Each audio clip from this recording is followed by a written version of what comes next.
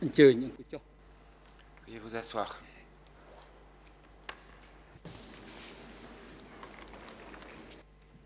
Please be seated.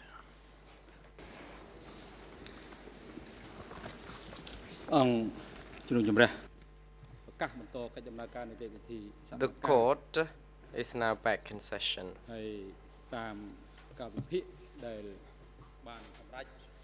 According to our schedule, the revised version as announced last week, today the chamber is going to hear the civil party Chum No. We continue to hear her testimony because we have not heard the full statement of hers because of the technical glitches in relation to the audio recording.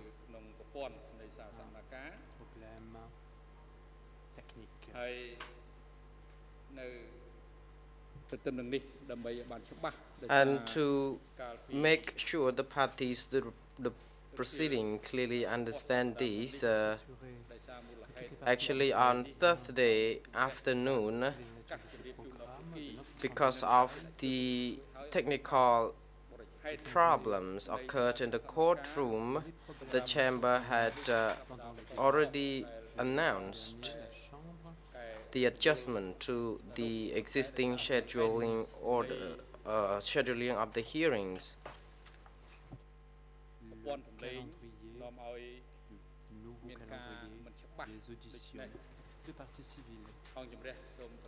And since the public and the parties might not have got the full message of that pronouncement, then the chamber would like to once again inform the parties that due to the progress of the proceedings and the withdrawal of the request to hear a number of civil parties in the last few days,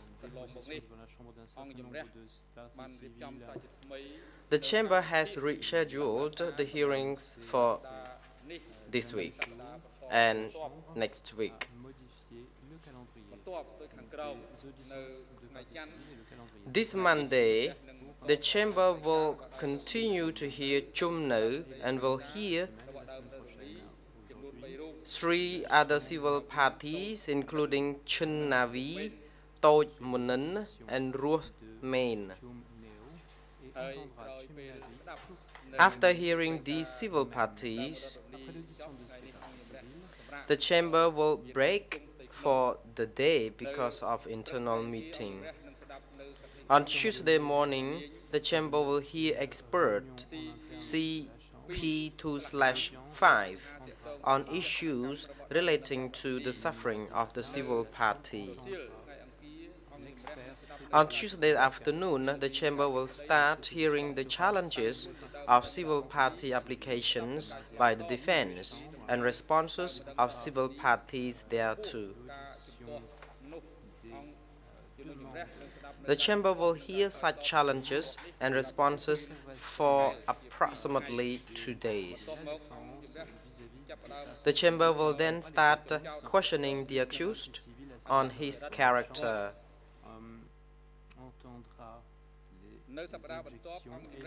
The following week, the chamber will start hearing experts and witnesses on the character of the accused.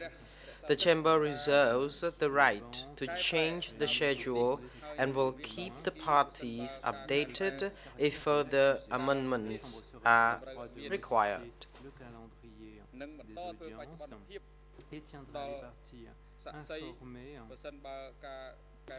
The witnesses and also civil parties will also be notified if further amendments are required.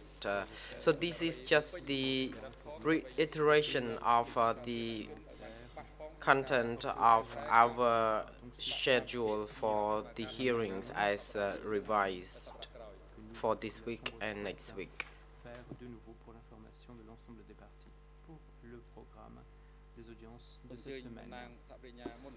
The co-prosecutor, you take the floor.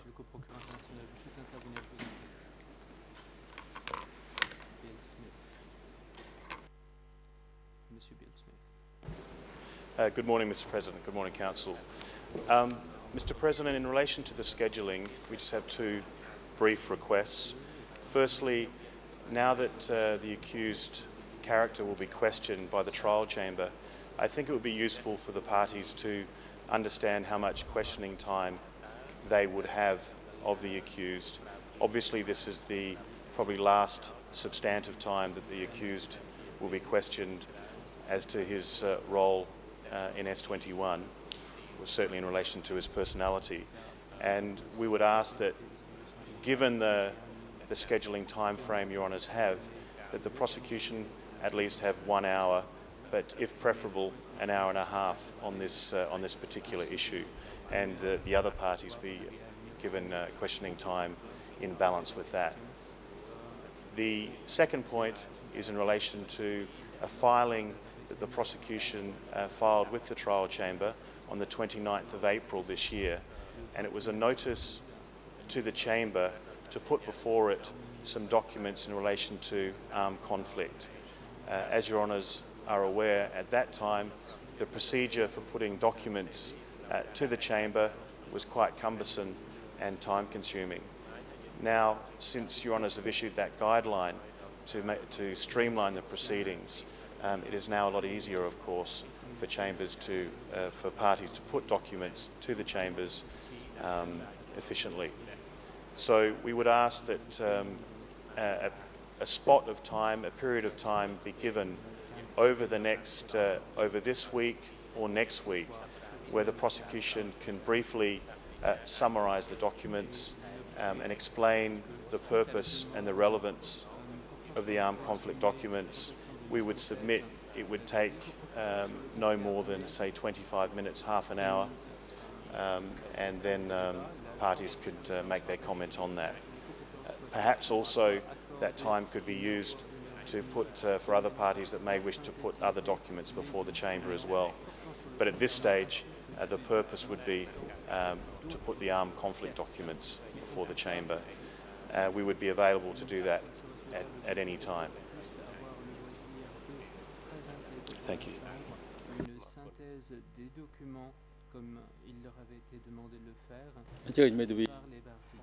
The President, Mr. Hong Kum Soon, you take the floor. Mr. Hong Kum Soon. Mr. President, Your Honours, thank you very much. First, to begin with, I would like to inform the chamber the absence of my co-colleague, Ms. Tustinsky, who is now being hospitalized and cannot come to attend this hearing. And the civil party, the main, does not waive his right to attend in the hearing, but he is sick. My civil party, Duch,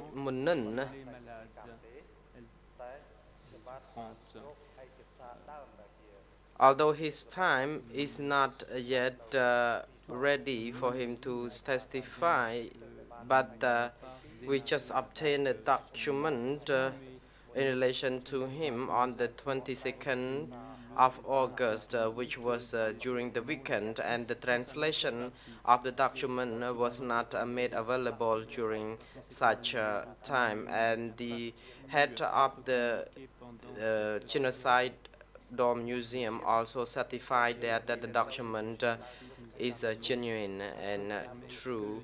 And I would like, with Mr. President's leave, that Madame Chen Navi testify after Madame Chum No, because she needs for her religious practice to have lunch before 12, and that she would be she requests that she would be testifying before that.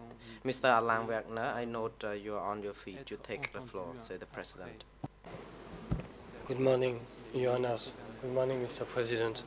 Just a word to tell you that we went yesterday to visit Ms. Studinsky in the hospital, and our understanding is that she will not be there for quite some time.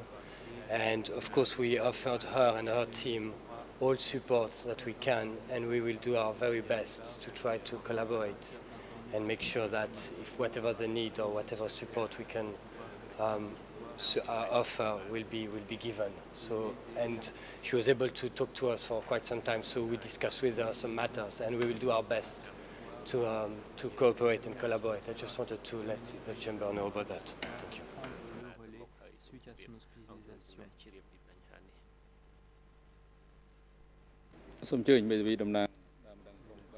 The President, Civil Party Lawyer Group 3, you take the floor.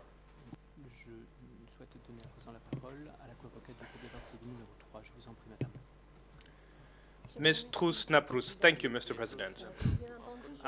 Of course, I agree with what my colleagues have just said. However, I have extra information to provide the chamber, and I would like there's a rectification here that I'd like to provide to you following the hearing of Ms. Antonia Toulon, who spoke on the 18th of August. Indeed, Ms. Antonia Toulon indicated in her statement on page 31, more exactly, line 21, that she seized a few years ago the Higher Court of Paris, the investigating judge in Paris, in order to file a complaint against various people, including Duch, but also Yang Sari, Nunchea, and the other, therefore, charged people who will be tried in case number 2. In her statement, she forgot something. She made a mistake, in fact. She wrote down the wrong name. She wrote down the name of Chae Sung, who Chae Sim corrects the interpreter. Chae Sim, who is absolutely not part of this case, and of course this was an error, and she didn't notice it herself.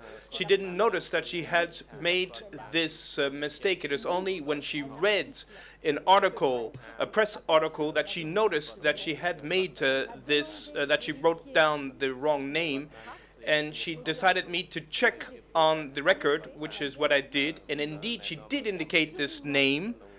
It was an error on her part, and of course she would like to rectify and to apologize to the chamber, and of course to apologize to Mr. Chim Sien, because it was really an error, and it was never a question of him, and she was extremely confused about everything, so she would like to apologize most sincerely to the chamber about this.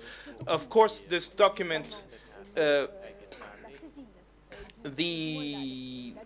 decision regarding the lack of jurisdiction of the Higher Court of Paris was filed in the case file under document E5/7.2, and the index ERN 00271925 to 00271926.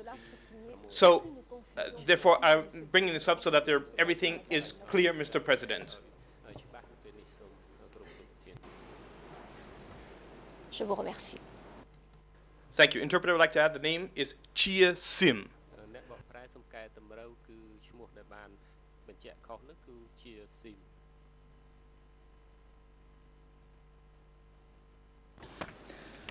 The President, thank you for the information, and the chamber has also noted the remarks made by the co-prosecutor, and the chamber will discuss this matter and find out how to allocate the times for the parties to put questions during the future proceedings in relation to the matter of the character of the accused. It is the chamber is sorry to hear that lawyer Silke Stutzinski is being hospitalized. The chamber is thankful to the other civil party lawyer who showed their strong intention to collaborate with the court during the absence of Ms. Stutzinski. And in relation to the civil party lawyer group 3, concerning the wrong use of name of the person in the statement by the civil party, and there was a kind of correction, but today it is really important that such clarification and adjustment to the wrong name used is fitted in the court. And regarding Mr. Hong Kumsoon request, your request is granted, and the chamber will act accordingly. The co-prosecutor, we note you on your feet. Please take the floor. Thank you, Mr. President. Now that that matter has been raised, if I can seek your leave to return to some other business before the end of the break.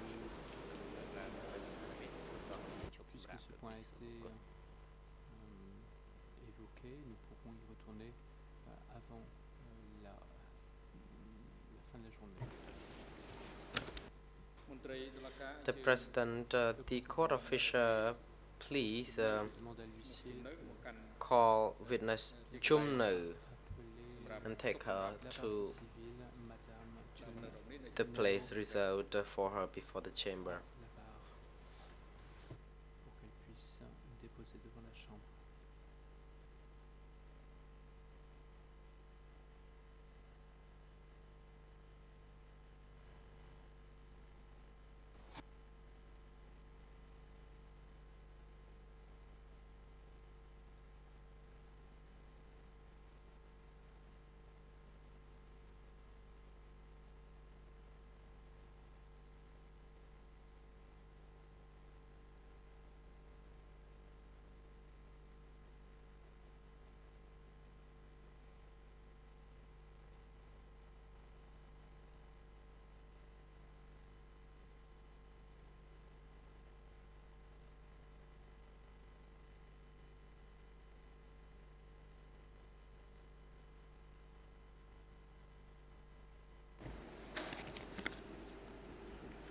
The President, Madame Chum No, in the afternoon of Thursday last week, the chamber failed to finish hearing your statement because of technical glitch in relation to the audio visual problem. So today the chamber continues to hear your statement and the rest of your statement, of course.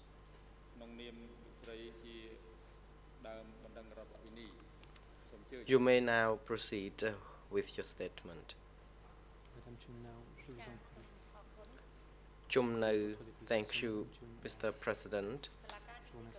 Your Honors, last week I stopped short when I mentioned about the death of my kid, and I returned from the hospital to my unit. Today I would like to go back a little bit since I had not covered the complete statement. On one occasion when I entered S21 at office at Stung Chru,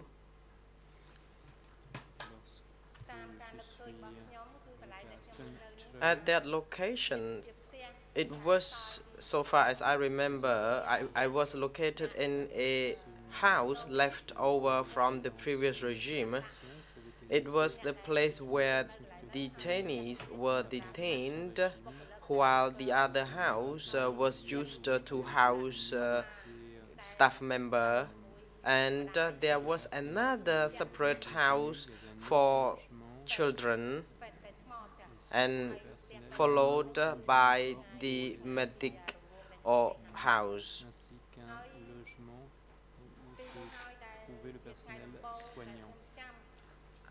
The first day when I reached that location, and I spent some time there, and in the afternoon when we went upstairs to that house, the house was locked from the outside, and I could tell that I was prisoner from then on already, because I was locked inside the room from the outside, and it was not like life in the cooperative. And I was pregnant, and I had been pregnant I had been detained until I gave birth to my son, which was probably in January 1978 when I delivered my baby. And there was only a midwife who was assisting me with my labor. And the house, the wooden, not the wood, the concrete house was rather tall, and although the floor covered by wooden or timber, however, there were a lot of insects, the kind of bloodsucker insects. And people found it difficult to sleep because they were annoyed by those insects. And after some time, I was lying in bed, and I were given some injections.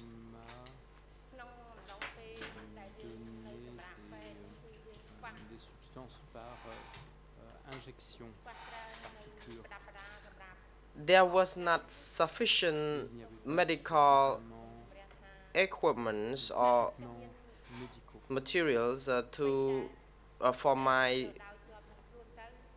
delivery of the baby. I got some ragged clothes with me. So I had 2 sets of skirts, and I used one for my son.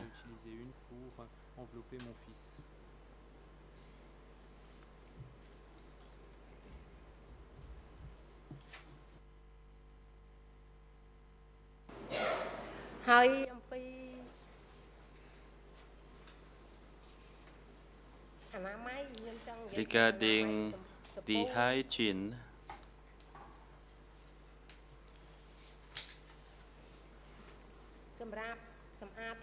and the soap,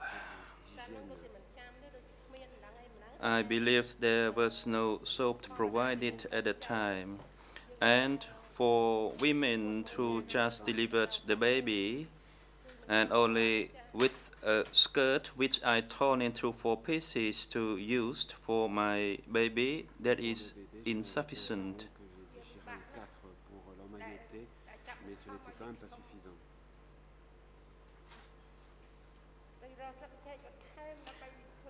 Therefore, it is difficult for me to look after my baby properly. I had to use banana leaves to replace those ragged pieces of cloth.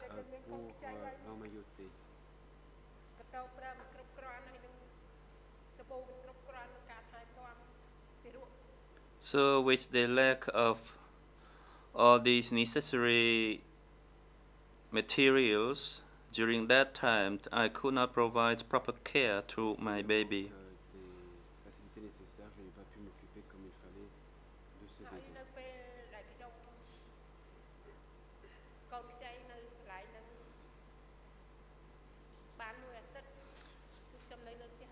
I was allowed to stay home for 1 week, and the other women who delivered their children before me looked after me. And after 1 week, I went to stay on the ground floor, as it's easier for me to wash those clothes, and as it also was near the riverbank.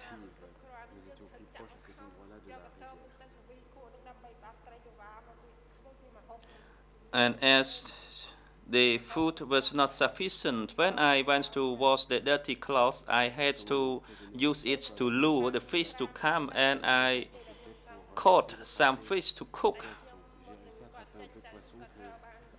Luckily, before my husband disappeared, I got a little of white wine and some herbs for women who just delivered the babies. So I tried to drink all that 1 liter of traditional herb mixed in the white wine.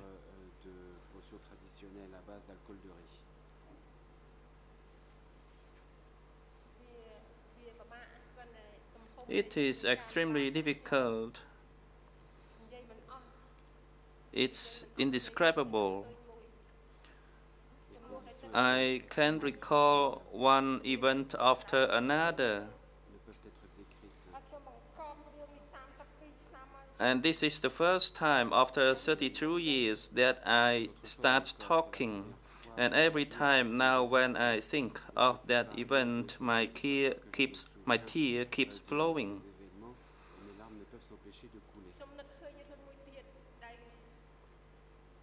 I also recall another event when we were given a can of dry rice, sticky rice, but I was told for women who just delivered the babies could not eat that dry rice crust because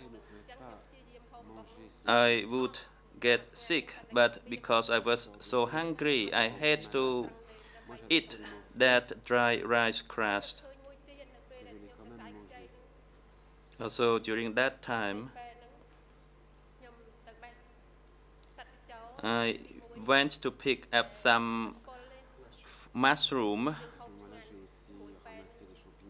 Luckily, it was not poisonous, so I ate together with the midwife on the first day. But on the second day, I was poisoned from the mushroom, and I was not sure of the reason why I was poisoned.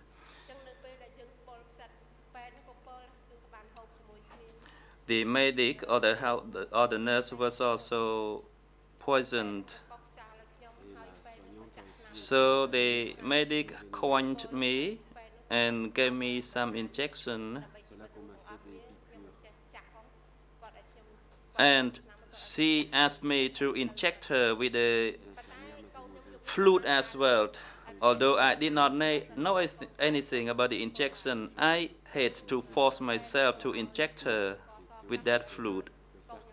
And because we were afraid that my young son would be poisoned too from the breast that I gave to him, then we tried to find some sugar to feed him. And we were afraid that they would find out because we secretly went to pick the mushroom. And if they found out, we would be in trouble. As I informed the chamber that I had lived in various places, for instance at Preso, and there was an office in Preso. Male people were also housed in a house in Preso. In Baku, 2 new houses were built for the prisoners, and both houses were locked from the outside. During the time of my living there, I learned that it was a tampering or re-education site.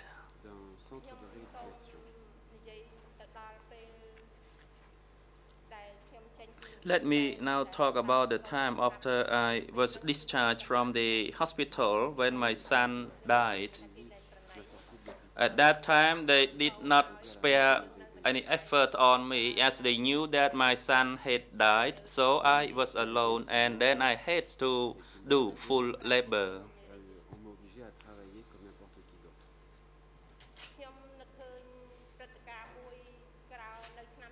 I recall an event after 1988, after the big flood and the dam was broken.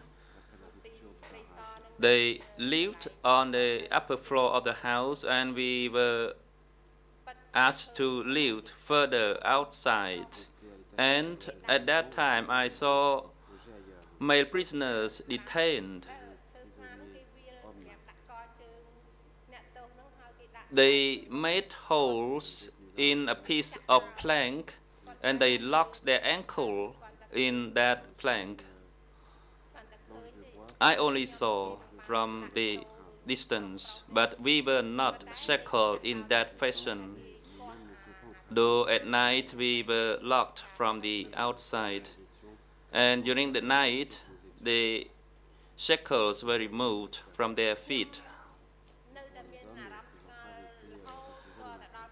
I was still wondering what was going on until I heard the testimony of Chen maid. At night time, when we went to work, I was wondering why some groups finished earlier and the seedlings were spread onto the rice fields, and how they could plow the land so quick.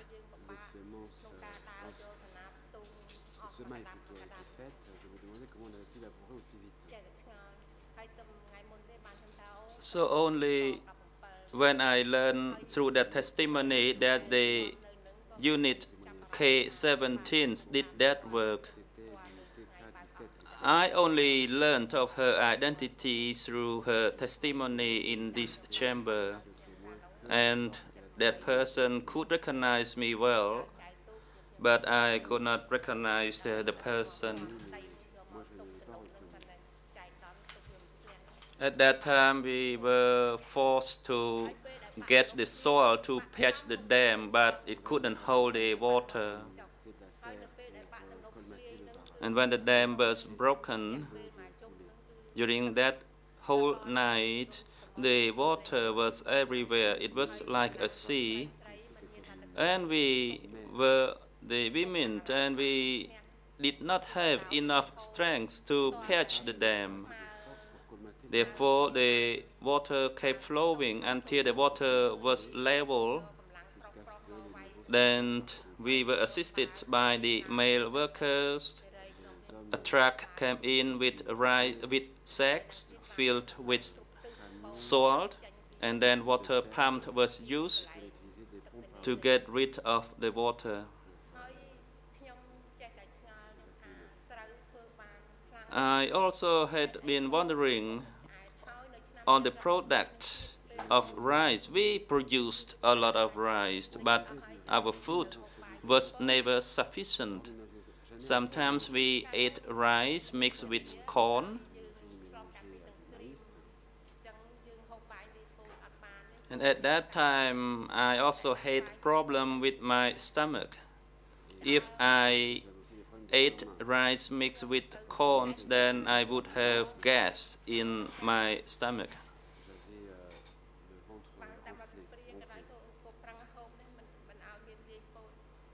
I tried to only eat the rice without eating the corn.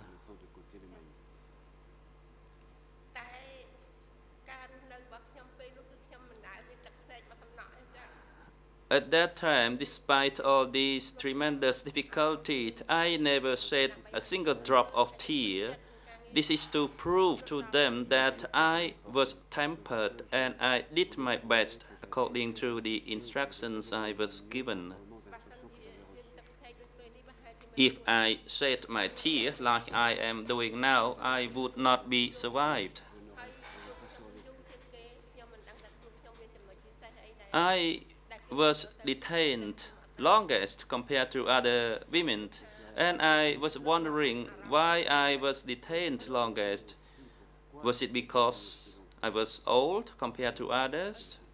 I still could not find the answer for that, and why they did not taken me to be smashed. When I was at Stung True, together with those people, they had never stayed longer than 10 days. They would be taken and disappeared and would be replaced by newcomers. And at Baku, the movement was less. However, I could see tracks transporting the youths to the houses along the riverbank, and they lived separately from us, the female group. So at Baku, the activity regarding the incoming and outgoing of the women group was less.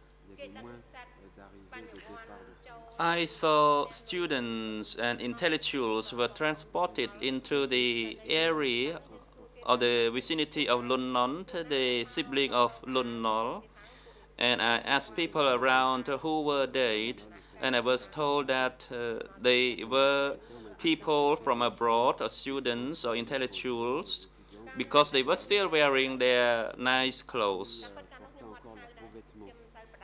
At that time, I also a little bit talkative. I asked a question. Did they go to Okwe? And I was told you could look at the map. And only after 79, I tried to look for Okwe village. And only through the hearing here that I learned to go to the old Quest village, it means to go and get smashed. I stayed at Baku until 1978. During the time that I harvested the rice in around December, then in late December we went to rest a dam, and there were some other youth from other various units were also working there, but we work in separate group. A loudspeaker playing the revolutionary songs and some propagandas. I worked there only for 1 week, and I lost all the strength to carry the soil to the top of the dam.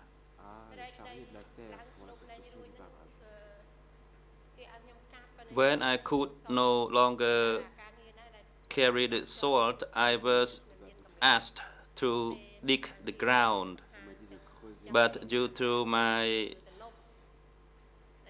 disabled hand, I was asked to then stample and level the soil. Another event that I could recall, when I tricked them, as I pretended to be sick in order to save my strength, I went, while I was walking, I pretended to fall and vomited. Then I was relieved from work and I was given a little extra porridge. There were numerous events that I can recall despite the long period of time, and I cannot recall every event. I think I'm a bit up and down when I describe all those events because my recollection is not in linear. I could only recall or pick up here and there.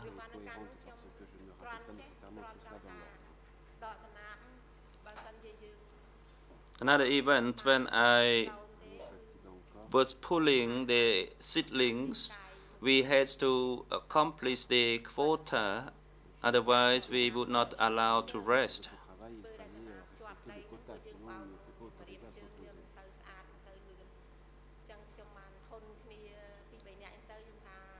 And the seedlings had to be clean. And in order to meet the quota, we worked in small teams. So one of the team members would pull the seedlings, another one would cleanse and get rid of the soil, and another person in the team would pile them up. We also washed ourselves in the stream where we cleansed the seedlings. And we only have an extra pair of clothes, so we kept changing the clothes every day. During the 2 years, we were given actually 4 pieces of clothes, 2 pants and 2 skirts, but I used 1 skirt for my baby.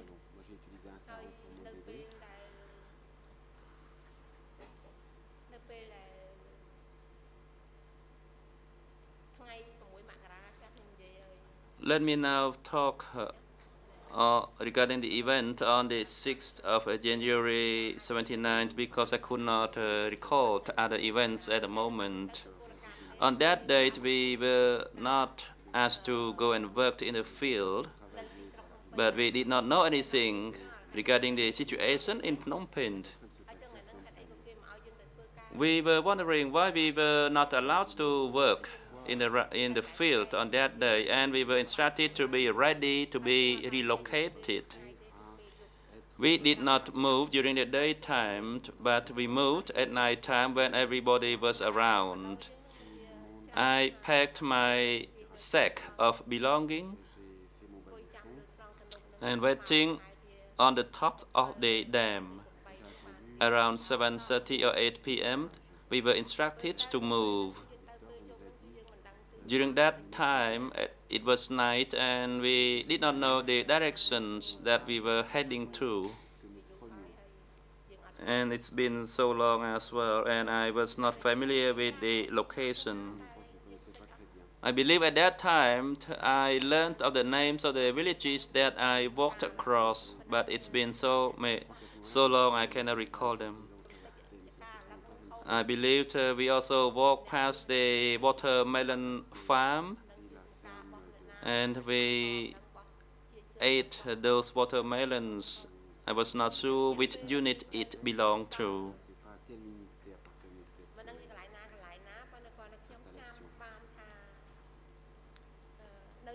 I recall that one day, immediately after the 7th January 79, at a location in between Jarie Mountain in Trolaj, Kampong Chnang, and Om Leang.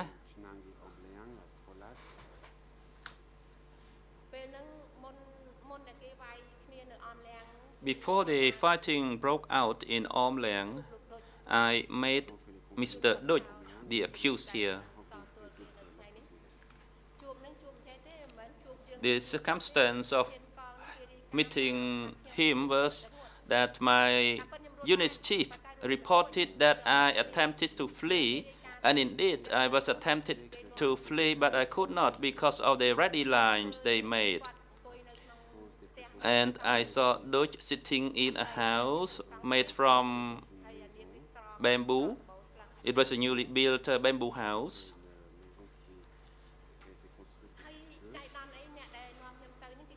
The person who took me there rode a horse, and that person knew me very well, but I cannot recall his name.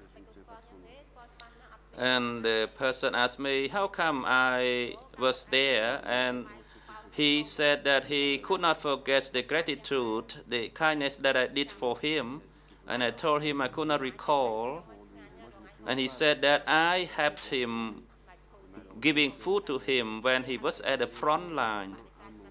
and he asked me to ride on the horse with him, but I refused, so I walked along while he was riding a horse to lead me to meet Duch in the forest.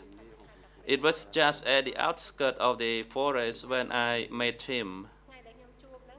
On that day, I was not afraid of him.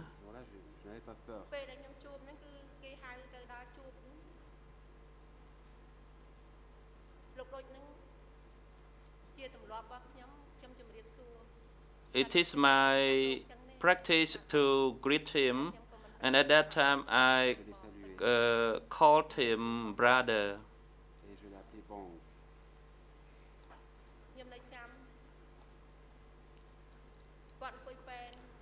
He was sitting with his cross-legged on the bamboo bed. He pulled out his pistol from the holster, and then he pointed his pistol near my temple. But I believe the pistol was still locked. In my mind, I determined that if something happens, then I would fight to my death to get rid of the pistol. I was not shocked, and I responded to his questions confidently. He did not ask of my name. He asked me how many days have I been there, and I replied, I was there since 1977. He seemed surprised, and he asked why I was there so long and if I knew anything. I told him that I did not know anything, and he said it's good that I stayed there for long and that I was still in good shape. After we talked a little bit later on, a fight broke out, and then we flee. Although at that time I was still with that unit, I did not know the wife of Comrade Duch, but somebody told me the wife. And when I looked at her, she was carrying a baby.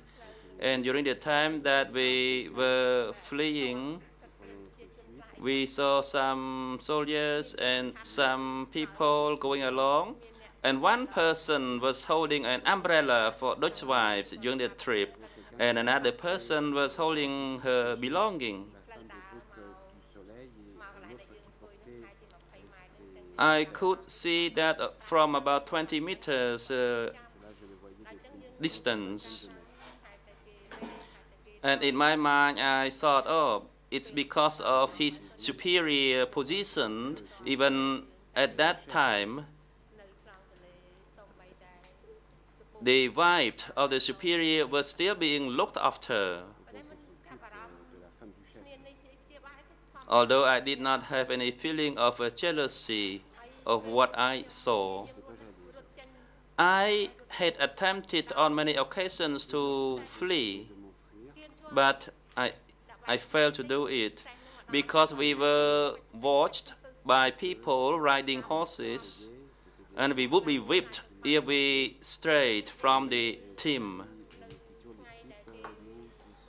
So during the day, the fight broke out in Om Leng.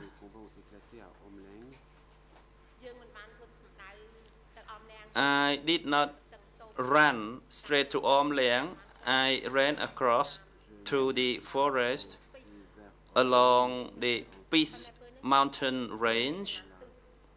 Although I was not familiar with the direction north or south at the time, I was rather lost at the time.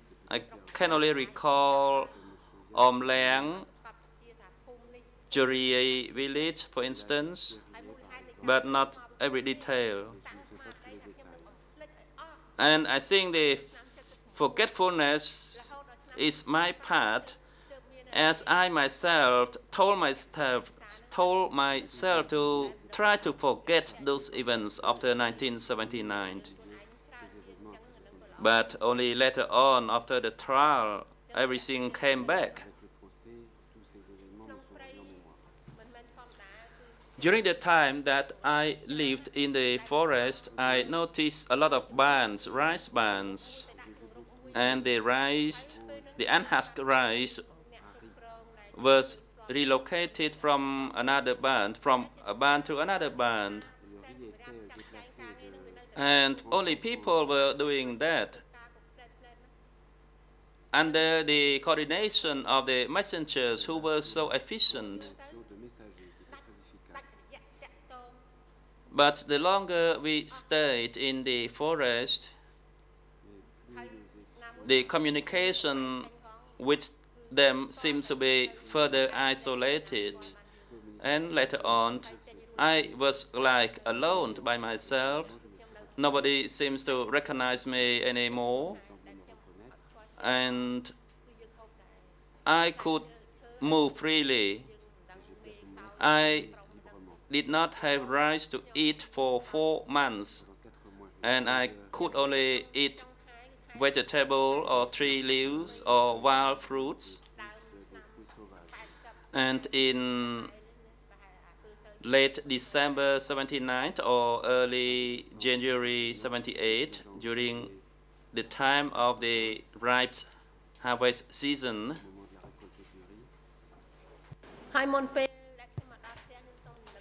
before I got home, I may have to go back a little bit when we cooked the rice after we had not had any rice, and the first time we had that first rice, actually our health was deteriorating.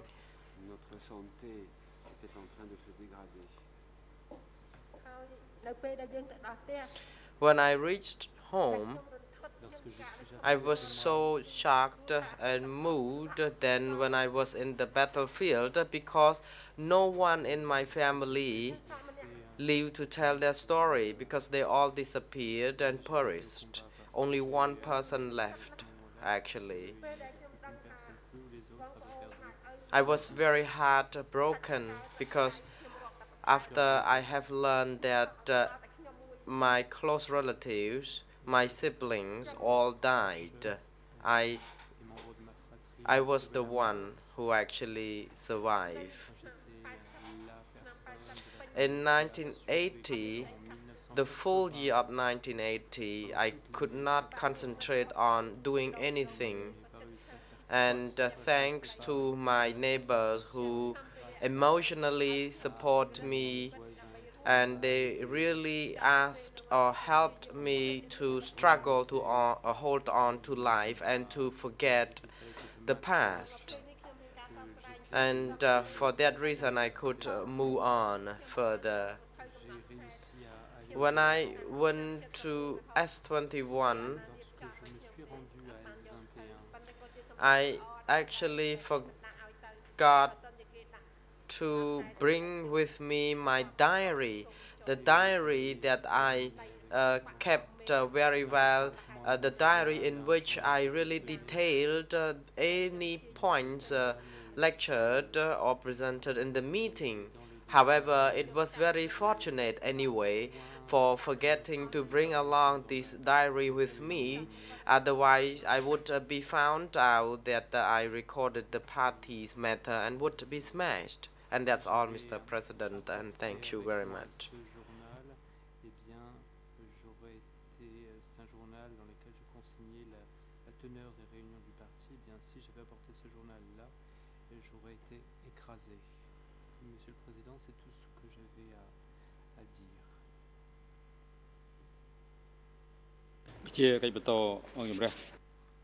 The President, next, the Chamber would like to give the floor to the civil party lawyers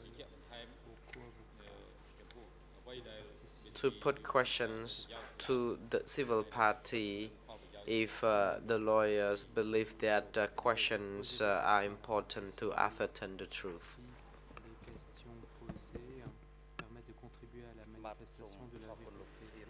Mr. Hong Kum Soon. Mr. President, thank you very much. Good morning, Madam Chum Nữ. I am going to ask you a few questions in relation to your life story that you have already mentioned before the chamber, but only for some clarification. When Angka sent you to work in Phnom Penh, the Khmer Rouge Angka I'm referring to here, you said after the 17th of April 1975, you were sent to work in Phnom Penh by Angka in the logistics section.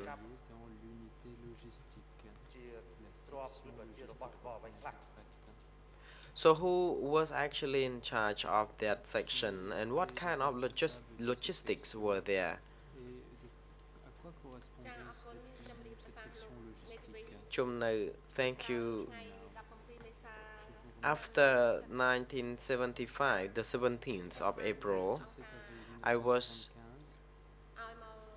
assigned by Angka to work at the logistic section called Unit S80. This unit was in charge of administering or storing all the ammunitions and all kind of weapons to be used across the country. Hong Kum Thuan, thank you. So what was your role at that unit or section then? Response. At that time, there was a small platoon which was assigned to be in supervision of this section. I actually worked at the women military force in the east, and we were dispatched to this S80. One platoon was assigned to this unit, and the other platoons were assigned to other unit to fix weapons. At that time, I worked as the person who kept the warehouse. There was a new build warehouse, but most parts of the warehouse were the old houses. They use old houses or buildings as the warehouses, and weapons would be collected and gathered from various locations across the countries, and they were finally stored in these warehouses, and the ammunitions were also collected the same way and then distributed accordingly. And I was assigned to keep this warehouse and to guard them. Hong Kum Soon, thank you. You said you were assigned to collect ammunition and weapons and distributed them. So were you also part in transporting or delivering those ammunitions or weapons to other units in Phnom Penh? Response: no, I didn't.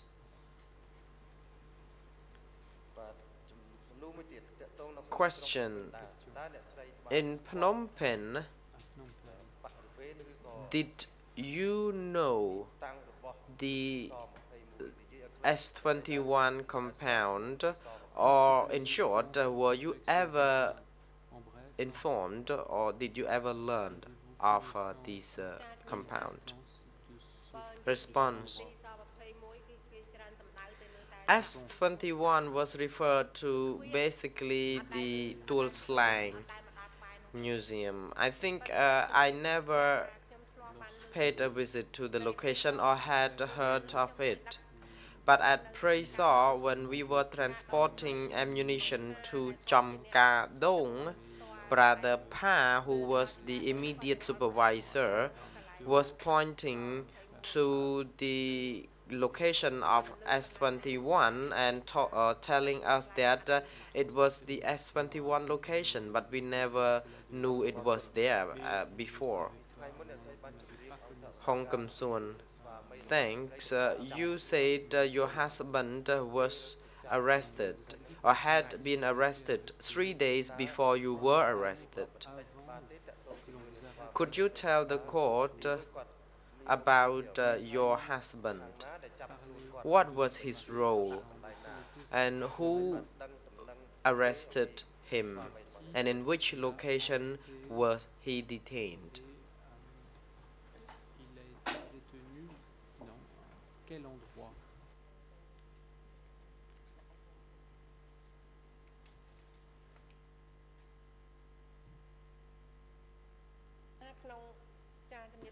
Response.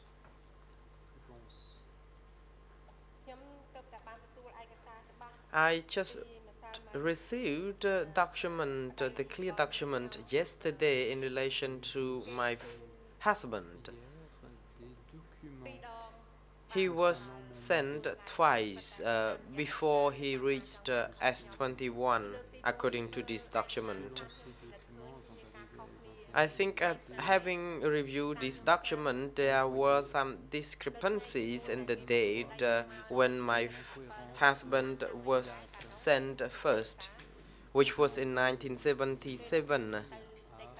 At that time, I was being hospitalized because I got the morning sickness, and I knew that my husband was transferred or relocated to work elsewhere, and I knew that at that time it was some kind of routine that the people would be transferred to work in various places. However, I was not reunited to my former unit after being discharged from the hospital, although I was told that I would be reunited with my husband. I was transported in a truck, and I met my husband who worked in the production unit at Chba Ampu vicinity, and he worked at Wat Kom San vicinity, and we had been together for about 1 month. Then I spotted another truck which came to pick up my husband and took him away. At that time, after seeing him off, he whispered into my ear, telling me that, reassuring us that he would not be far away from us. And he asked us to please try work hard, and he would not abandon us. It was the last message we got from him. He reassured us that he would be back, and he asked us to, he told me to keep good care of myself by taking more traditional herbs. Hong Kam Suan, thank you. With the President's leave, I would like a document concerning the brief biography of Madame Chum Nu. He found at S21, which is already placed in the case file. Please put it on the display. The President, could you please give the ERN number in Khmer? Mr. Kum Soon, Madame Chum Nu, could you please tell the court the ERN on the top page of that document to the court?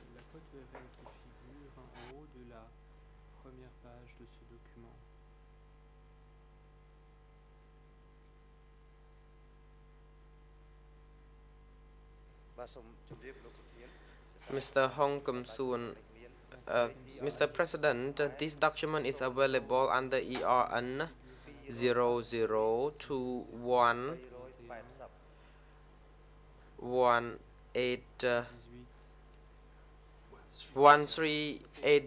correction, again 0021 1880.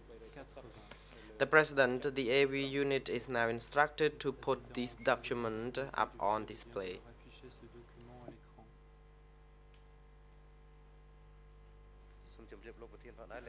Mr. Hong Kum Soon, in English, this document is under ERN 00289729.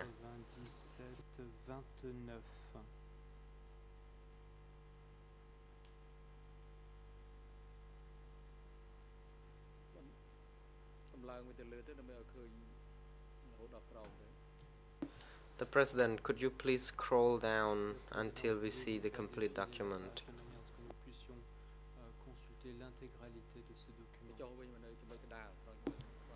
Please scroll to the middle page.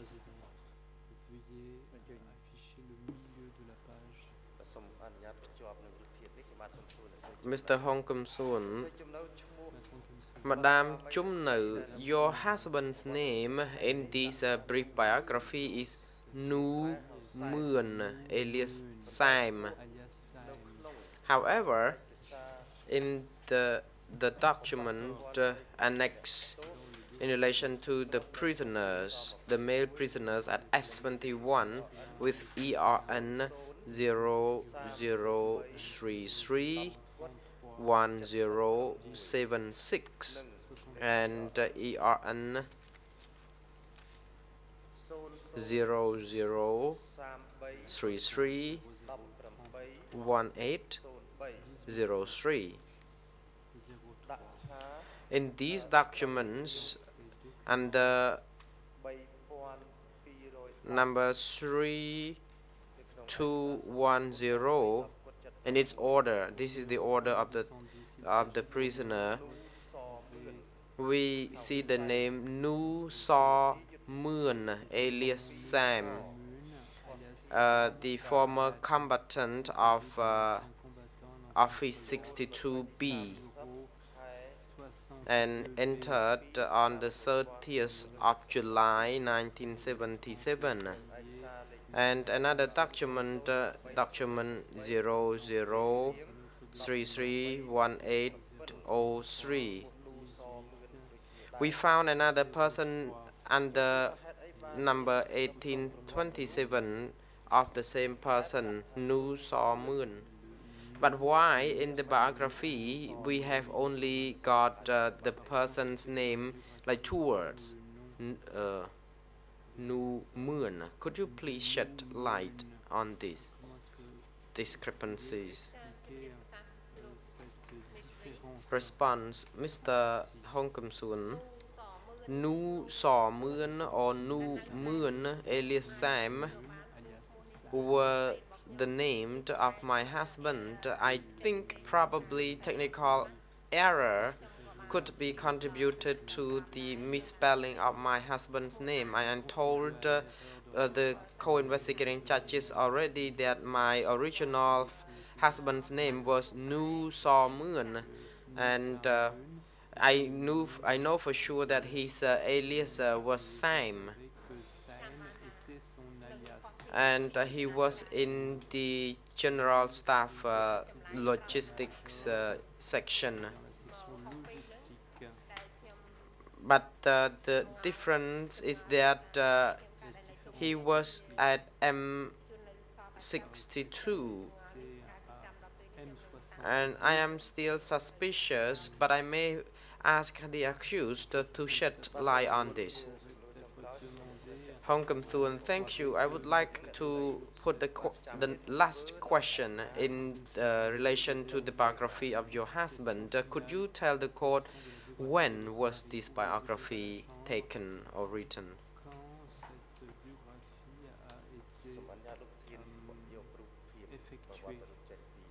Mr. Hong Kum Soon, Mr. President, could you please instruct the AV to remove this document from the screen.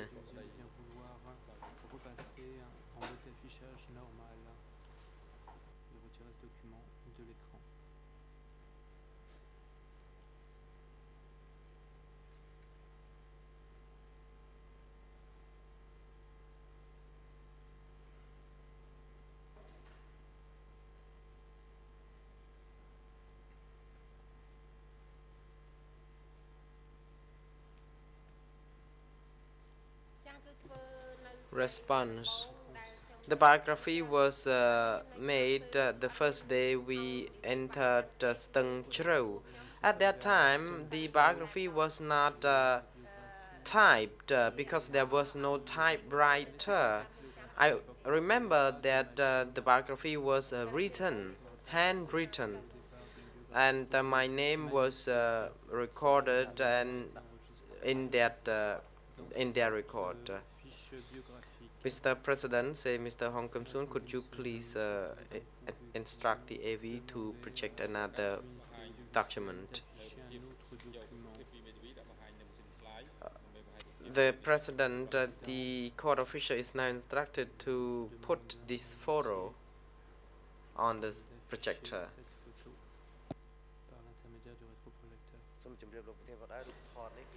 Mr. Kum Soon, this photo was the reproduction of the original photo from the biography. We only enlarged it because the original photo was smaller.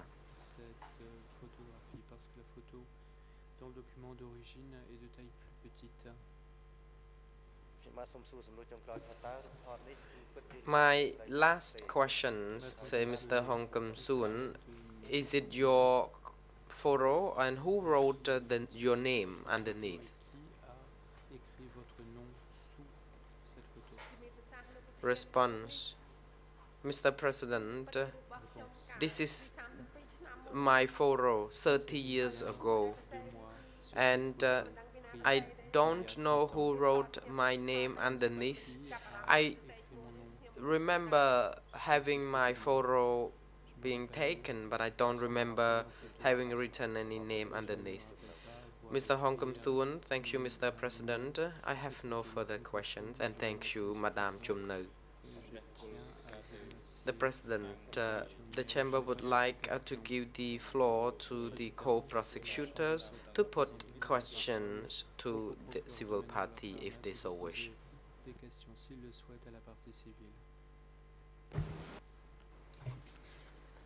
Mr. Dismail. Thank you, Mr. President.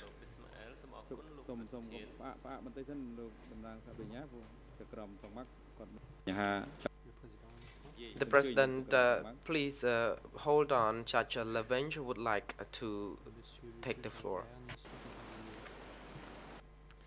Judge Lavanya. Thank you, Mr. President. I listened to the civil party statement this morning, and she spoke about an encounter with the accused. Even though this encounter did not take place during the time period which involves the facts for which we are seized. However, it seems important in regard to the accused personality that we obtain more information on what really happened during this encounter. So, you therefore told us about an encounter where you had been brought before the accused, whereas while you were fleeing from S24.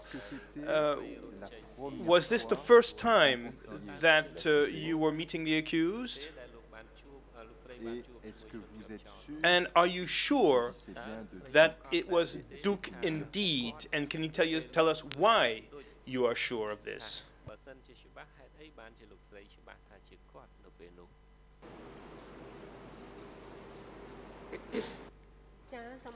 Response. Your Honor,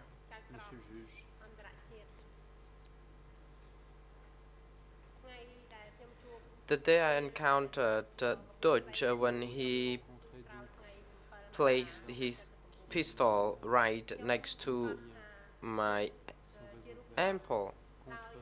It was him. I met him the third time already. I met him 2 times when I saw him walking on the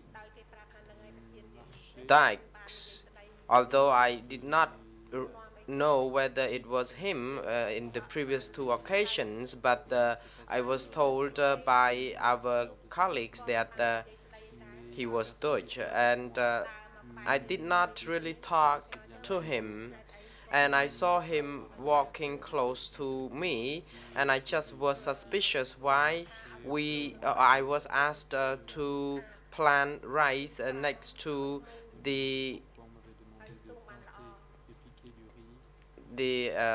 dikes of the paddy fields, and I learned that I was good at planting good rice.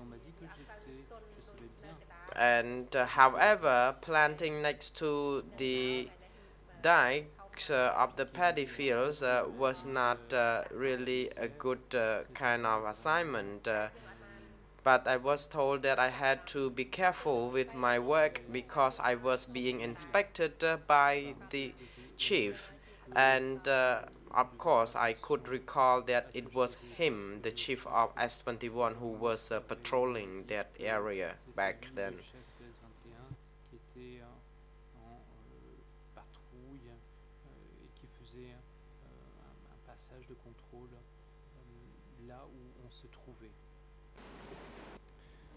Judge Lavergne, so if I understood correctly, you are telling us that when you were at S24, you had the opportunity of seeing the accused twice.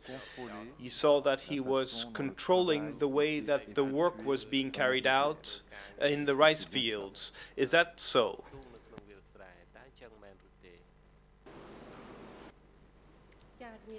Response: yes, it is, Your Honor.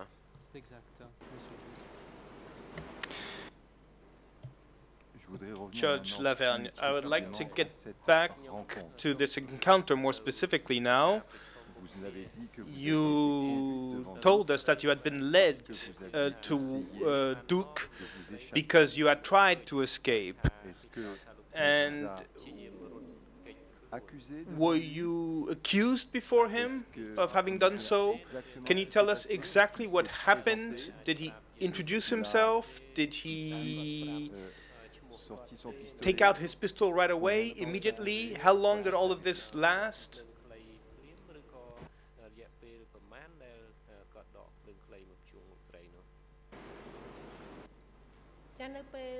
Response: when I was led to meet him, the person who took me knew me very well, and he told me that I would be meeting the chief,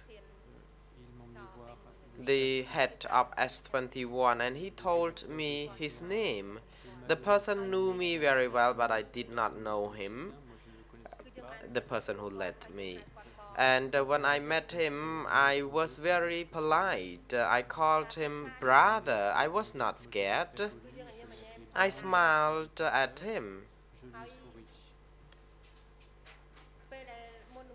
Before he asked me any question, his pistol was at the ready, but I did not see the safety of the gun was on yet, and he pointed the gun at me. And having noted that the safety was not on, I was not afraid. And he asked me how long I been here, and I still laughed and smiled. Well, because it was my nature anyway to have a smiley face. And I said that I had been here since 1977, and he was surprised to learn that I was still alive and could stay put longer enough for 2 years. And then he asked me what happened, and I told him that I had no idea. And then he responded that it's good, it's quite good that I could stay here longer enough. And then he said that I could stay in that area for some further longer. And then there was fighting, and we could hear the sound of the guns, and then we ran out of time.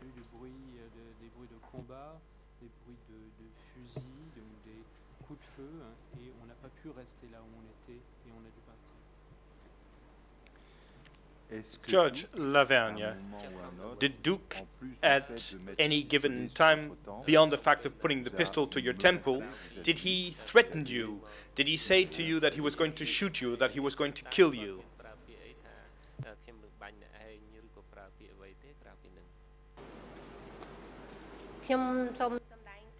Response: I'm telling the truth.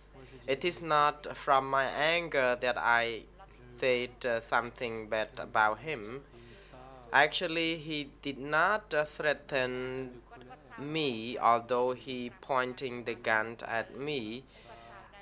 When I told him that I could be there until 1977, he laughed and he said that it was good that I could remain there for long enough.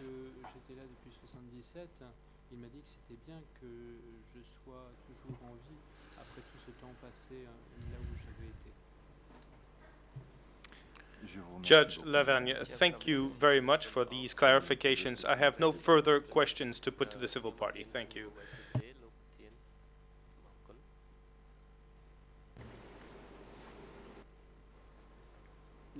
The President, the co-prosecutors, you may now proceed with the questions if you would wish to put to the civil party.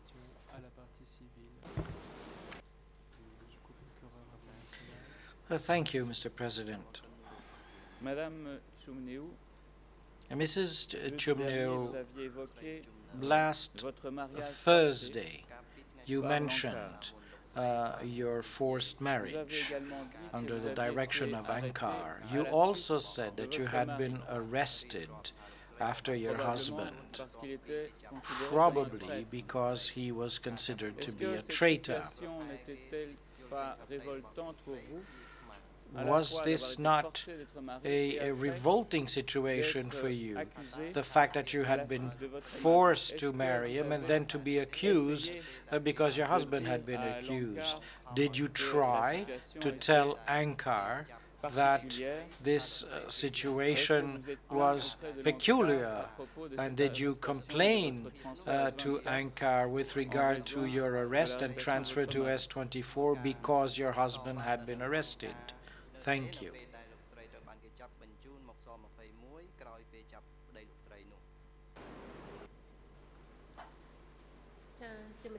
Chumne.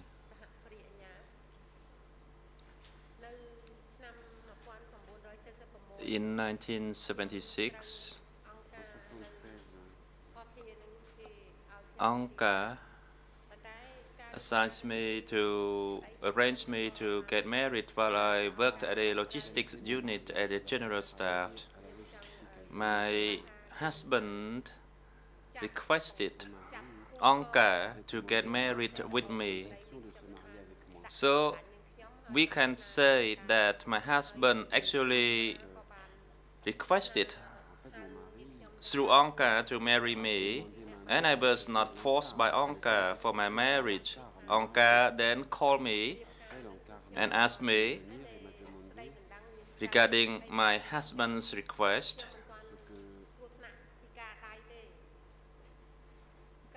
But at that time, I did not have an injury on my hand yet. Only after my hand was injured and I was discharged from the hospital, then the marriage took place. There were 3 couples, and it was so quick. We were noticed in the morning that the marriage will be at 2 p.m. I was shocked, and I asked Maud, who was the unit's chief, and I asked Thum and Pon why the arrangement was made so quickly. and that I did, and asked them whether my relatives or my parents were invited from the village. He said no. So I was not happy during my marriage on the wedding day. But because the time was set, so I could not refuse. And I was explained that the unit was a special unit, and we would not be allowed to marry somebody else outside the unit, and that we should regard Onka as our parents who arranged our marriage, and we should just agree to the proposal. So actually, I was tearful during the wedding day. I was upset that none of my relatives from my village was informed.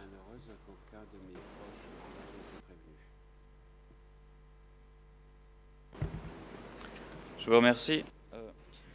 Thank you.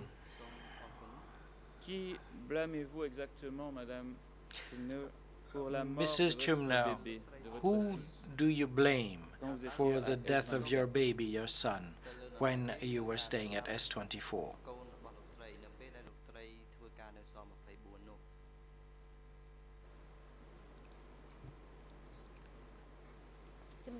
Response.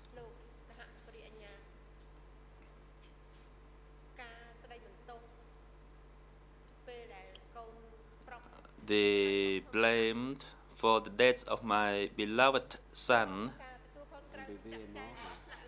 should be placed upon the responsibility of the upper echelon, who did not have any concrete and precise plan for the treatment of people.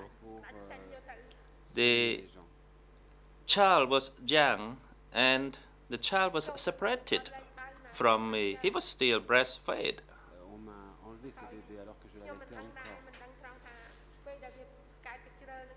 And I didn't know that the missile would be relapsed after I had him breastfed.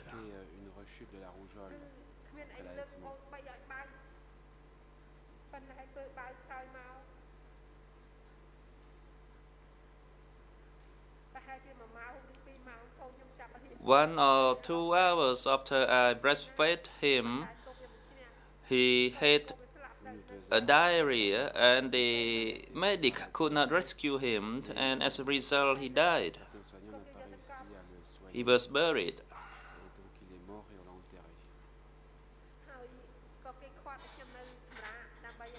And I was asked to stay in the hospital to recover my health. But because it is not my habit to stay idle, so I requested to return to my unit.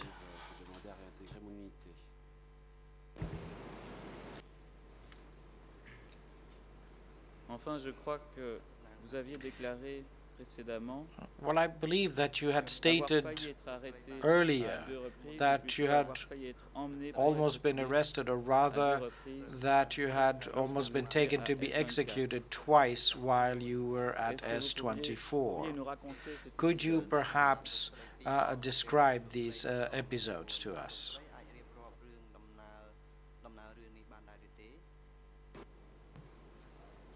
Response. Yes, Mr. Co-Prosecutor. I was asked to board the truck 2 times. One time, while I was transplanting, I was pulling the seedlings. I was asked to board the truck, and I was asked to get off as they got me confused with the surname.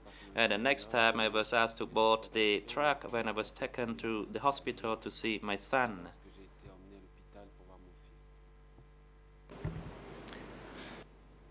Pourriez-vous nous dire, Co-prosecutor, Madame, quel était votre état d'esprit can you lorsqu'on tell vous a fait us monter dans ce camion? in Est-ce que what vous saviez state of mind you were ce qui vous when you attendait were made to get into the en tant que truck? personne Did emmenée you dans ce know what to expect as a person being taken by this truck?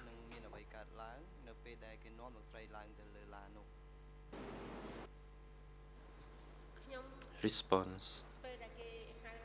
When I was asked to board the tracks on the 2 occasions, my mind was thinking that I would be dead. But on the first time, I was lucky as they got the surnames confused.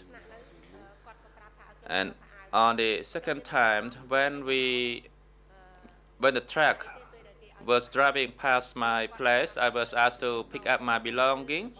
So I was a bit relieved.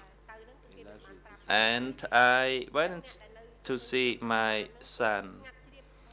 When I was asked to board the truck, everybody was dead quiet because they knew that I would be taken and gone. But after the death of my son, I returned to my unit, and the people at the unit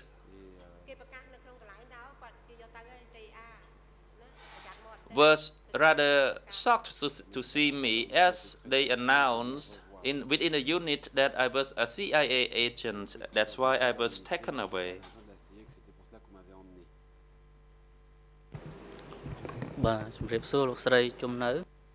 Prosecutor, good morning, Madam Chum Nữ. Can you confirm when Onka sent you to look after the children? Did you know the well-being of those children? Response: yes, I can confirm that, Mr. Co-Prosecutor. When I was assigned to take care of the children, I only just delivered my son. So I was asked to look after the young children who were still breastfed, but their mothers were working in the rice field. There were few of us to look after those several children. And at that location, we had 2 or 3 beds. And actually, they built like a rack surrounding the bed to keep the baby inside the bed. And for those baby who were a bit older, who could actually crawl, then we had to be more vigilant on them. They were like young pigs and trying to get out of the pen.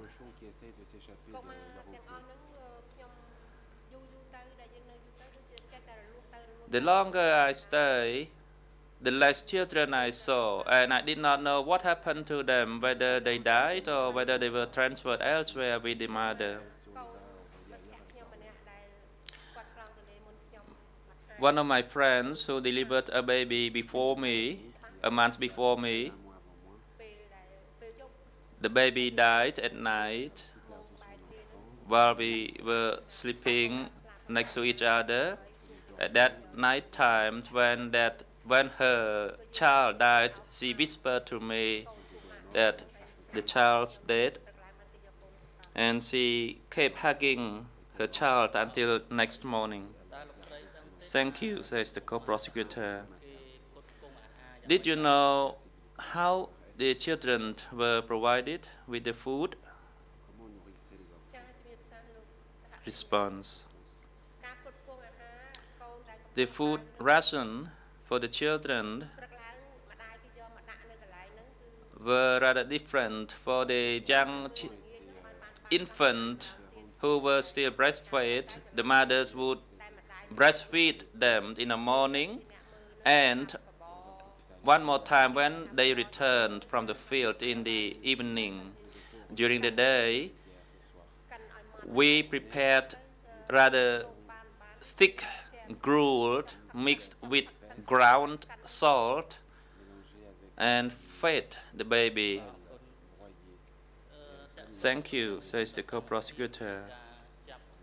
Regarding the activities of arrest amongst the women's unit, as you told the chamber, and that you were also once arrested and boarded the truck, but because of the confusion of the surname, you were allowed to get of the truck. Did the arrest, were the arrests made during the day or night time? Response, it was in the late afternoon while we were still pulling the seedlings in the rice fields. Question, can you recall the person who told you that the surname was confused? Do you know his name or her name?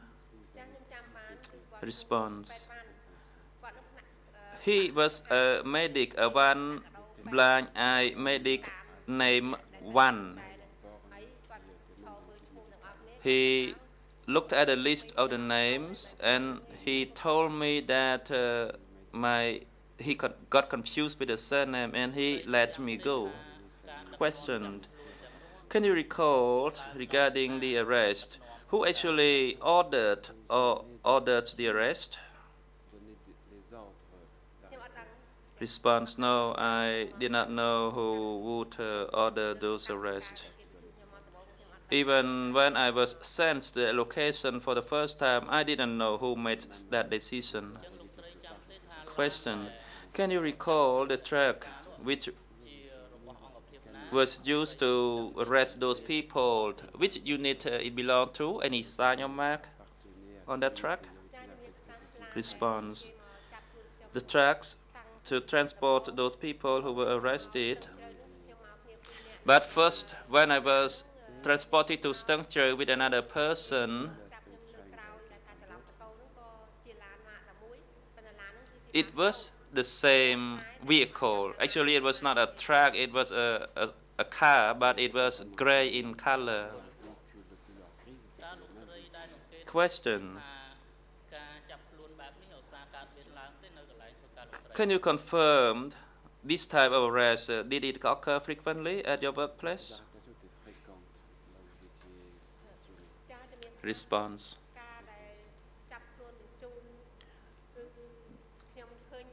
I frequently saw that types of arrest at Stung Treu, where I stayed for the first time. But I did not see the mode of transportation. People were ordered to line up and walk to the national road. And the distance from Stung Treu to the national road was about 2 kilometers, and any truck or vehicle could not access Stung Treu due to the small and potty path.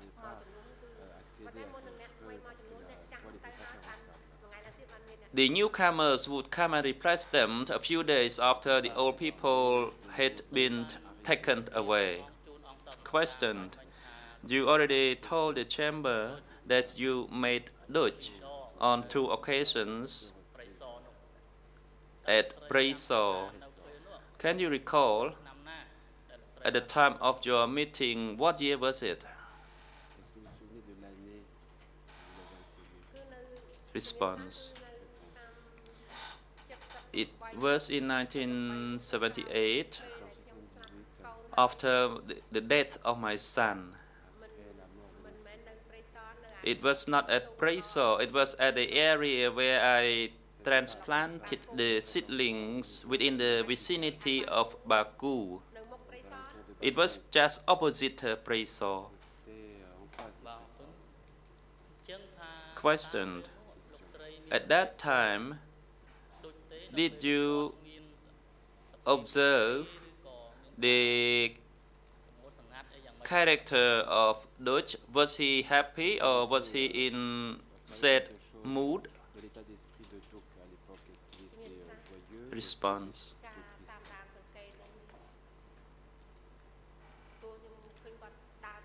I saw him walking alone with no bodyguards. I saw him wearing a hat and a scarf on his neck and a pistol on his waist. He looked handsome, happy, and worryless. He did not care about the burden and the suffering that we had at our location. He walked freely, ignoring us, or he did not ask any question. Question, When you made Duch after the Liberation Day of 7 January 79, after the meeting, what happened? Response. The meeting after 7 January 79, as we knew the situation at that time was chaotic. We could say the water was already up to the nose level and the soldiers were defeated. My question was that whether after the meeting you were tortured or mistreated by Duch? Response. Since the time I went to live there, I did not receive any beating or tortured, but I was mistreated psychologically, but not physically. Question. Did you know about the smashing of the prisoners or the people who went together with you when you met Duch at a later stage?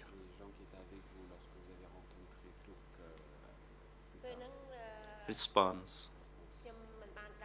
I did not know about that.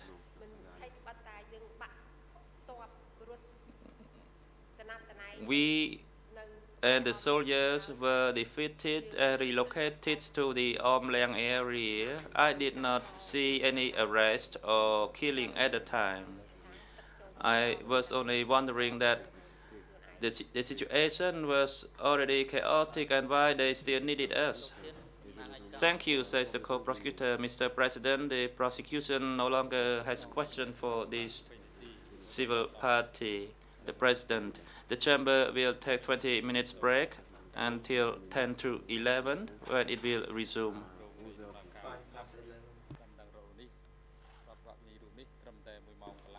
Actually, the time allocation for this civil party is for 1.5 hours, but it's been on 3 sessions already.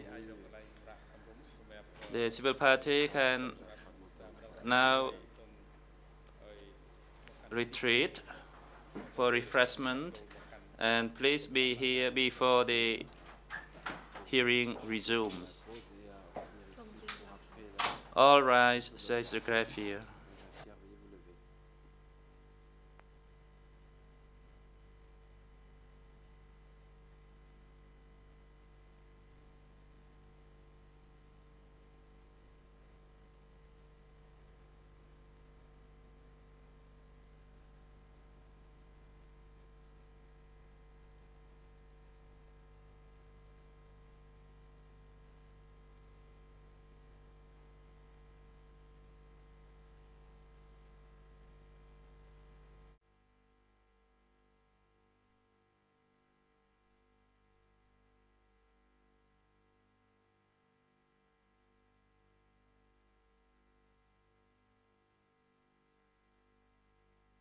The President, please be seated.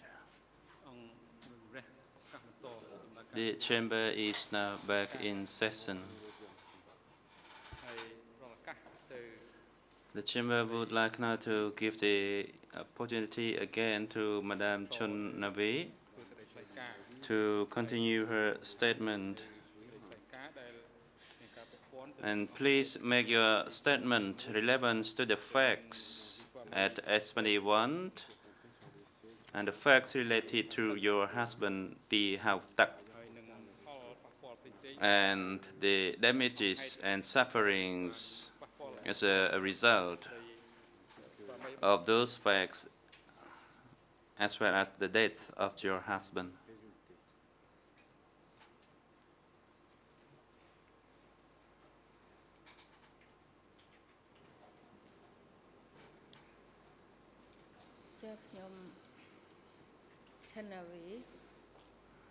Civil Party, I am here again. I'm Chanavi.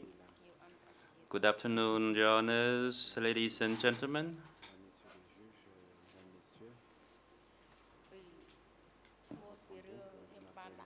Regarding my application as a civil party for my husband T. Hao Tech, the deputy chairman of civil aviation in Po Chin Tong,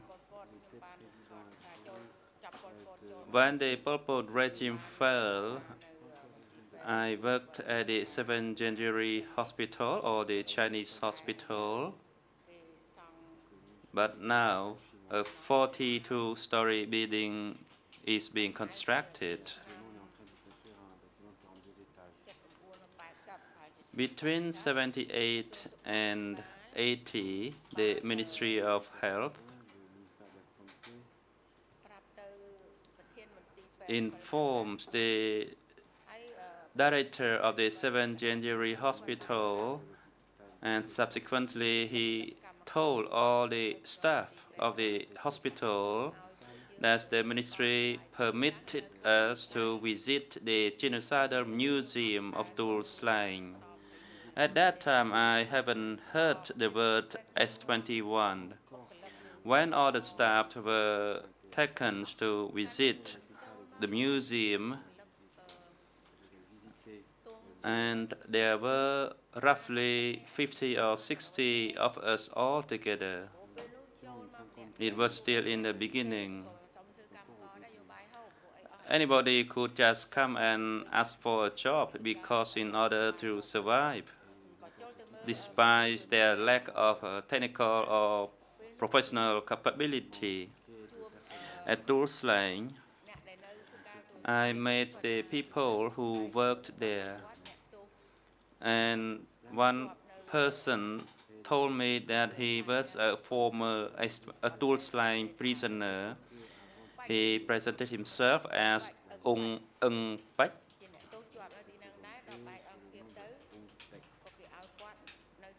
And after the fall of Phnom Penh, he was allowed to work in that location. He made a presentation for our group, as I said, of what happened in 75, 76, and 77. And then he asked his staff to guide us through the cells at the south. And on the portable loudspeaker, the presenter told us that in that cell, the person was accused to be a CIA agent, and he was handcuffed and shackled on both feet. And for torture treatment, a rake was used to rake on his face, and blood and flesh was spattered around. And it was evident that the blood stain was there on the floor. And when the person died, he was moved, and the mark of his body was still apparent on the floor.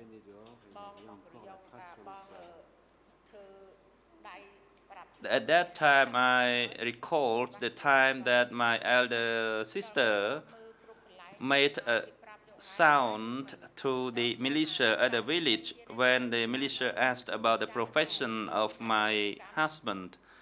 So at that time, I had a feeling that he died in that location.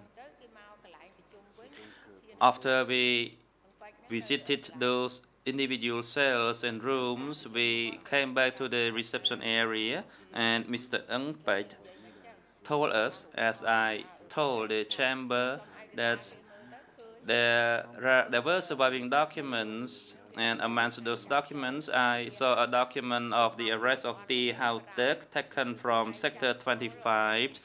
The date of the arrest is 22nd of February 76, and the date of smash is May 76. I could imagine that he was tortured, and when I saw the date of entry and the date of smashing, I could not imagine anything else. I was shocked, desperate. I was speechless. In my mind, I was like a dead person. I was almost unconscious, but I did not want them to carry me. And I tried to be strong. And then I requested the document, and I received a document with the same information as I was shown. When I saw the photo, I was speechless. I had been suffering from this for so many years, and it's still happening to me.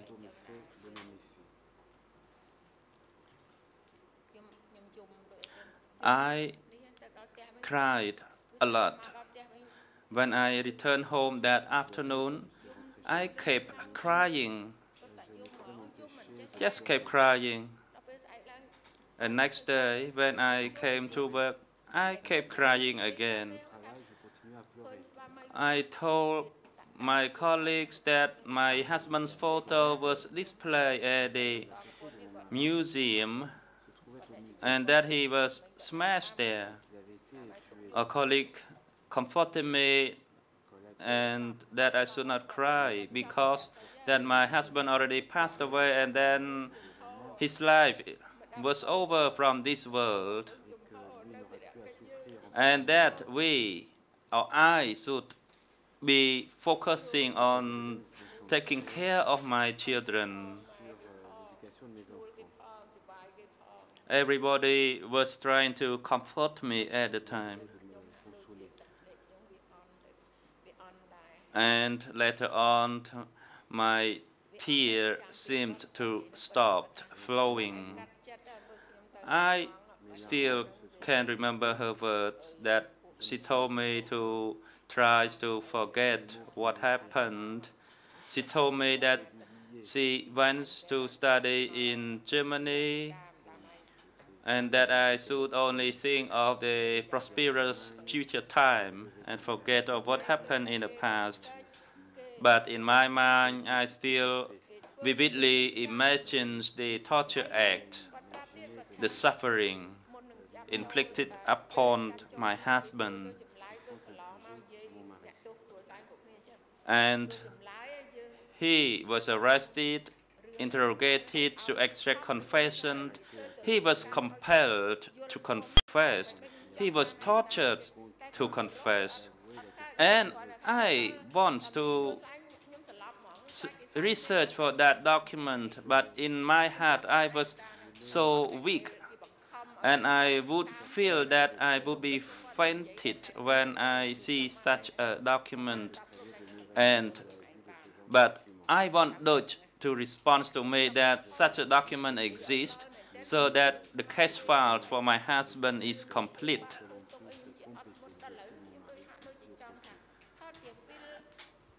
In my mind now, maybe I think it's better for me to make a film of what I learned and the fate of my husband for my children to see in the future, for the next Cambodian generation, for everybody to see the suffering and the cruel act committed by that regime. Importantly, we felt betrayed, especially my elder sister. She was indoctrinated, that's why she said such a thing.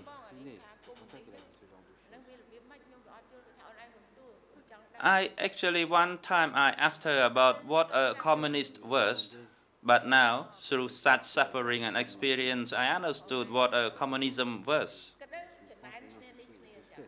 That is the act of jealousy, of competition, of killing, of taking people to tool slaying, of betraying, of reporting the in-law to be arrested and executed. Even now I look after her children.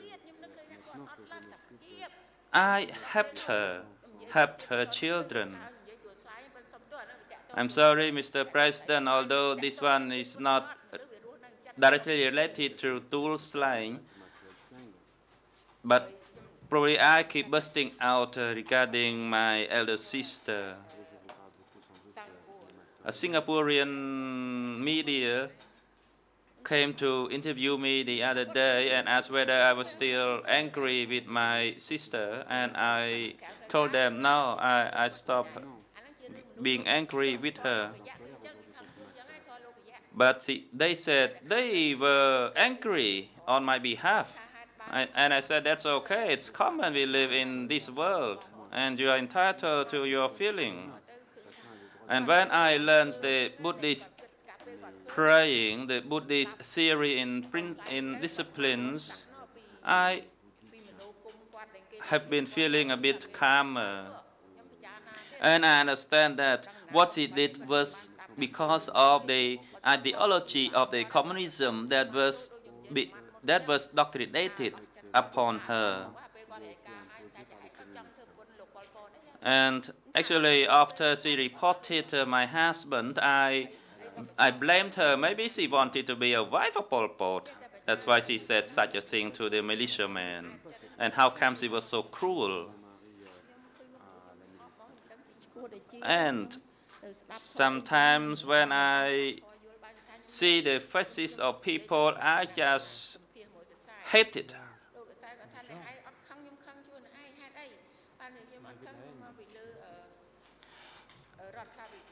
My feeling of anger seems to be lessened through my Buddhist learning, and also I heard the policy of reconciliation by the government and to find justice for the victims. I was asking myself at what level justice can be found for the victims. The national government and the international participation together work hand in hand to find justice and to satisfy us. With such feeling, I felt relieved, but here I am still keep watching. It is not my habit to lie to people. It is not my habit at all to fabricate anybody or to trick anybody. And that's why I was so upset when my elder sister betrayed us. But maybe what she did at the time was for her own goal. And as we said, when she planted chili, then she would get chili. And if whatever she grows, then she would get that own fruit. So the result would fall upon her.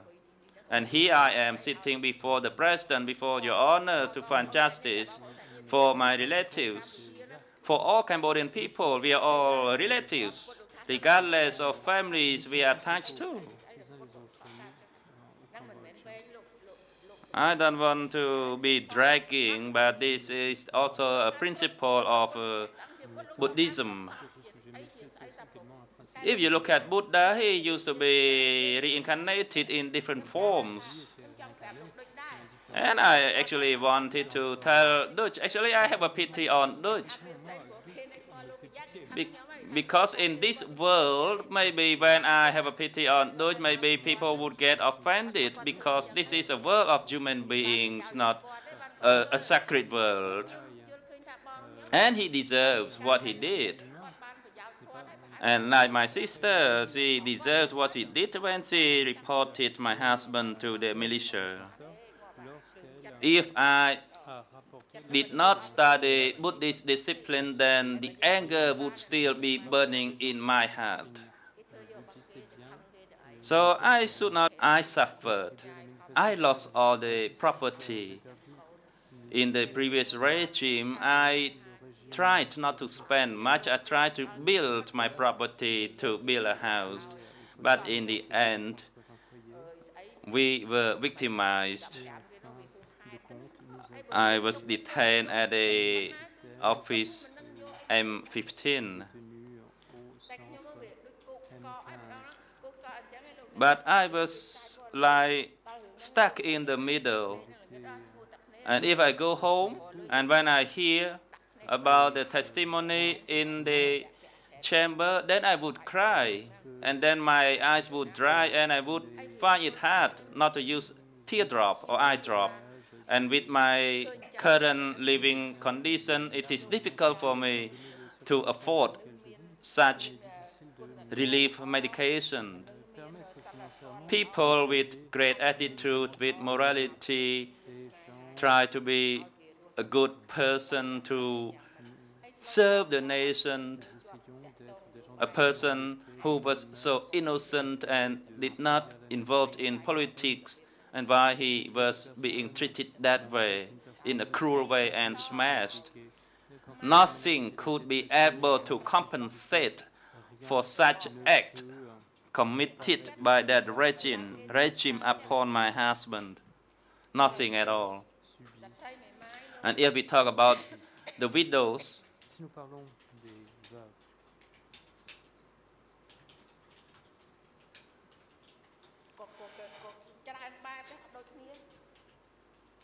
we were suffering in various forms, at various levels.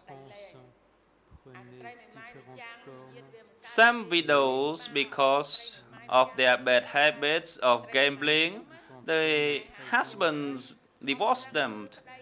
But look at me, I was loyal to my nation, I was loyal to my husband, and we served the nation together. And how come I was punished that way, and that my husband was taken away from me?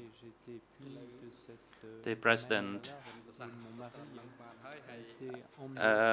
Madam Civil Party, I think it is sufficient for the chamber now to hear your story, and maybe it's a good idea for other parties to put questions or observations regarding the death of your husband. And the chamber would like now to give the floor to the civil party lawyer who is representing this civil party. You can put further questions to clarify the matter that you wished in support of her applications to be a civil party to this case. The chamber would also like to remind the civil party lawyer that the questions shall be easy for her to understand, so that her response is appropriate.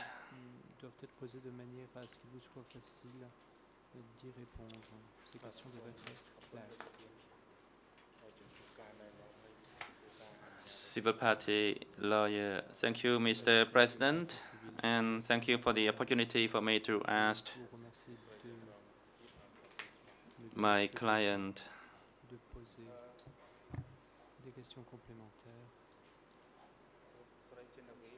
Madam Genevieve, can I ask you some questions?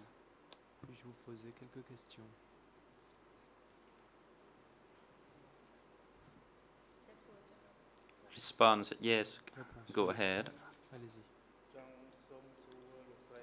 Counsel. Madam Genevieve, what year were you born?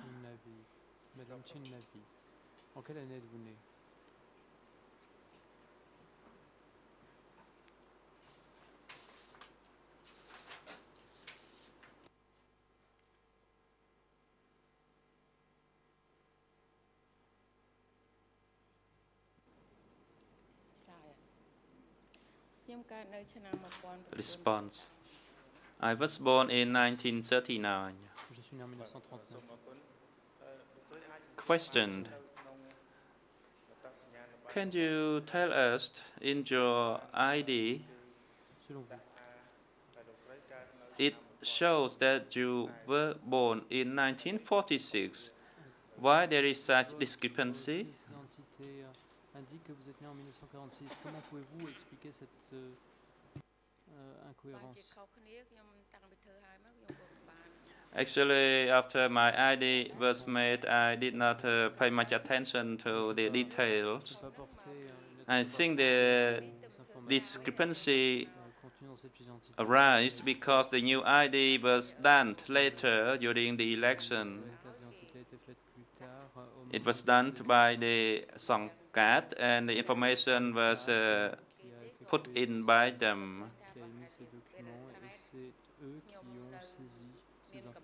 I thought maybe when I reach my retirement age, and if I still have strength to work, then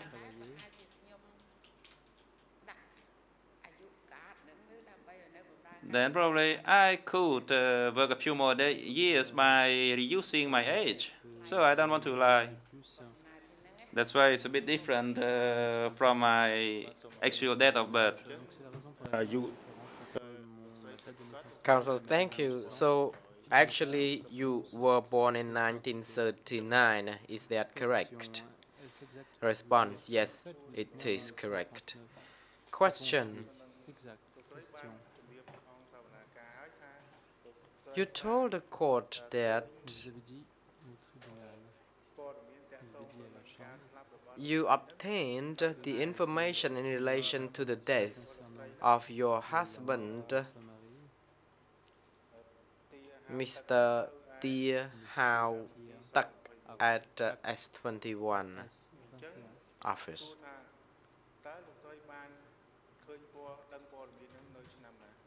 When did you actually obtain this information?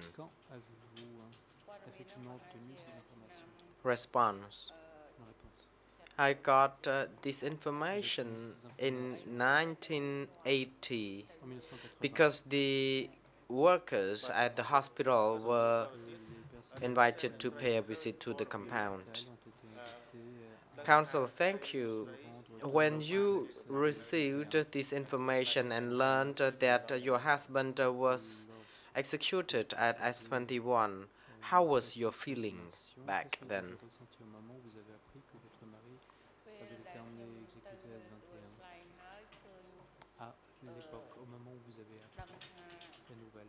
Response: when I learned that he was killed at S21 by tortures, and he experienced some kind of very harsh tortures, I was so moved and I felt dizzy and passed out, and people could be seen coming to help me. And from then I told myself that it was I alone who had to struggle to hold on to life, and that I had no more husband to assist me, and I was very sympathetic to my husband, who was a good person, but was tortured and interrogated and had to confess to the confession, in the confession which was obtained under tortures. And I cannot revisit Tuol Sleng Museum because the memory haunts me and makes me sick. As a widow,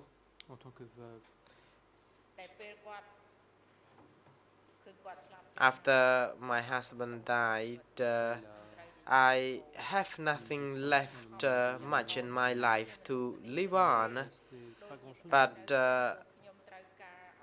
I still have had children, and I had to really raise them. But raising children without the presence of a husband would not be easy. And I can't stop thinking of the moment I witnessed at S21 in relation to the death of my husband. Any moment I recall the event, then I am so tearful, and I had to have some medicines to calm me down. Kong Pisai, thank you. With Mr. President's leave, may the photo of her husband be put up on display. Question, Monsieur le Président. The President, the court official, is now instructed to put the photo of her husband on the projector. Je demande à l'huissier de bien vouloir installer la photographie de manière à ce que nous puissions la voir grâce au rétroprojecteur.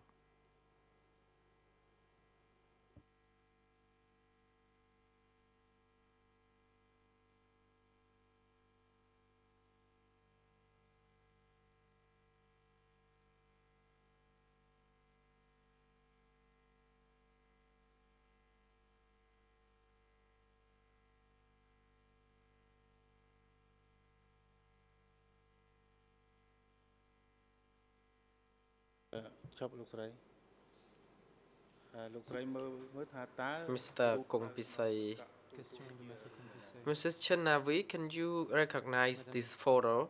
Chin Navi, pouvez-vous reconnaître la personne sur cette Response: photo? Réponse. He is my Mon husband. mari. If you look at his eyes, Regardez son look regard. at his eyebrows, Regardez ses they was weird by tortures, and his face son visage. was different. He was different from the very previous photo he took earlier on. Question: where did you obtain this photo from? D'où tenez-vous cette photographie? Response: I got it from Tuol Slang Je l'ai obtenue prison de la prison de Tours, or S21 office, connue également sous le nom and de centre. I have already also obtained the list of the prisoners, the list of incoming and outgoing prisoner, and my colleague actually who worked at the hospital also conducted research on this information. Mr. Pisai, with Mr. President Liu, I would like document ERN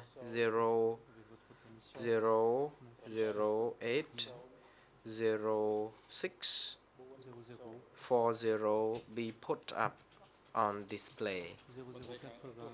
The President, the AV unit, is now instructed to put document 0080640 on the screen. Je demande, le Président, je demande à ce que les documents figurant à la code 0080 640 soient affichés à l'écran.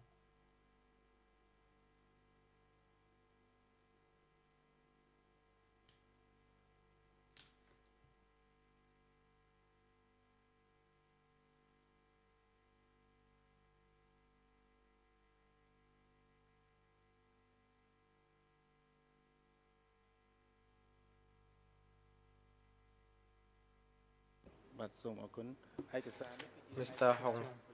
Kong Pisai, thank you. This document is the list of the victims who were detained at S21. This document is obtained from DC Cam. If we look at line 15 from the top of the page, À partir du haut de la page, la ligne 15. Madame Chenavi, can you read this writing, whether you familiar with this name? Pouvez-vous me dire si vous connaissez le nom de cette personne? Response, it is my husband's name, Nom. Dear Hao Tia Duch, Ao Ta. who was detained from Détenu. office, correction sector 25. I have not had my glasses on, but I still can read this line that my husband was entering the facility at De l'entrée de on the 22nd of February 1976. 1976 à S21. Mr. Pisai, thank you, Mr. President. Could you please instruct the AV to remove this document, please. Next, Madame Chenavi, could you please be brief? Could you tell the court the life of a widow and without the presence of your husband, how difficult has this been for you? Response: as a widow whose husband was killed, I maintained a position, the stance that I left my home village, that I had to be strong to help raise my children to become good people to the best of my ability. And then I found them the place where they can settle down, and nothing left for me. I had to start from scratch with bare hands, and I was so worried that I felt I could not probably raise the children. And I was so worried that my children could die because I could not feed them.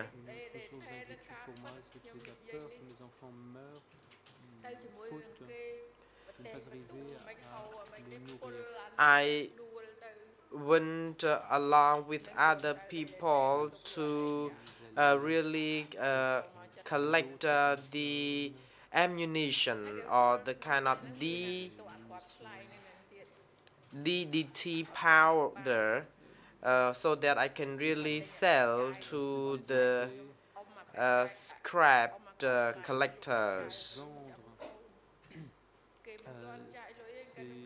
At that time, Cambodian currency were not yet produced, and we could make use of the Vietnamese currency. And there was no plate, no pot. It was so modest. We were left empty-handed, and I had to walk places to collect anything I could get to sell to the rubbish collector, to the people who could really exchange these things for money, and it was so desperate. And I had to struggle to hold on to life, and so that my children could become a person who are good people and can be government employees in some ministries. Kong Pisay, thank you. I would like to put to you another question, but please be brief, if you may.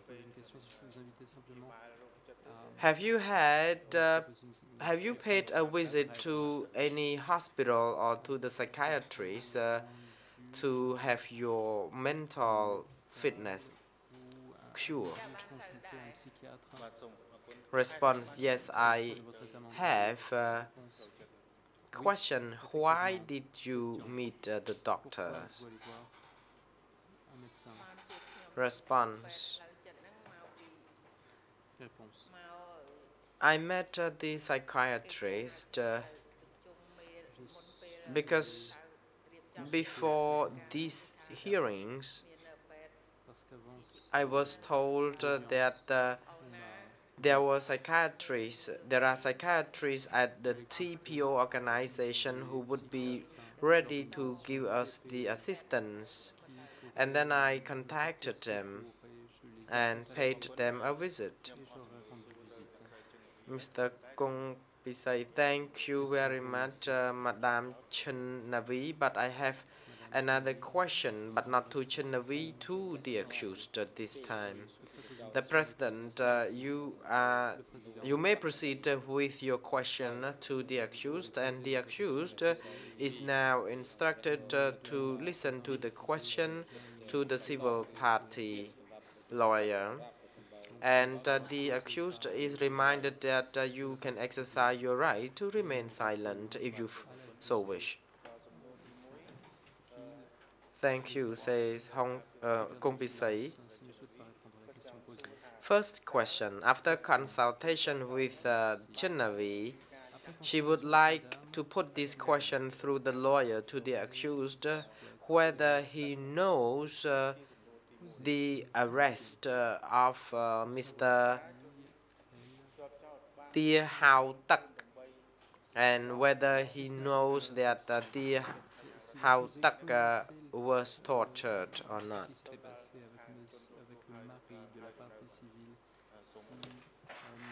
L'accusé a d'autres informations et s'il a été torturé.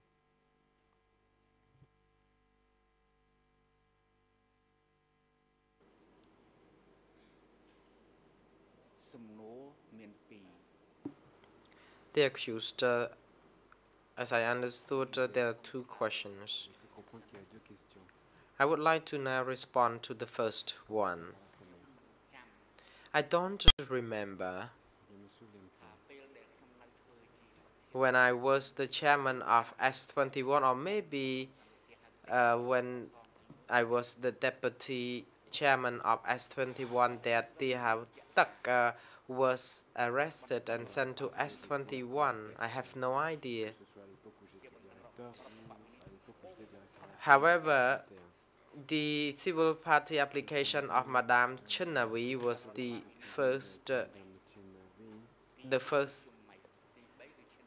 third civil party application, followed by those of Chummei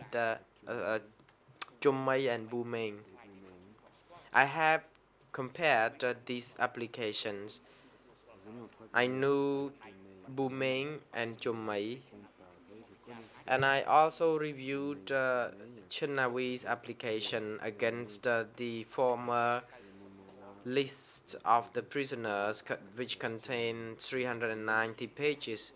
Then I spotted the list and I started to acknowledge that Mr. Tia Hao Tak was genuinely arrested and sent to S21 and later on executed. I do not deny this, because there has been documents supporting my recognition. And having reviewed the application of Madame Chinnavi, it is very clear that Tia Hao Tak was working as the deputy chief of the civil aviation, and I started to realize that obviously Madame Chinnavi was the wife of Tia Hao Tak. So in conclusion, I recognize that Tia Hao Tak was really detained at the facility, but I have no idea when he or whether he was there when I was as the chairman, because I had no idea whether I remember having seen him there.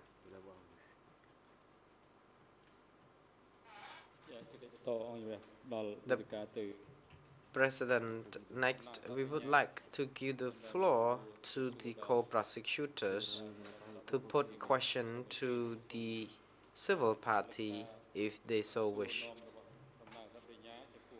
Could the prosecutors be reminded or about how questions should be put to the civil party, because she is here as a civil party, not a witness, and we believe that the questions should be framed in the name of the witness, the civil party, rather than the witness. Co-prosecutor. Thank you, Mr. President. Good afternoon, Mrs. Chinnavi. Did you ever share the information of the death of Mr. Tia Hao Tak with your children, and what would they react if you did so? Response.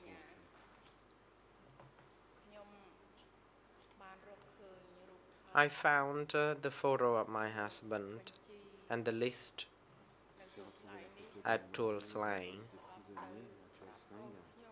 and I shared them with children who cried out loud all over the house.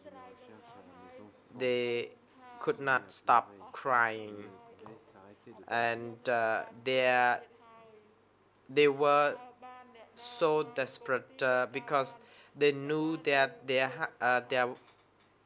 father died. They could no longer have any father to call daddy again.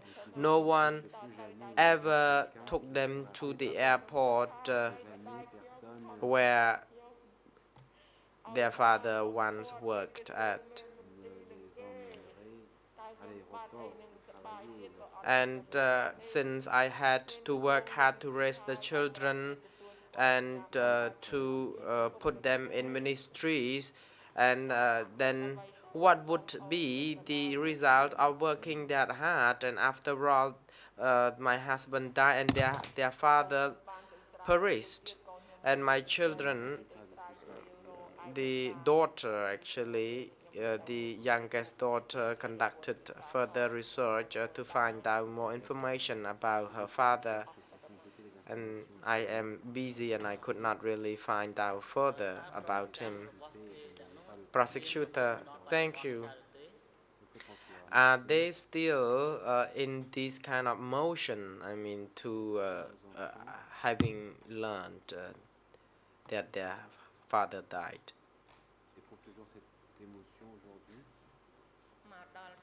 Response.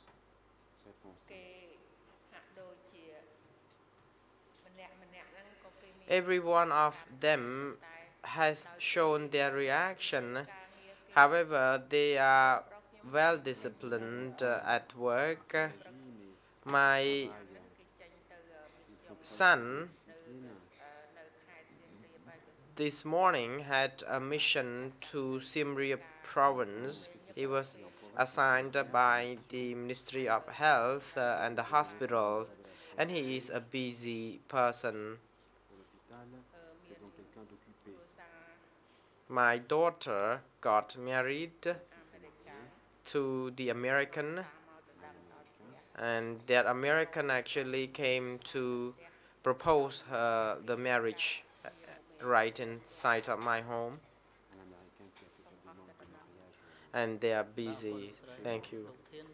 Prosecutor, thank you, Madame Chenavi. Mr. President, I have no further questions. The President, next we would like to give the floor to the Defense Counsel to put questions to the civil party if they so wish.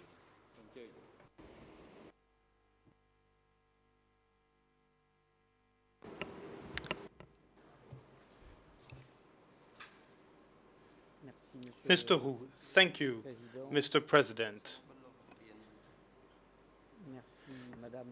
Thank you for your statement as well. The defense has no questions to put to you. Thank you.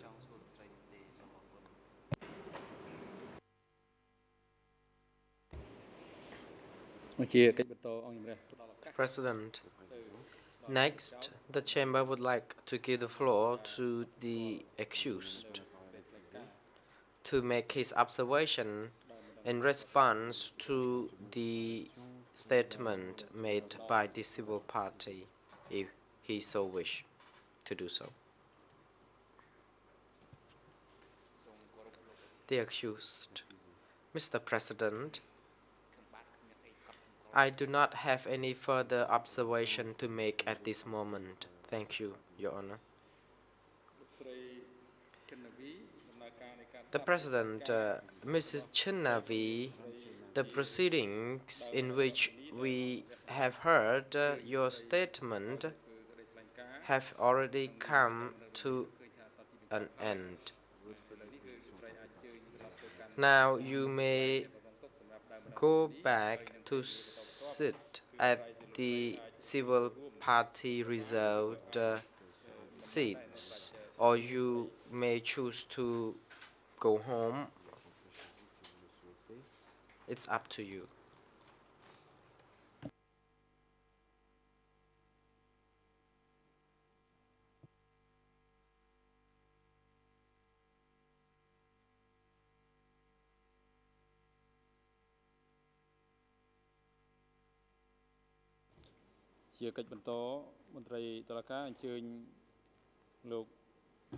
The president, the court official is now instructed to call Mr. Toch Munin into the courtroom.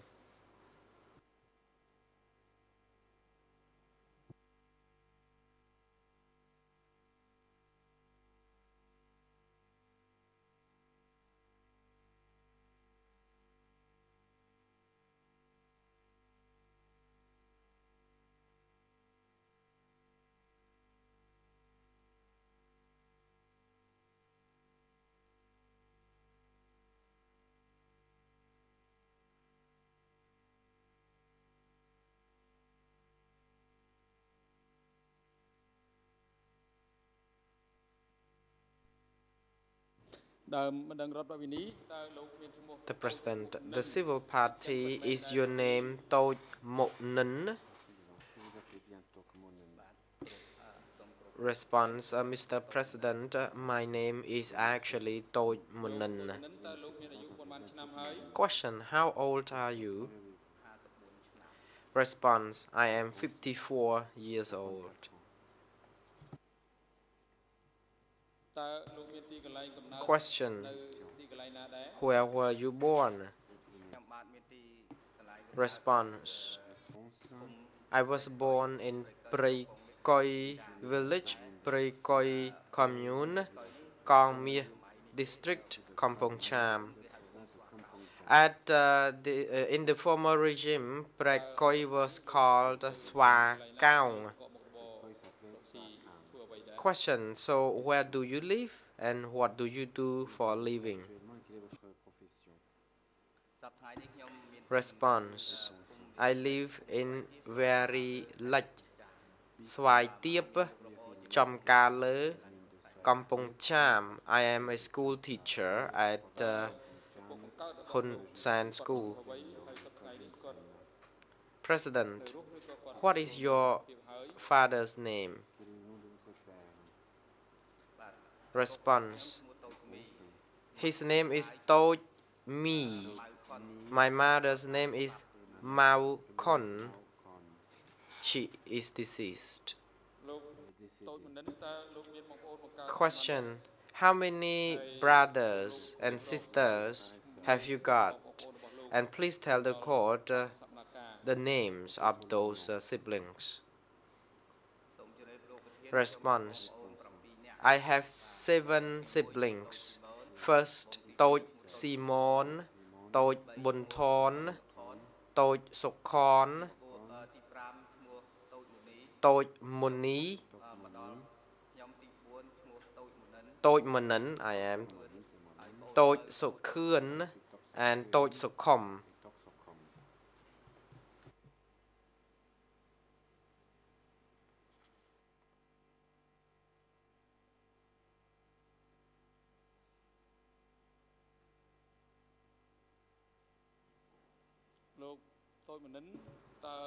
Question, Mr. Toch Munin, is Thu Mien, Thu Rin, Thu Zaren,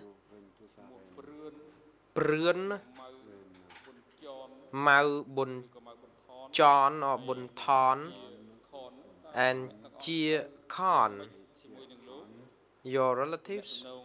Or can you tell us about the kinship of these people in relation to you? Response, these names were the relatives of mine. Thu Mien was my uncle. Prun was the nephew-in-law. Tu Saren was also nephew, and they all were relatives. Chia Korn was my cousin. He was the last son of my auntie. He had 6 siblings: Chia Pai, Chia Lai, Chia Pat, and he himself, Chia Korn. Chia Korn was my close cousin because his mother was the sister of Mao Am.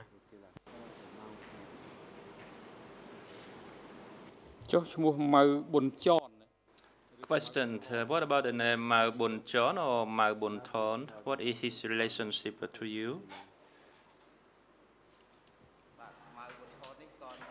Response, Mao Bun Thon was my cousin on my mother's side, as his father was my mother's relative, and my elder sister's name was also Toi Bun Thon.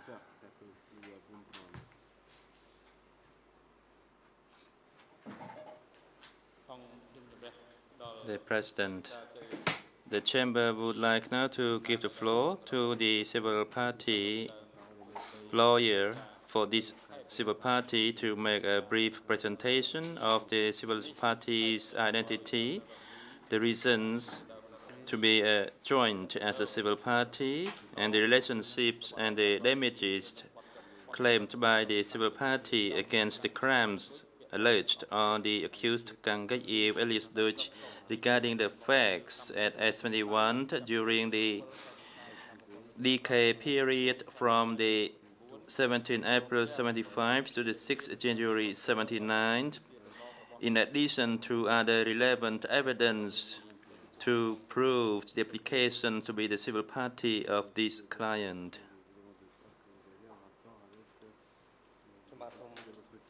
Hong Kum Soon. Thank you, Mr. President, Your Honors.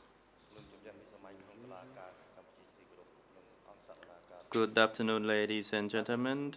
I am Hong Kum Soon, the civil party's lawyer for this civil party, and Mr. Toch Monen is the civil party, and he is a Cambodian national with the ID 0601726 and 1.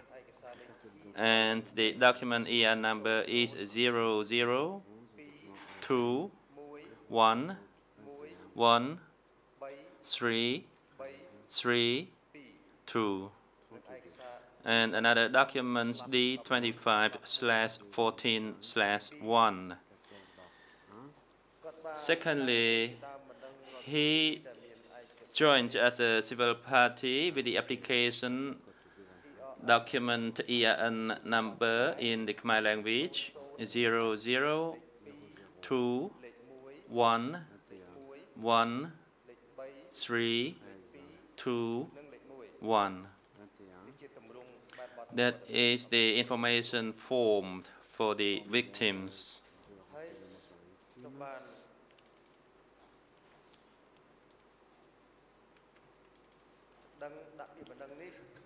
The application was made as the cousin of Chia Korn, alias Jin, male, who was arrested on the 2nd of January 77. This Chia Korn, alias Jin, named was in the prisoners list of S21.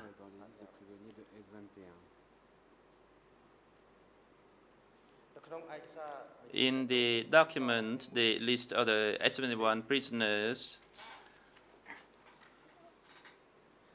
with the EIN number in the Khmer language 0016108 In the serial number 94 in English and Khmer, the name is Jiakon alias Jen, 35 years old, male engineer from Russia, arrested on the 2nd January 77, and a DC camp document which was part of the case file with ER 0016107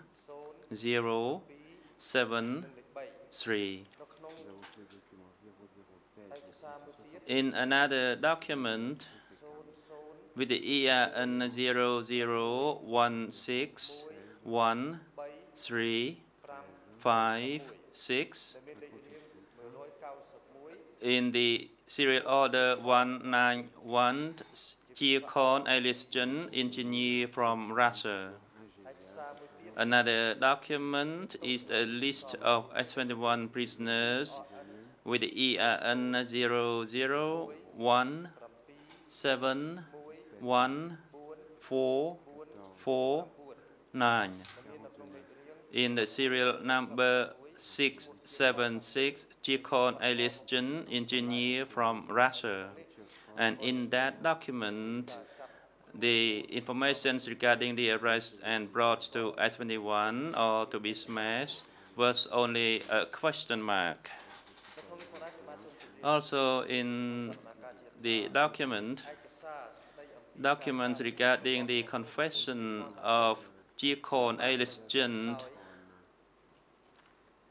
was authenticated by the DC camp in the Khmer language ERN 002390024 and in the English language 002111333.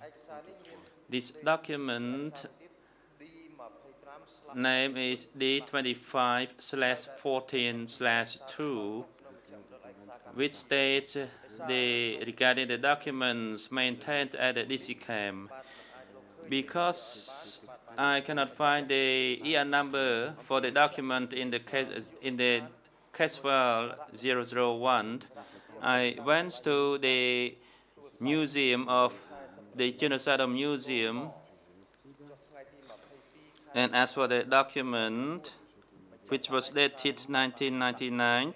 That's the documents that I submitted this morning, plus the other parties, are the authenticated documents maintained at the current Genocidal Museum. It's the confession of Jiakon alias Jen. In addition, I just received a photo of the victim Jiakon alias Jen. This is a photo taken prior to 1970. It was submitted through the relative of Duch. And I would like to ask the accused in the end whether he knows this person. As this document is a written document with the president's leave, I would like the accused to verify who was the interrogator. The name written was Ho, and there was an information regarding the farewell to Russia in 1965. The name was Kaing Guek Eav, so I'm not sure the accused can verify that information. The reason of the relationship between Duch and the victim was that in the identification document on the mother's side, the surname was Mao Aim and the father was Jia Bu. The parents of Jiakon alias Jen was the cousin of the parents of Duch Monent, and they are cousin. The reasons for joining the application was that the direct blood relatives, that is the parents of that victim, died during the Khmer Rouge regime. That's why Duch Monent lodged a complaint in behalf of his relative as his cousin of Gia Khon alias Chen.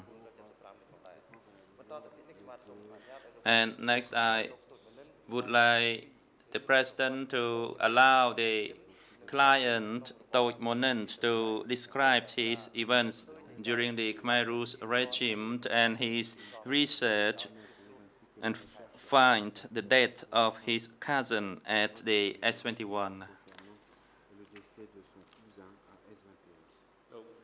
The President, Mr. Duch Monent, the Chamber would like now to give you the opportunity to make your statement before this Chamber.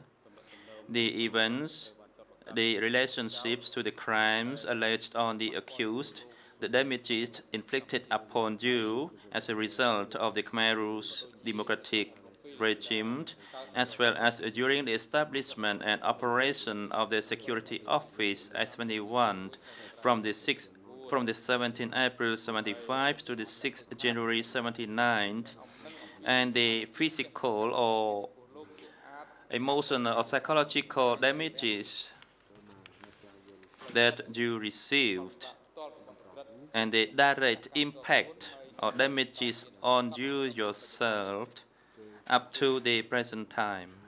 You take the floor. Duch Monent. Thank you, Mr. President. Let me recall from the beginning regarding the history of my family and my cousin, Gia Khon alias Chen. This person was my cousin, the fifth child of my auntie Mao Aim. Mao Aim was the younger sibling on my family side. My mother had 5 siblings: Mao Aim, Mao Mao Un, Mao Hun, and then my mother, Mao Khon, who was the youngest daughter amongst the siblings. Before 1970, my parents was a rice farmer living in Prek Koi Sap district. My mother was the poorest amongst her family members. Before 1970, after the 18 March coup in 1970, my aunt family, Chia Bu and Mao Aim, had several children residing in Phnom Penh except Chia Pan, who was a peasant.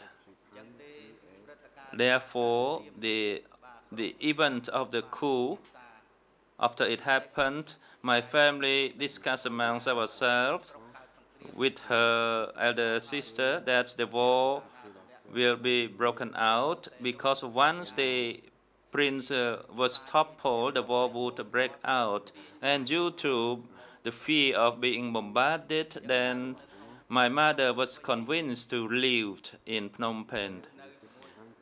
In Phnom Penh, she would live with my elder sister, Chia Lai. And in Phnom Penh,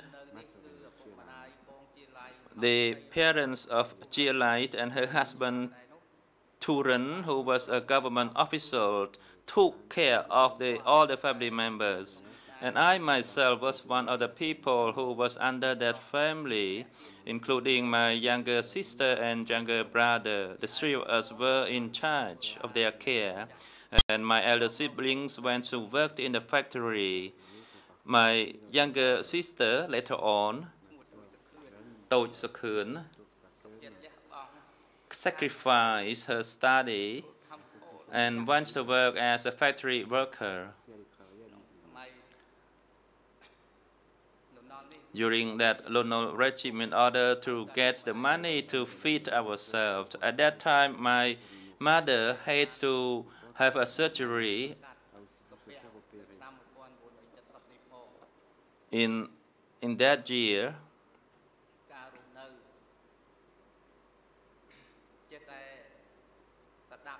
The living situation was deteriorating, and Chia Lai tried very hard to feed us, to look after us, as my parents were old and could not do anything else. At that time, I was only focusing on study. I studied at the Bangkok College. Every day, I spent my time studying and struggled together with my siblings to help with his work. Also with my cousin, I was given everything, including my schooling. The living in Phnom Penh at that time, he had a younger sibling, Mao whose father was Tu Sok. They were also in-law. My family usually, on my family side, usually the cousins married one another. After the 17th April 75, I lived with him until Phnom Penh fell. I was very worried as my siblings lived separately, especially Turian. Turian actually supported me a lot as well, and Turian's parents lived together at the house of Chia Lai and Turan. Later on, when we left Phnom Penh, after the black-clad Pol Pot soldiers who were adolescents forced us to move out of Phnom Penh for 3 days, and if we refused, we would be bombarded. And the Angkar would not allow the bombardment, and we were worried. We didn't know what to do as the relatives lived apart. And next morning, we were told again. So we had a gathering amongst ourselves and my aunt, and we agreed that we had to move, otherwise we would be punished. Therefore, in the late afternoon, we departed from Tul Kok, the quarter number 2, passing through Tul Songkai to kilometer number 6. That was the time when I thought of the regret that I did not bring enough belonging. I only carried books because I believed that we would return after 3 days. So I only brought books along. It was a case of book and a little bit of rice. We left together with my mother and my aunt. When we reached kilometer number 6, and we saw people gathering around when the rice was distributed, so I went to request for the rice, and we got like 10 kilos of rice for our big family. Along the journey, my aunt only carried her money, her currency, that was her saving, and I asked her to spend all the money in case the currency would not be used later on. But she insisted on keeping her money, and she did not believe that the country would be without any money or currency. When we reached the Tammany Pagoda at Punyilu, she realized that money was no longer traded, and that was the time my family sat opposite each other, speechless, and as we did not have any means of supporting ourselves. de moyens de subvenir à nos besoins. One day along our journey, Un jour, when it was at nightfall, we slept, and then I felt the bed odor. Then we found a shriveled corpse. Then we had to move to another location. It was unfortunate that my family had to come across such a dead body and that we slept nearby a dead body. When we reached Prekdam, it took us 2 days to cross the river. At that time, Onka made an announcement that people were required to go to Badambong if they wished to, and some decided to go to Kampong Cham. I myself, with my aunt and uncle, decided to return to our village because we had never been to Badambong. So we took the ferry crossing the river, and then the announcement was made again, who wished to go to Kampong Thum or Chamkale. And we made our decision not to go there, and we requested to go to Cheung Chnok at the mountain, but we were denied as the road was blocked. So we had to take another road passing at the back of the mountain, Chba Ampu, before we reached that location. At the Stung Chweng stream, we realized that we reached our village as we came from the other side.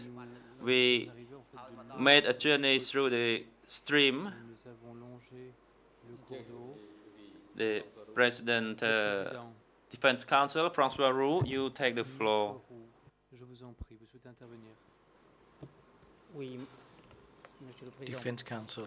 Mr. President, I apologize for interrupting. Could we perhaps ask the witness, as you've done before, to please focus on events related to S21 and family members lost at S21? Now, these are all important historical events, I agree, but this is not the purpose of the civil party. So if you could please re-invite the civil party to refocus his statement.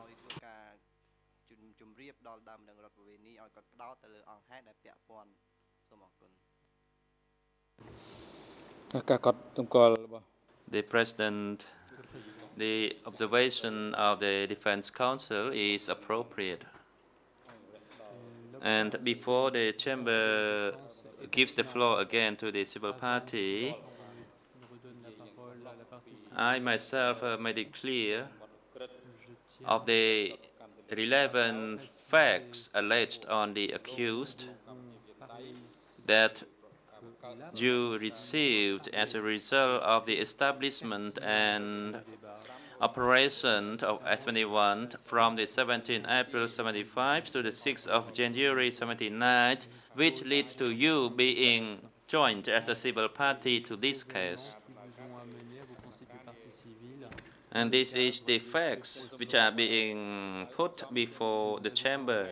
So, Mr. Civil Party, please focus only on the relevant part in relation to the facts and the accused. Do you understand that? The civil party, yes, Mr. President. I would like to say that if the President wants me to talk about the tools line, I would like to go back. The reason that I lodged my complaint as a civil party is on the behalf of my cousin, and that my cousin's families all died. Only a few nephews survived, and the other grandmother and fathers, they were all traumatized. I was discouraged from lodging this application, but because I have the view of the democratic and fair process, that's why I made my decision to join as a civil party. my intention is to pay my gratitude to my cousin, Jikon Alias, who had great and kind sacrifice and helped on my family. He went to study in Russia in 65 and in 75. That is 3 months after the fall of Phnom Penh, he returned to Cambodia. And my family did not know that he returned. Even his parents did not know. We were all surprised. When our family arrived at our native village, Breakoi, then his in-law, Thuren, Pruen, and a few other members of the family, and my uncle, Thusok, Thuren, were all executed because they were called for re-education, but then people whispered that they died. And we heard this from the base people. They said that we, the family, our family, were the bourgeoisie, we were the rich from the city, and we would not be forgiven. And a few months later, my parents and my uncle were evacuated to Kampong Siem in Kampong Trim. First, they put in the Angkuing Day Pagoda, and later on, they split us up, and my family to Pol village, my uncle to Pupal village, and my other family was moved to another village. And that when I lived at that location from the ends of 75 to 76, from what I was told, he arrived at Breakoi village, and when he learned that some of the family members were taken away and that his father was relocated to Trien in Kampong Siem sub-district, Kampong Cham, he went to look for his family and to look for my family in Kampong Siem district to Chamkale district. First, along the street, my uncle said, where should we at the Chamkale? When we at Promat Day in Swaitiep sub-district, Nyep asked us to stay there, and my cousin decided to stay at Swaitiep sub-district. We live in, each of the family member lives in a separate house. He met with the family members. In fact, he was asked to live at Prok at a medical office, but later on he was asked to live at the Chamkale, and his position at that time, he works at the water sluice gate. He was an architecture for the water sluice gate and the dams and canals. He designed all those sluice gates. And later on, he went to design the dam at the Kampong Thmo called 1 January Dam. And that's all the reasons for our regret, as toward the end of 76, we lost contact with him. We only discussed among ourselves to predict of his fate. We didn't know where he was taken. We only learned that he was taken to be re-educated. And after the event of 1979, after the fall, I went to research at the Duch prison. In the beginning, I only saw an individual cell which was partitioned with a brick wall, and it housed the former Prime Minister Hunam. And I went to look at various other cells. I saw the torturing tools, blood stained, and the stench of blood. I was fainted. I tried to look for his photograph, but I failed to locate it. Only later on, before 1990s, I found a book which was called A List of Traitors. And in that book, in the Chamka Le, the name of Chia Khon was mentioned. I was not sure whether he was the Chia Khon, an engineer from Russia, but I was 90% sure he's my cousin. And only at a later stage that I received a document after my younger sister, Chia Lai, the elder sister of Chia Khon, was sick. She moved from living in Chamkale to school and then to Siem Reap. And I civil party applications. Then when we employees, then we were reassured that with those documents, we of course could proceed with the application. I was saddened and sorry for the loss of my brother Chia Khan, who was an engineer returning from Russia and who was tortured and perished in the regime, and I would like to conclude it now. Thank you, Mr. President.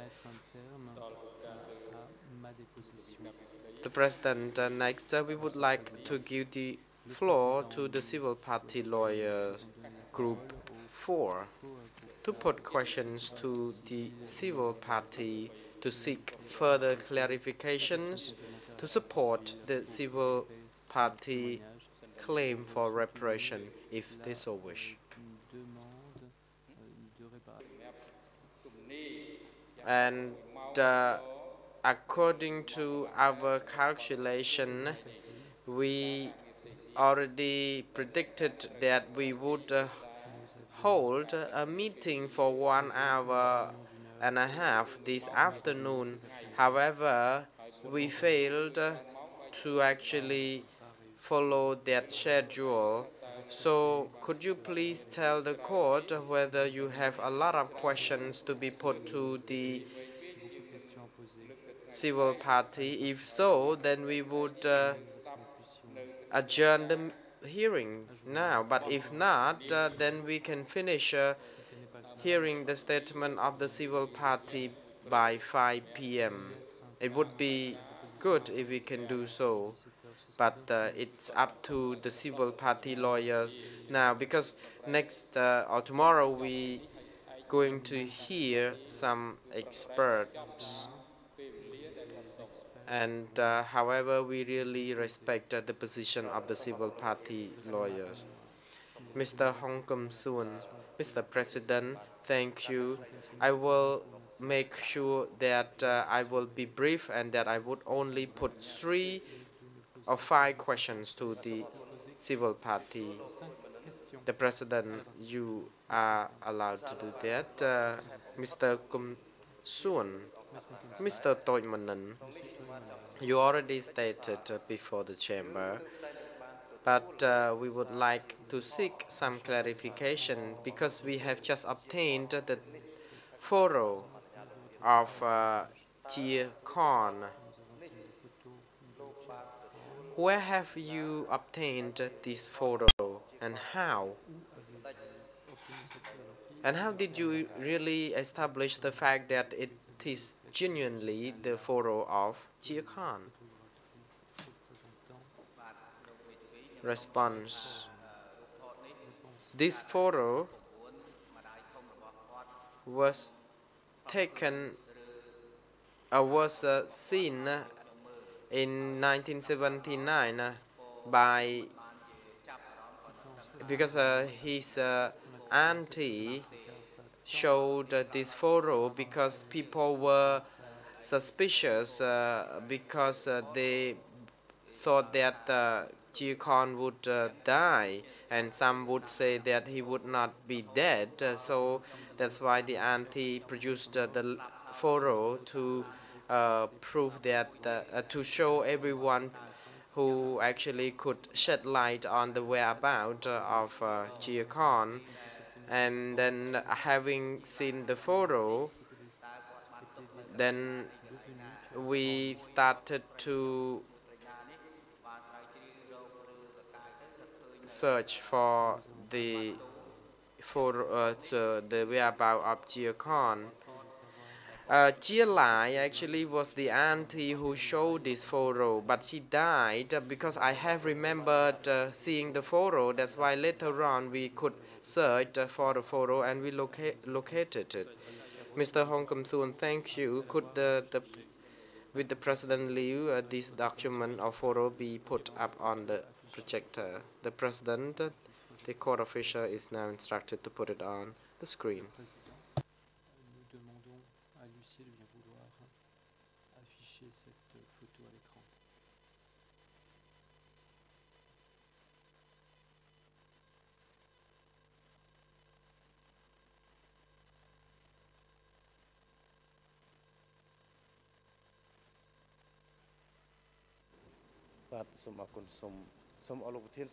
Mr. Kum Soon. Thank you, Mr. President. Can I put this question to the accused whether he recognized this photo? The President, the accused, you can respond to this question if you would wish to do so. Monsieur l'accusé, pouvez-vous répondre à cette question, s'il vous plaît? The accused, I indicated that Jia Khan was the friend of mine, and I of course know him very well. That's all. Mr. Hong Kum Soon, I don't put further questions and it is already clear, but I would like to ask my client, since you have joined as a civil party on behalf of Jia Khan, alias Jin, do you wish to seek reparation, civil reparations in person on your own, or would you leave it to the lawyer to do it? Response. Regarding the civil party claim for reparations, I would like to let the lawyer actually act on my behalf. The counsel. I am sorry, Mr. President, I said that it would be my last question, but I have another last question.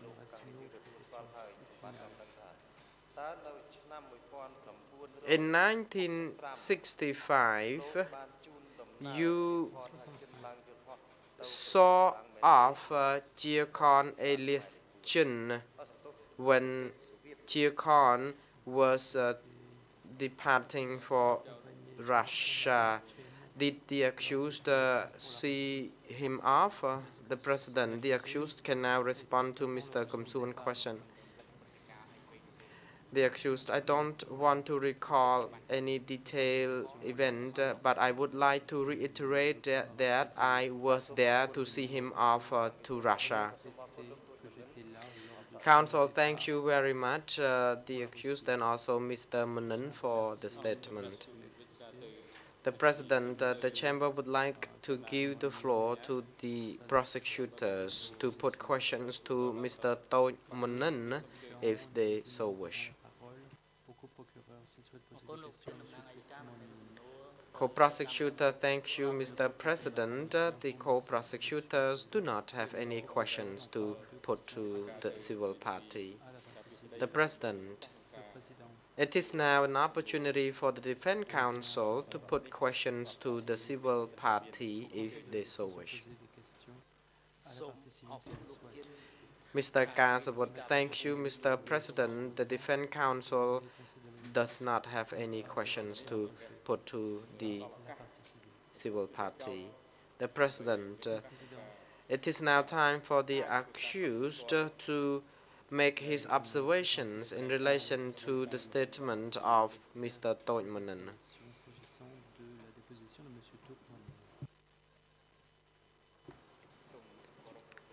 The accused, Mr. President, I do not have any specific observation to add in relation to the case of Jia Khan. The President, Mr. Duch Munnen, the proceedings to hear your statement as a civil party today has come to an end, and as the civil party, you have the right to observe the proceedings d'assister au débat. within the courtroom, or you may choose to go home Vous pouvez choisir de regagner vos should you wish. si vous souhaitez. Please, I note that you would like to put questions.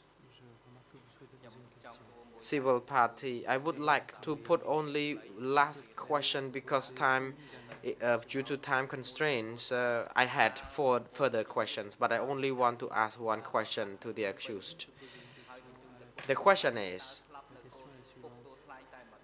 when my brother was detained at S21, was he executed at S21 or at Kaing Guek? So far, we have not obtained any information in relation to the place where he was killed. Please feed us with this information.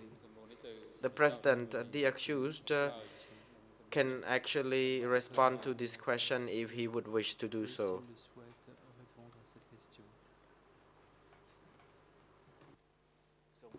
The accused, Mr. President, I cannot really answer in short because I was not in close contact with this kind of task. So far as I guess, it is more than 50% that Jia Khan would be executed at Kaing Guek. However, I do not really deny that he could have been smashed at Phnom Penh location. The President, the hearing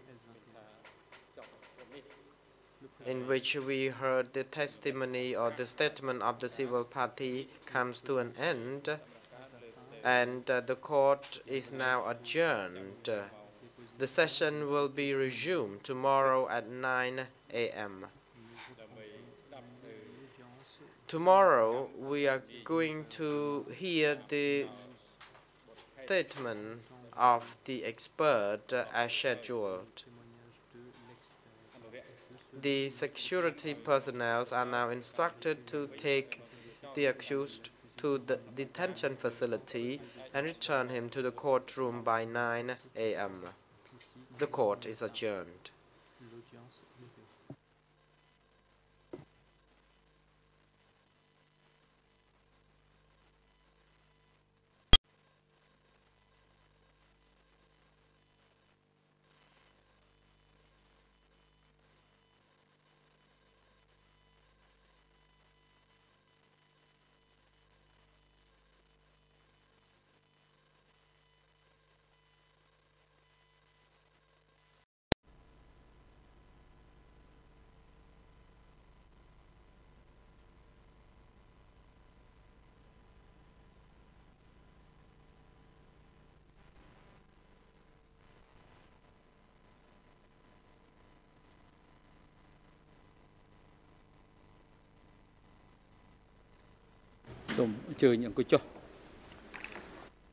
The President, please be seated.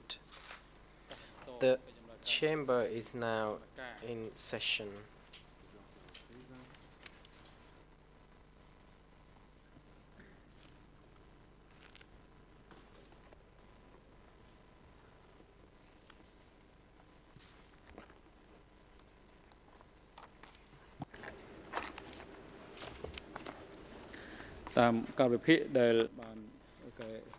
According to our new schedule, this afternoon we are going to hear 2 civil parties, Chin Navi and Duch Munnen.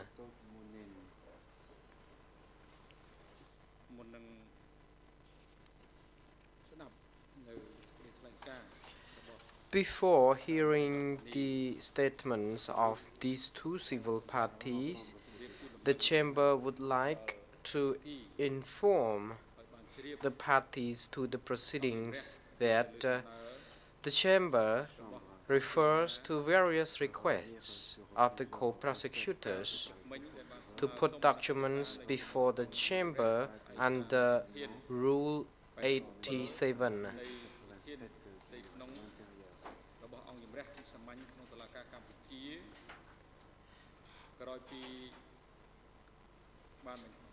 The Chamber will allocate time to the parties at the end of the hearing of testimonies of the witnesses and experts concerning the character of the accused to put documents which are already on the case file before the Chamber according to Rule 87(3).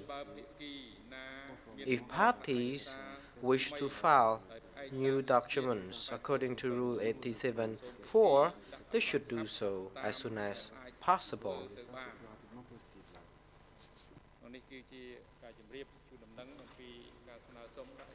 So this is just the notification in relation to the request made by the co-prosecutors this morning, and it is an opportunity to also inform the parties to the proceedings.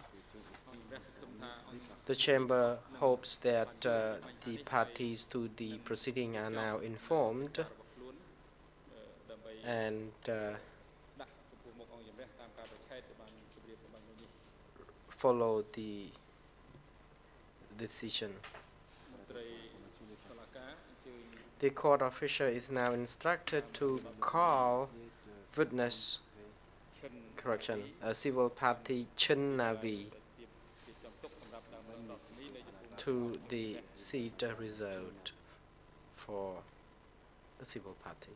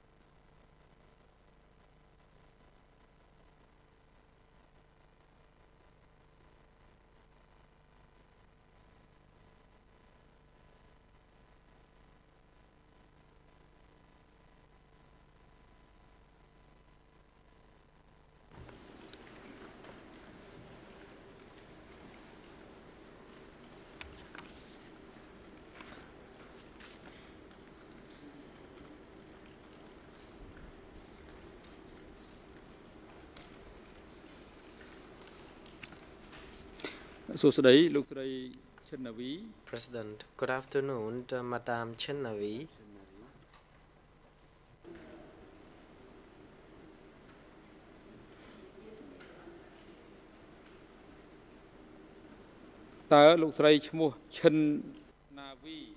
Is your name Chen Navi? Response: Yes, my name is Chen Navi. Question: How old are you? Response: I am 70 years old. Question: Where were you born?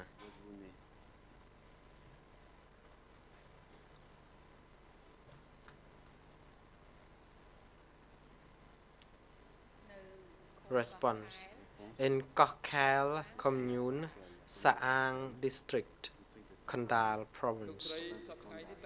Question: Where do you live? Response: I live in Phnom Penh. Question: What is your father's name? Response: His name is Chen Jab.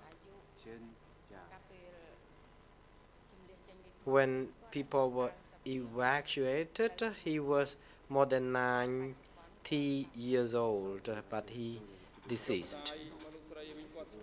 Question: What is your mother's name? Response: Her name is Hong Srun. When she still lived, she was about 40 years old, but she died long ago.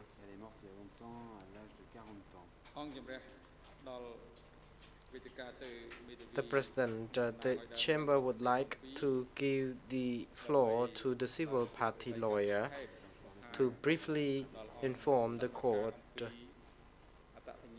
the identity, the reasons why the civil party has joined as a civil party and the grounds for her civil reparation claim in relation to the facts alleged in which the accused Kaing Guek Eav, alias Duch, has been tried, and during the time from the 1975 to 1979. And the lawyers are recommended to also support or provide supporting documents in relation to the claims and the grounds for such claims and application of Chinnavi.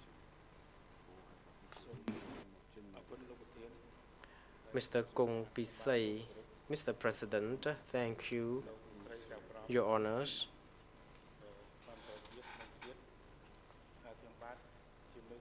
I am the national lawyer representing Civil Parties Group 2. I may now proceed to briefly tell the court about the identity of Madame Chinnavi.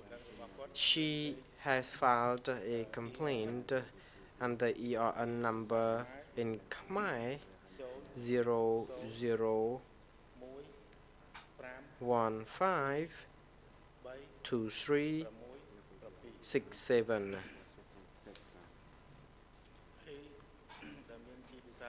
In English, ERN 00156825.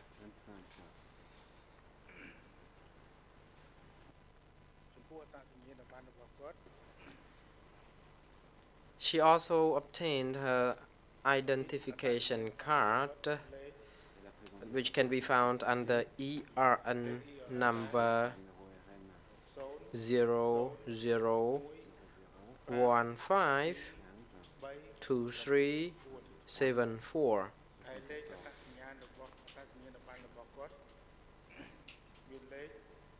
The ID card number is 010154658.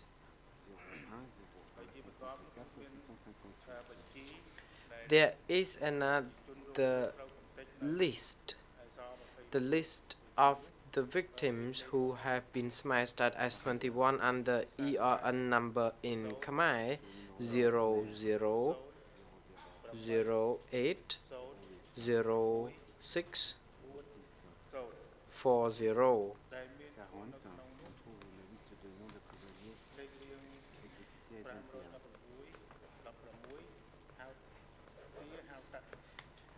Her husband's name can be found in the list,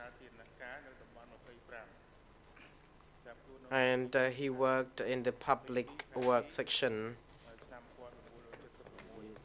He was arrested on the 22nd of February 1976, and there is a photo of her husband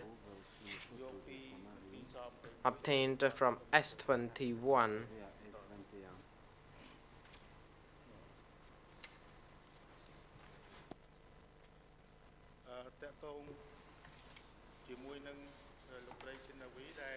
Madame Chinnavi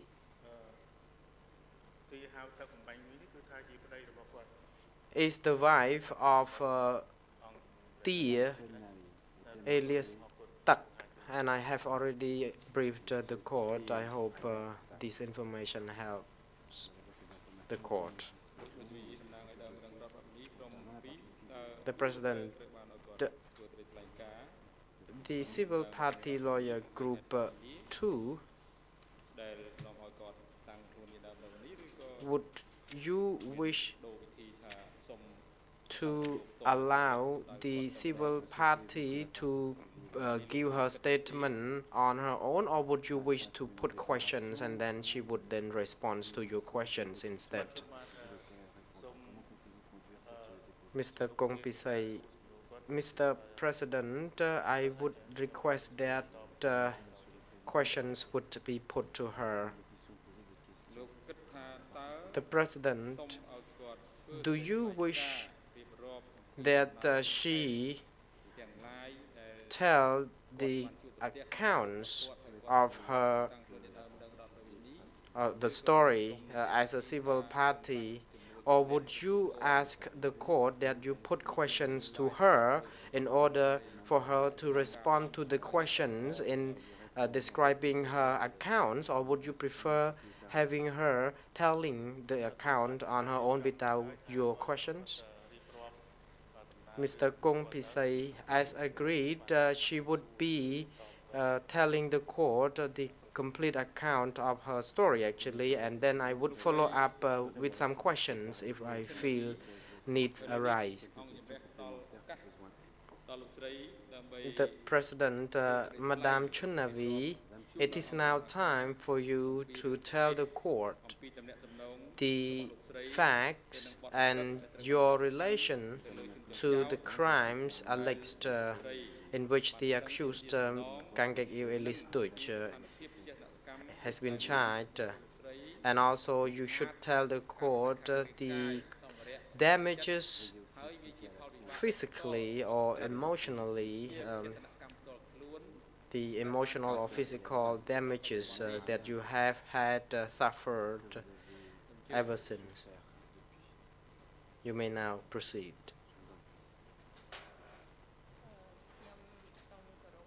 Chinavi, Your Honors,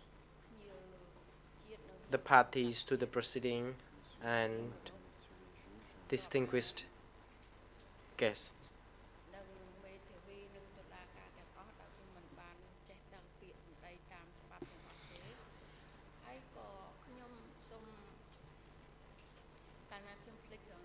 Please forgive me if I make something wrong in my statement, or if I am too forgetful, because I am not healthy enough. Sometimes my memory is so poor, and I have been living in such a condition for many years, and sometimes I am more like a mentally ill woman.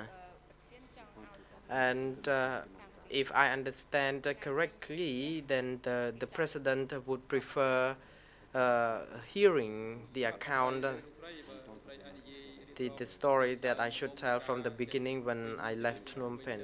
The President, actually it would be good if you can actually tell the court from the date when you left your home during the evacuation, and if you can really establish the linkages of the story in relation to S21 and what happened to your husband. Madame Chenavi, could you please be reminded or instructed to wait until you see the red light is on your mic before you can speak.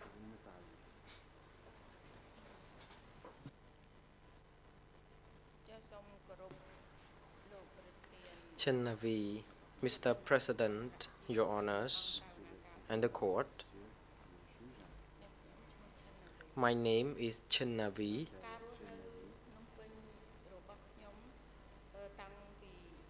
I lived in Phnom Penh since my childhood because when I passed the exam at the medical school, Then people were recruiting infirmières. And then I attended the medical school in Phnom Penh, the government school. There were thousands of candidates, but only approximately 100 were granted were passed the exam. And I worked at the Prakhet Mili Hospital after that. One day, my sibling-in-law got the appendix problem, and operation was needed. And the sibling was treated at the hospital where I worked, and he liked my care for him, and he would propose to marry me. And then I got married with him. However, it is very personal. I got married 3 times. First, I got married in 1962, and then my husband worked in the same hospital. And then we had another wedding in Kampot because my husband's relatives were living in Kampot, so we reorganized the wedding reception there. And the family of my husband worked at the public work, and he was in charge of the personnel unit. He was related to Prince Kontol, who was the minister of the public work ministry, and Ong Pech was the high official there. And later on, he was promoted to be the chief of the aviation unit at the airport. At that time, they addressed me as Madame Chinnavi. When later on, we bought a house next to Tul Tumpung market. During that time, bombardments were severe. But I would like to make it clear that my account is based on my honest memory. And on the 18th, I saw soldiers equipped with arms coming to our house and asked us to leave our home. Otherwise, the Vietnamese would drop their bombs on those houses and we would be killed. Then I asked them where should they wish us to go, and they said that we could go to our hometown. And then I asked how long would we leave our home, and we were told that it would not be long, 2 days, the longest. Actually in our house there were full of furnitures and things, but since we would not be living too long, then we did not bring along a lot of things with us. We were on the track, and I could only carry with us 16 cans of rice. And we went together with my father, with my sibling, and we headed through the road next to Psa Dam Tkau. At the roundabout of Kabal Tunnel, then we were stopped and we were asked to wait before moving further. And at that time, my family relatives who were sellers at the nearby market got a lambretta, and she could make use of the lambretta to carry her belongings. But then we all got stuck at the roundabout. The next morning, then after cooking a pot of rice, then we were allowed to move to the east bank. And then we took right at when we crossed to the other side of the bridge. There was a Pra pagoda, the place where we then were stopped. And we saw the black-clothed soldiers with weapons at the ready. And we were stopped for a while. And after some milks, then when we wanted to relieve ourselves, then we would go into the river bank, and then I saw corpses, and the corrugated metal sheet would be used to cover the corpse. And during meal time,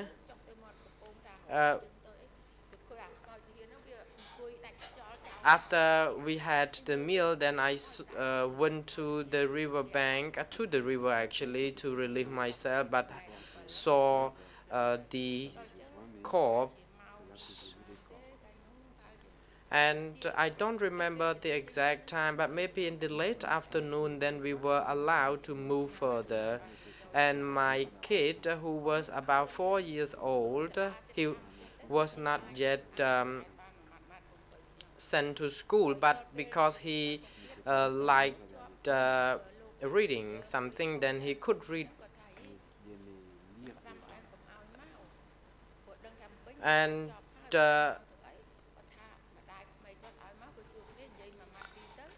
at that time, we were forced to move down to the destination. We did not know for sure where it would be, and we would stop along the road, and then after 1 month, then we reached our hometown at Talon village, and Phnom Penh people were fully evacuated. But I was frustrated because I did not know actually on the way to, in the middle of nowhere. And one day I was called to the meeting. And all the people from Phnom Penh were called to that meeting in the fruit plantation. And the chief of the cooperative, I don't remember his name, he was a carpenter who was then the cooperative. He said that his revolution was successful. He started the revolution from the 1972, and I'm here to tell the judges about the honest story, a loyal story of what I witnessed, what I saw, and I'm only telling the truth. He said that his revolution was so successful. It's more like the way Duch always said in his statement.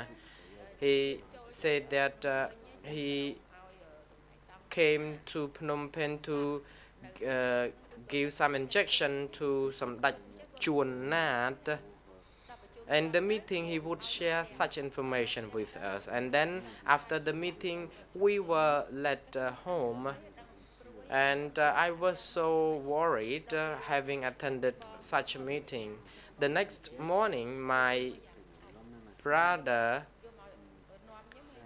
came, and he was seen walking under somebody's houses because we could see the spider web was still stained on his head because he could have been walking under those houses.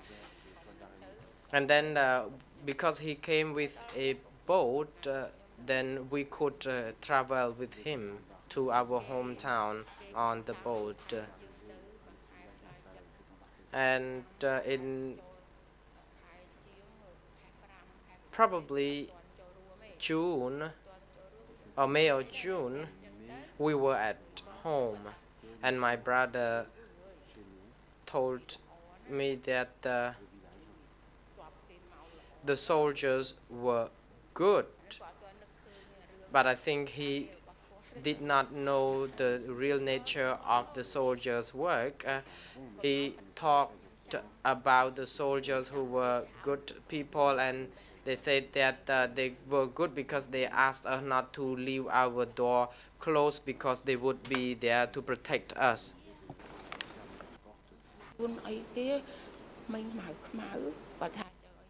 Maybe they would call the Yun, so I heard that. But because she could not hear, and they would guard the house, and after that, we were asked to work in the village. We returned home and ate at home, and we carried the water for our own use.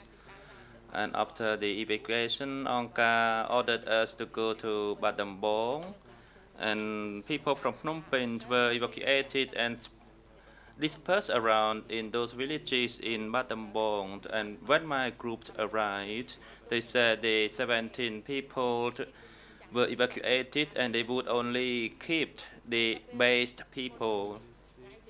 And before the evacuations, the militia or Chlop came to ask me. That person used to study with me in the same school,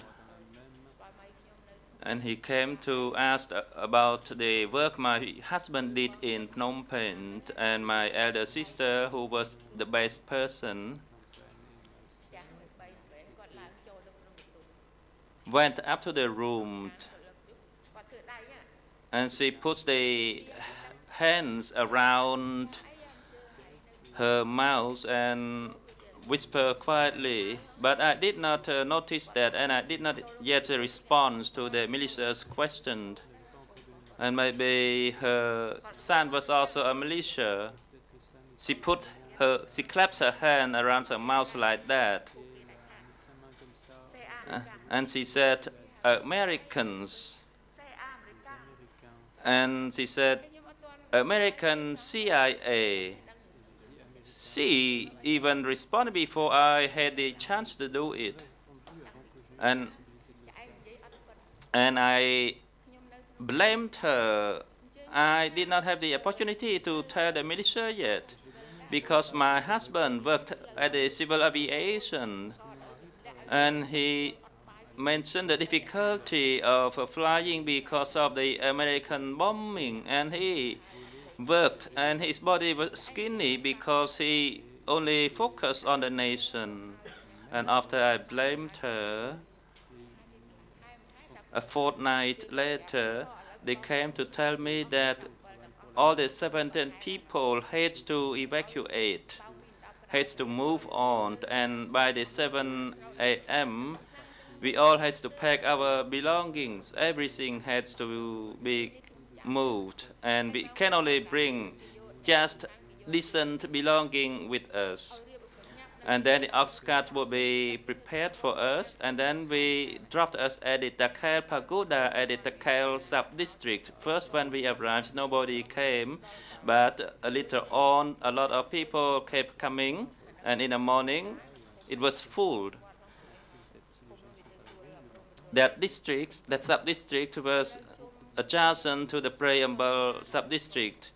We were waiting there, and the trucks were not yet arrived, and the militia man said the trucks were transporting the sick people from Kothom first, then would be at Sampan and Preamble, and then us. So we had to wait. We kept waiting, and another militiaman came up and told us, let me go back a little bit. Before the evacuation, I was thinking, I think they already prepared this plan. As Duch said, the important thing is that the revolution had to take the important prisoners, as Duch stated. First, the important prisoners, the high-ranking officers, the intellectuals, And those people will be taken to work at the district office. The alias Duch and Nguyen Heng. Nguyen Heng used to study with me. He was my neighbor. From what I knew, he was a tax collector at Psatmate, but after the evacuation, he went to his own village. So Nguyen Heng and my husband and the alias Duch worked together. On the day we were waiting to be transported to Battambang, that militiamen came to ask for the two names that Angka requested, the alias Duch and Nguyen Heng, to a meeting at the office, at the district office at Duch in Saang district. And they used a bicycle, and he seems to realize of what's going on. I kept hearing that my elder sister said, whoever requested by Angka for study never returned. I kept hearing that. So during the evacuation, the situation was like hell. We were just waiting for them to tell us what to do. And when my husband was requested, he put on his shirt and he handed a watch to me. I looked at his face and he told me, "Darling, keep quiet. This situation happens everywhere throughout the country. Just strengthen yourself and look after the children. That is I want you to do. Just educate our children." He did not say anything else because the request was urgent. I did not think of what's going to happen to him at the time. When the trucks arrived at the Kokhel Pagoda, all the people from the pagoda were called to board the truck. Then my family and the Nguyen Heng were not asked to board the truck yet, and that they would take us back to the base village. I recall it was at dusk, and it was in the pagoda. I tried to be strong. Then 2 cars arrived and transported us back to our parents' houses. After that, the wife and the children will be sent for education, as Angka has many eyes as pineapples, would monitor and track our every activity, and that we put with the regular force. I was tempered, but like the old saying say, if your fate is to be determined or to survive, then you would not be dead.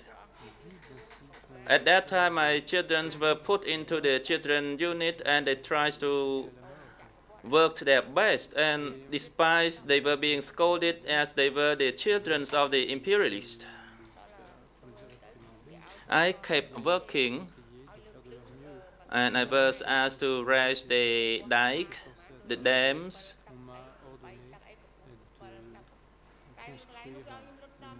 I was tempered so hard. If I mention every detail, it's going to be a long time. People said that area that we worked on has never been plowed for 4 years, so the soil was so hard. When I dug the hole, it just didn't cut through.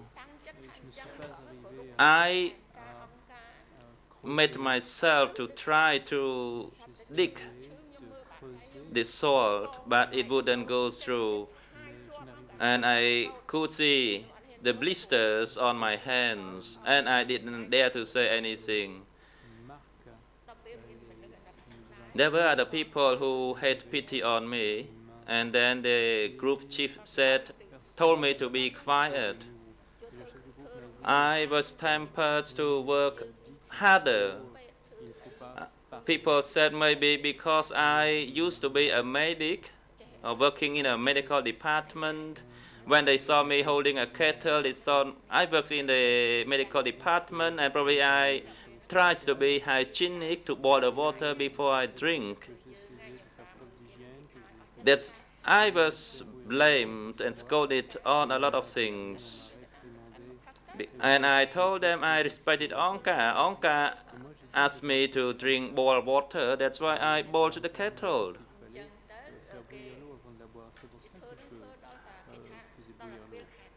And during the rainy season, there was a chief.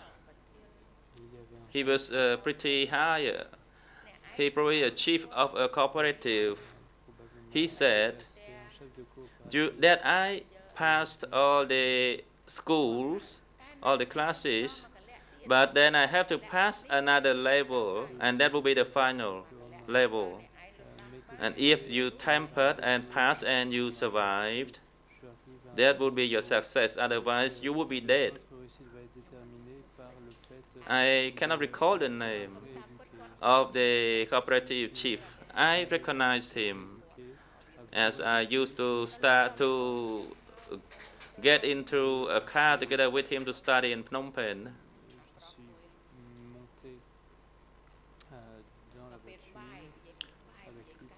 Let me just speed up a bit. I did not want to go to detail because otherwise it's going to be too long. So they tried everything to temper me, and I seem to survive. And during the day of the liberation, I heard a lot of gunfires and explosions, and we were chattering, and probably we thought the liberation would be soon. We still could hear the announcement on the loudspeaker, and when I looked at the sky, it was red from the Phnom Penh direction. Then Onka came to us and ordered us to move to the west, and that we all had to go to the west to go up the mountain. But we came from the riverside, and we did not understand the purpose of going uphill. And that we thought if we could, then we would go back to our village. And at dawn, we could go to where you wish because the chief of the cooperative already fled, and some of the chiefs already left. So I came to my village, and then my children, my 3 children came. Then we reunited, and I heard an announcement on the radio.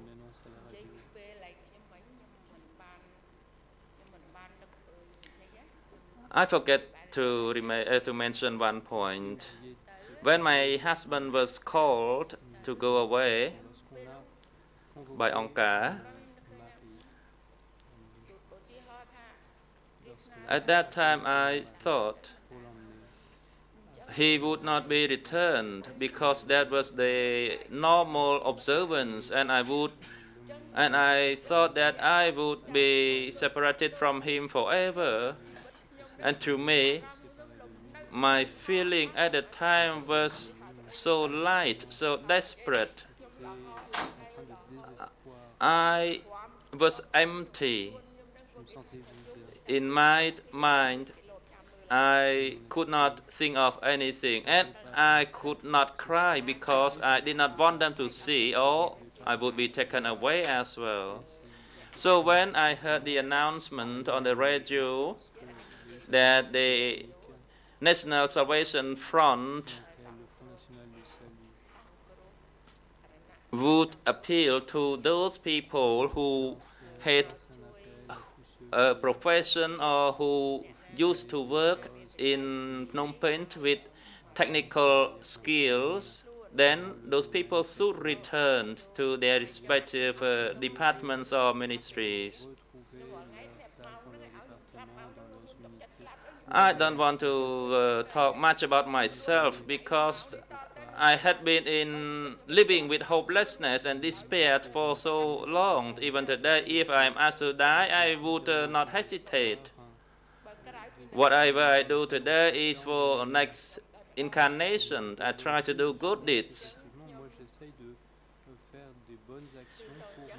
Upon hearing the announcement on the radio, I had a feeling of looking forward to the returning of my husband. Or maybe I should go to his ministry just in case that he would return back. And the best people who used to live in Phnom Penh, who were my neighbors,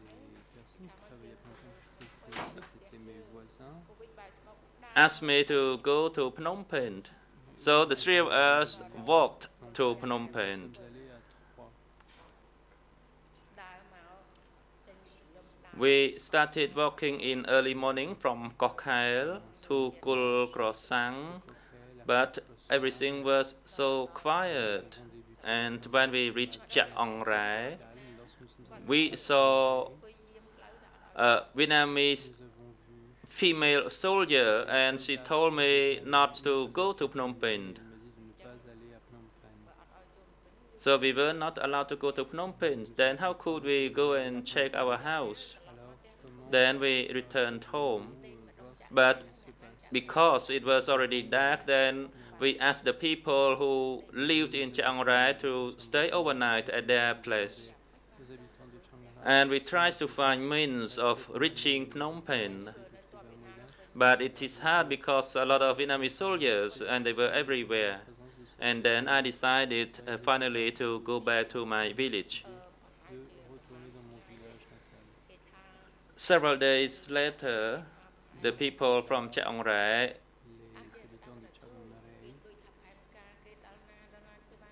told us about the plan that was announced on the radio. But for the base people who used to know the tactics and the way they could move around as they used to be fighting, then they went to collect some war spoils. When I returned home, regarding my elder sister, my first eldest sister, I regarded her as my mother after her death. I still remember my mom's words, who told me that I would be suffering after her death.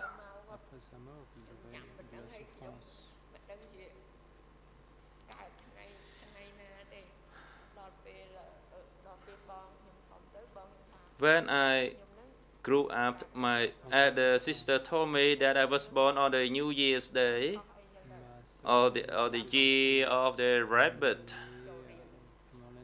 I myself could not recall my exact date of birth.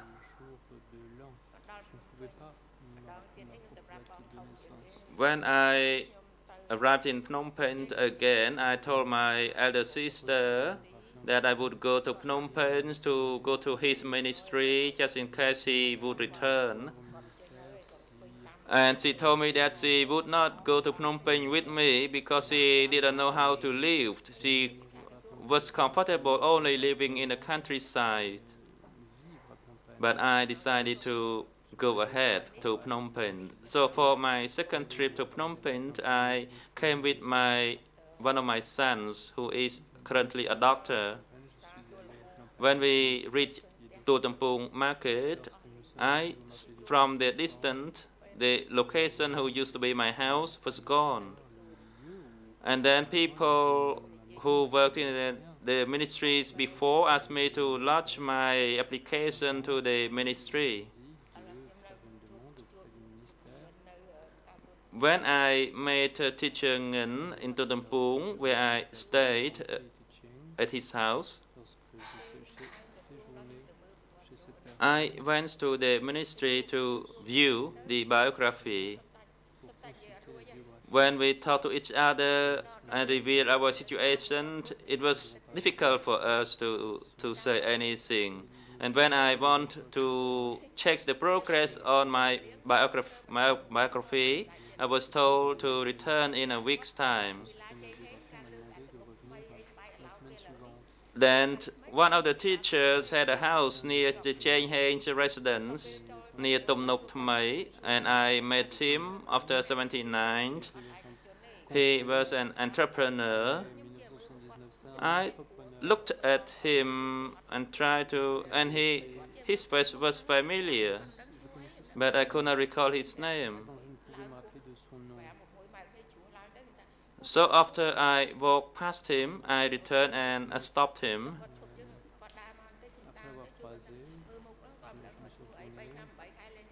I could not recall his name after the 3 years, 8 months period, and actually, he was my nephew. He told me Tia Bun Liang, and he greeted me. You can imagine that I could not recognize my nephew after 3 years and 8 months. And he himself surprisingly could not recall me. And when I told her that of my name, Tia and the wife of Tia Hau Tek, then she recognized that I was his aunt. And he asked about my husband. And after I told him, then I cried and he stopped asking.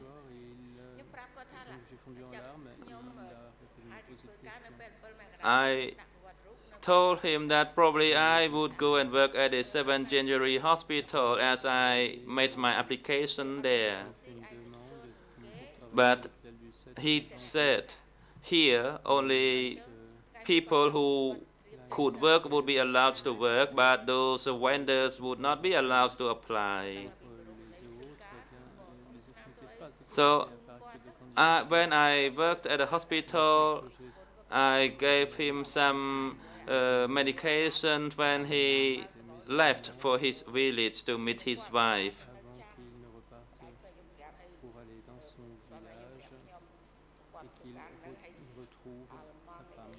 When I worked there, I worked with some other people, including a German expert. After that event, I went to work. I entered Phnom Penh in 79, and I started working at the 7th January hospital, or the Chinese hospital, in about 1980. The chief of the department held a meeting one day, and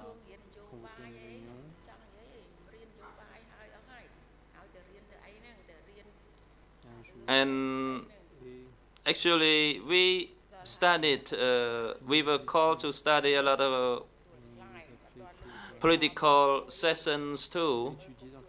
But one day the chief of the department called us for a meeting to go to S21 for a visit.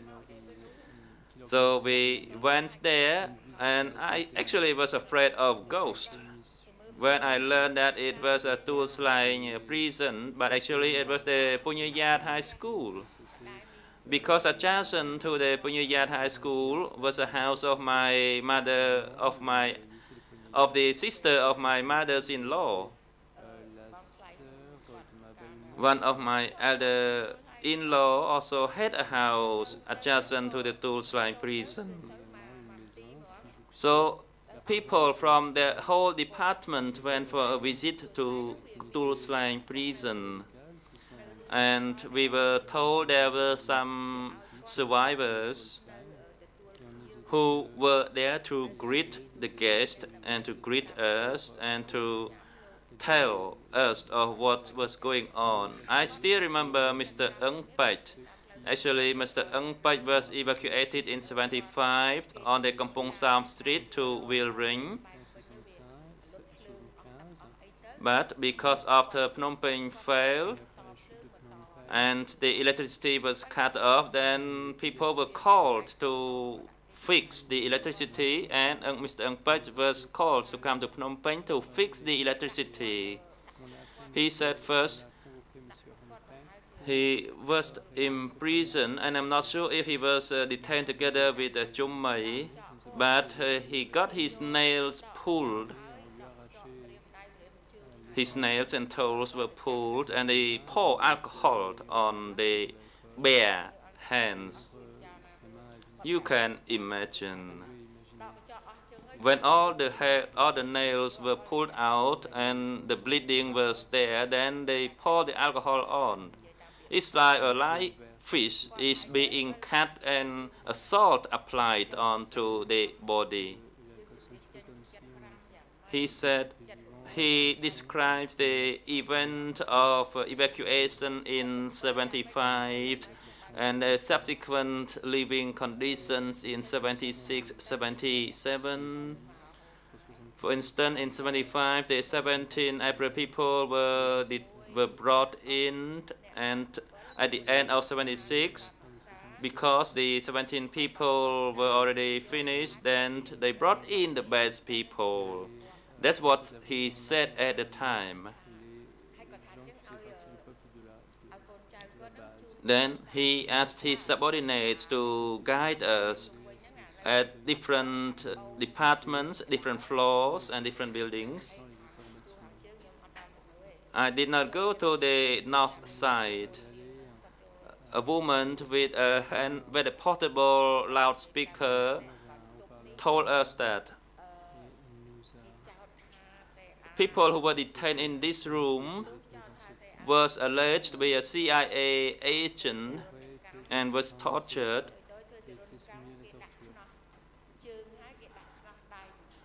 The person was handcuffed and shackled, and a rag was used to rag on his face, and you could see the blood stain still left on the floor.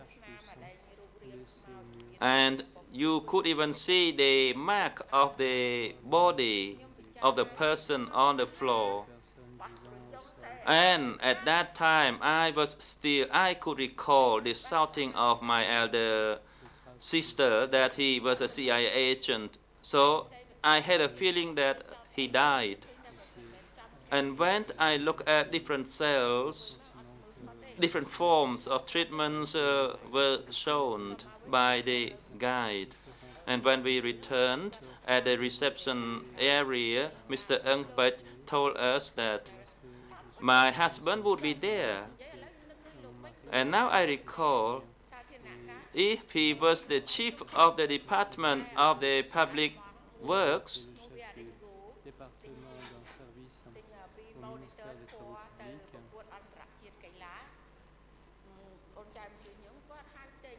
actually, when my husband worked there, he bought a big dog. And Mr. Ung Pech also had a dog. Then, because he wanted to breed his dog with my husband's dog, then he would take his dog to breed with my husband's. And I could recall that event when he talked that he worked with my husband.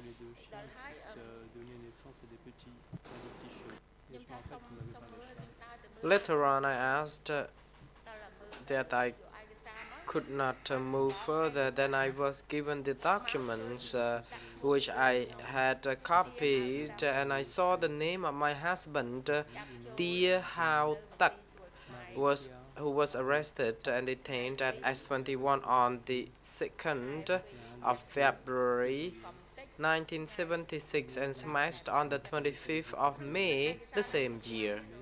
So this is the document I obtained from Tuol Sleng. And later on, I found out the name of Tia Wang Thai, who was my brother-in-law, the brother of my husband. Of course, he was the pilot. At that time, no international flights. There was only internal or national flights. Flights were allowed only within the country, not to outside world. Then I saw another person I am familiar with. And this document can be obtained at the Dual's line because they say that they could not give the document as it is part of the archive. So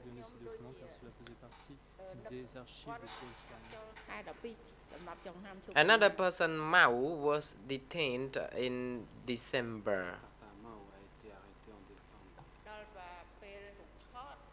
And I saw the photo during the time when I was paying the visit to the vicinity of S21, and some negatives were not yet developed, and the crew members from German promised that they would have them developed and give the photo to me, and then I got this photo. And I would like to go back a little bit. After I was called from Wat Kal, I was actually taken to my hometown. Two families were transferred to the hometown. We were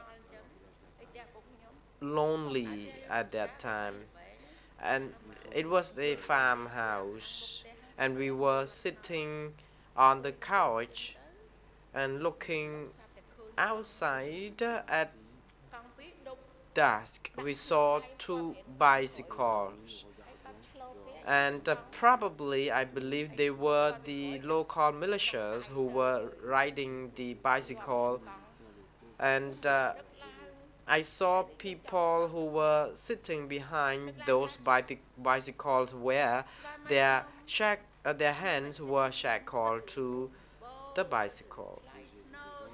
So I recall the moment my husband experienced because I actually was educated to live in a dignified family, and my husband's relative were raised in Cambodia. His name was Tia Chan, and I still pay homage to the dead soul of this person because I would pay regular visit to his tomb. And I still don't understand why my husband was handcuffed. I am here to ascertain the truth and to also ask questions why my husband, why my auntie, my mother-in-law, and my sister-in-laws, whose all siblings, 8 people in total in each family, were all smashed and drowned in the river, and they would be taken by truckloads to be smashed at the foot of the mountain. And I don't understand why the family of Sum Va or Ong Wan, their son-in-laws who were senior officials in the old regime, were also executed and killed in the pit. So each family now have only one member left. And I don't know whether this group of people have filed their complaint to find justice for their lost loved ones. But I really am thankful to this hybrid court for finding justice for us. And I really am very grateful, and I really wish you all the best, all the judges and people who really bring justice to us.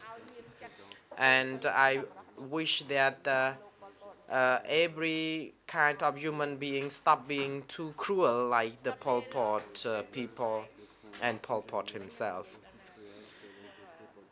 I think having said this, I may have forget where I stopped. Okay, I may move on a little bit back to the time when people were arrested and shackled.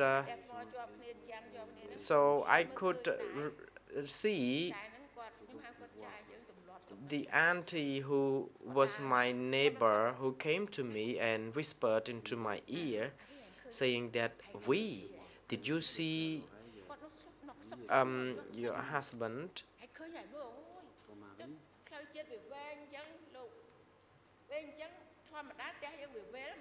And actually, our house was adjacent to one another, but we didn't have wall, we didn't have big fence, so we could see every movement or any figure moving around inside or in front of our house. And she asked me whether I saw my husband being taken away and being handcuffed. And I told her that, well, of course I saw him. I was so moved. And I told her that actually it was because of the one in our home who accused him of being CIA agent. And I think it was that person who actually paid his gratitude to Anka and then implicated my husband as the CIA.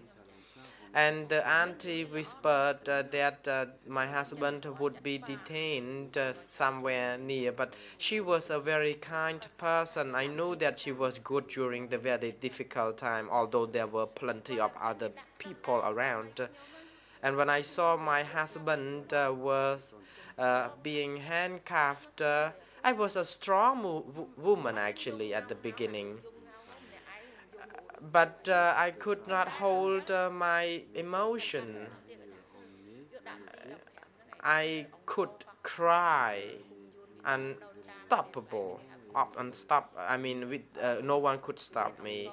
However, I tried to be strong because if I made this hurt, then people would also arrest me. I was told that my husband committed heavy offense, so he would be detained at office 15, and he, as I was told, would be offered what we call the pig meal for him. And I could imagine, and Your Honors, please help think about this. I heard about the food or the meals offered to my husband, the pig's meal, and I believe that it is very inhumane. And I try to weep in the manner that I did not really allow people to hear it, because I was afraid I would too be arrested.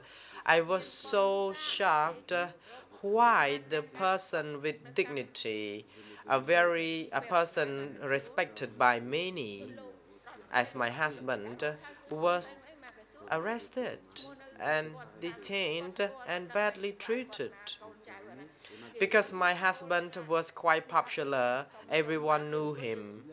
When people would like to work at the office, then my husband would be kind enough to really help them to work. Although they offered him some money, he said that if you give me money, then I would never help you, because he helped people based on his conscience.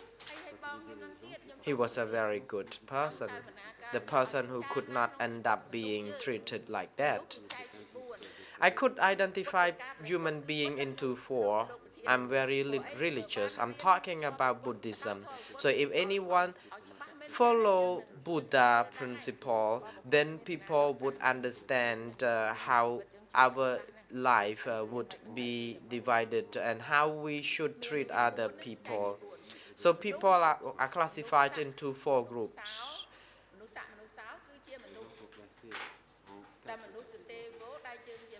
So we have a group of people who look like human beings, who have very kind heart, but some people with a human body, but with the kind of evil heart, a kind of very dangerous animal's heart.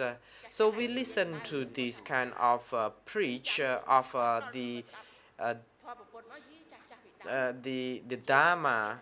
And I believe that it is quite true, because now these are the people, these were the people with the evil heart, because people who really treat people are the people like animal. How could my husband do something wrong, so wrong that he was detained? He never committed any wrongdoing. He treated the family very well. He loved everyone, and he was respected. I think a human being born the same, although we use different languages. However, human beings should treat human being equally, not like the way they treated animals. So people would like to live in dignity. People really want peace. People want to get rich. People want to have freedom and happiness. Why people who did not make any mistake was detained and mistreated? I don't understand what kind of human being those captors were, because even giving just the leftover rice to human being would not be appropriate, let alone fed them with some kind of pig food, and forced people to work endlessly and then treated them like this. And I want the world to help think about these very inhumane acts by group of people. After he was taken away, he disappeared. We never got any contact. Later on, I was taken to be tempered. I don't remember the person who took me to the paddle fields, and I had to follow him. I had to dig canals, and I had to work so hard to fulfill the quota. Otherwise, I would be smashed. And I think more than 1 million people suffered in different fashion. I experienced a difficult situation in a different mode. The President, Madame Chinnavi, since it is an appropriate time to take adjournment, and the chamber has noted that you have been rather exhausted by talking alone, and of course we are here listening to you, and we pay attention to your speech or statement, but we would like to instruct you that please, after we resume the session, could you concentrate on the linkages of the time when your husband was detained and tortured, for example, at S21, and please don't stray far away from that matter, and we will resume.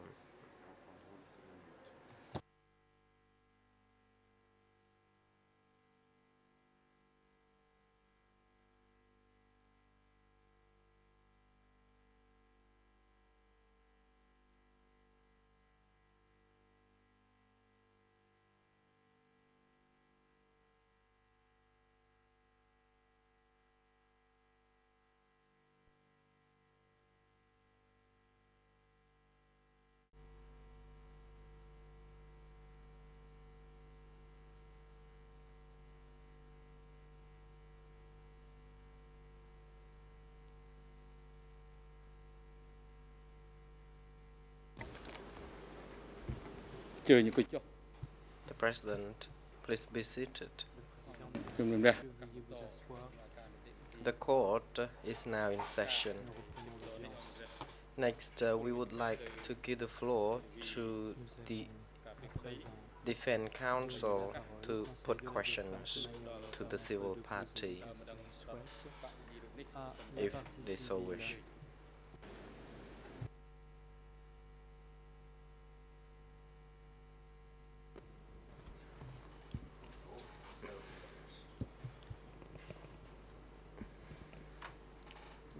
Mr. Roux. Thank you, Mr. President. Good morning. I am one of the counsels for the accused, and I wish to put a few questions to you just to clarify your statement and therefore to clarify the chamber. I read again the document that you filled out, your application, in order to join as a civil party before this court, and you were asked for a certain amount of information, and you were asked to explain or to tell us what had happened.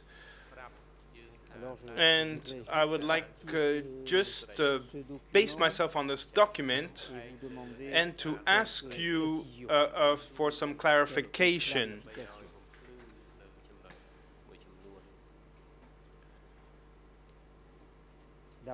First of all, you did indicate that you had volunteered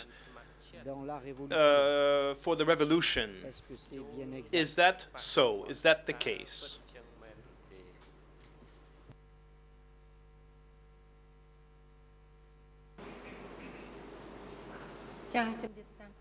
Response.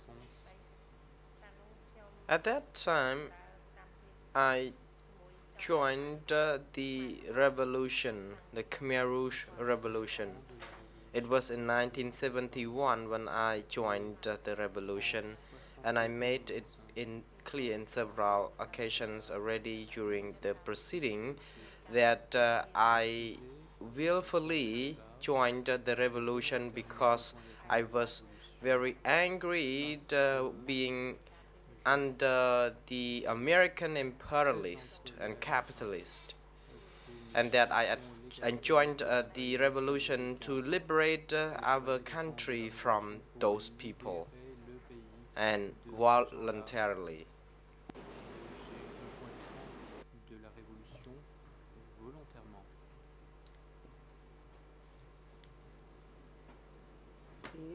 Question.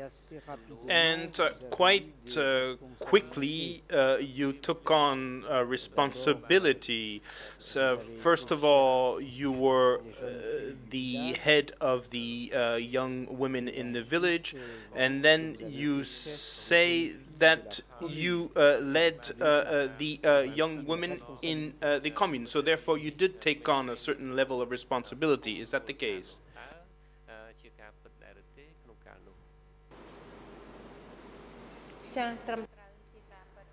Response. Yes, it is correct. Because during the time of war, youth were used to transport ammunition or food to supply the combatants in the battlefields.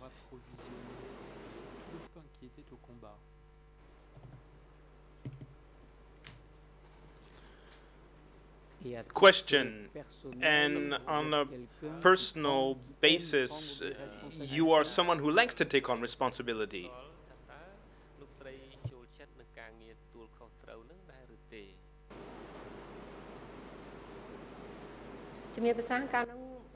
Response. I did not quite like it. It was rather complicated and difficult. When I was transferred to work in the army, I was happier than being assigned at the back line.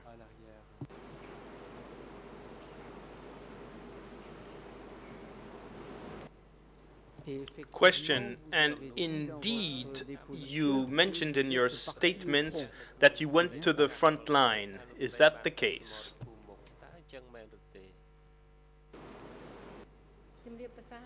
Response.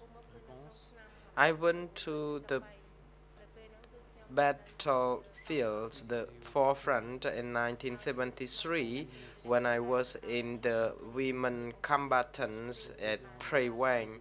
But when I worked at the East, I did not really work in the battlefields because I had to be under trainings, military trainings, until the fall of Phnom Penh in 1975.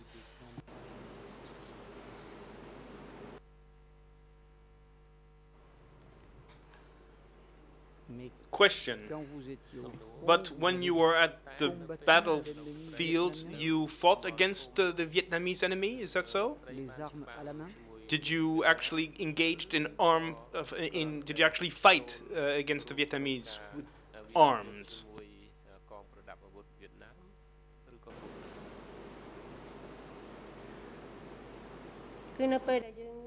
Response. For my group, we were not armed to fight the enemy. We were assigned to supply foods and ammunition to the combatants in the battlefields, and we were assigned to carry or transport the wounded in the battlefields back to the hospital. Des lieux de combat jusqu'aux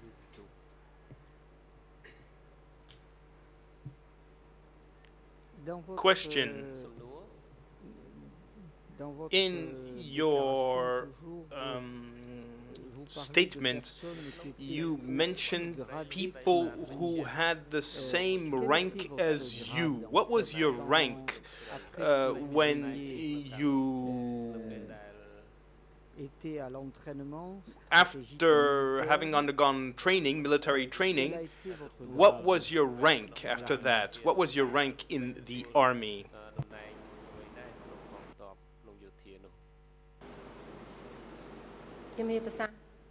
Response.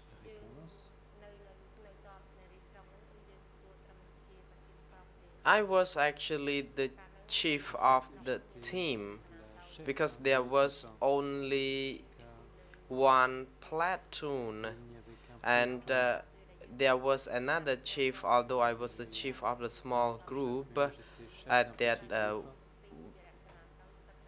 unit. At the East unit, during the trainings, we had attending trainings for 6 months until the day Phnom Penh fell, and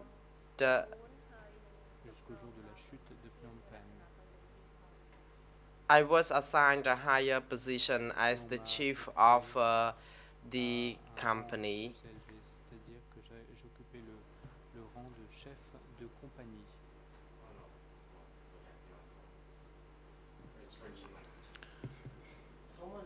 Question. So, when you arrive in Phnom Penh in April 1975, your rank was company leader. Is that the case?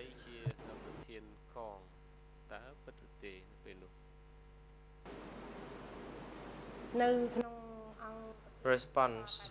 At S80, I was only the chief of women team. There were about 30 women combatants, and I was the chief in charge of transporting the ammunition, but the title was not that high. The rank was not very high.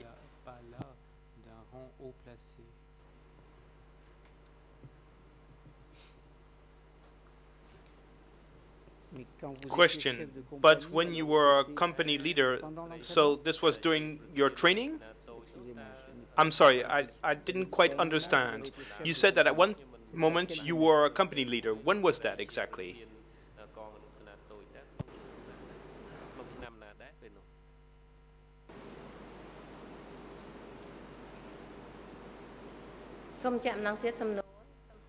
Response, could you please repeat your question?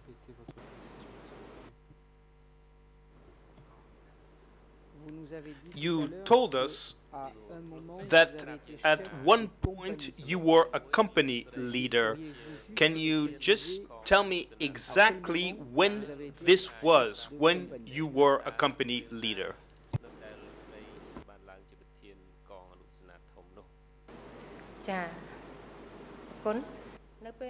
Response, it was during the time when we attended training at Office S200. At that time, there were 2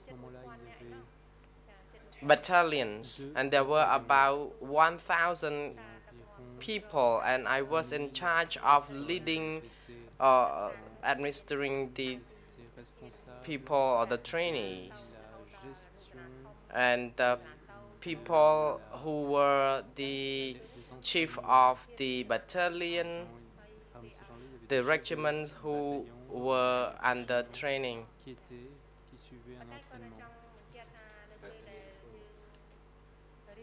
I was the chief of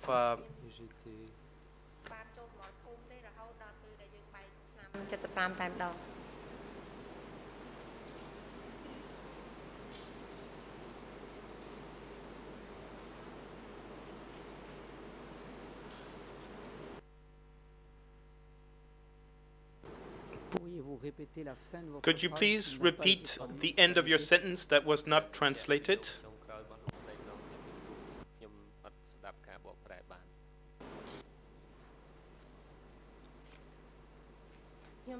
Response. In my reply to the Defense Council,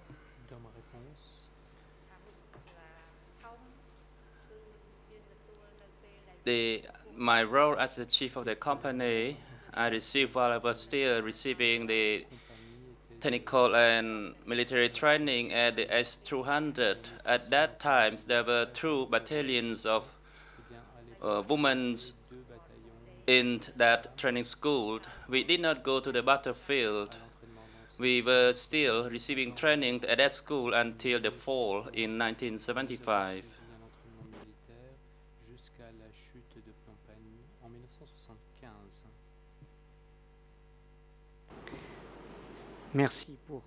Thank you for this clarification. Now another clarification. When you were in Phnom Penh, after the fall of Phnom Penh, did your unit partake in the evacuation of Phnom Penh?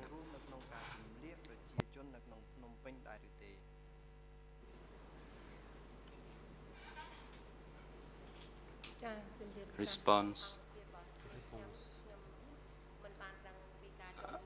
I did not know whether my unit partaked in the evacuation of people from Phnom Penh, because when Phnom Penh fell,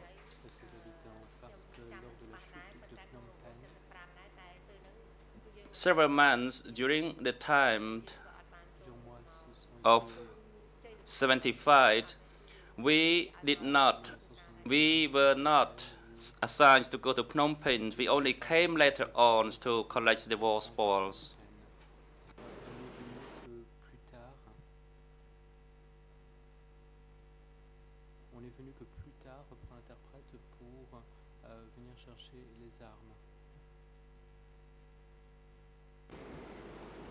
Merci pour cette précision. Defense, thank you for this clarification. Is it accurate to say that as a soldier, you loyally served the army?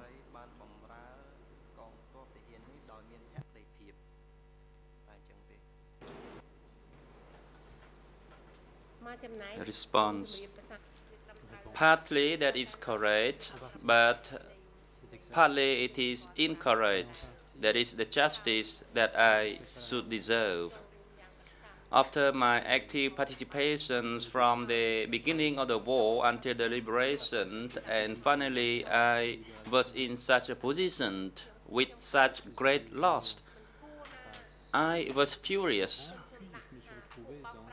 Why those people, I would say the tricksters or the cheaters, why they behaved in that fashion? I lost everything, and only I myself survived. Moi, j'étais la seule à survivre. J'ai l'impression qu'on a triché.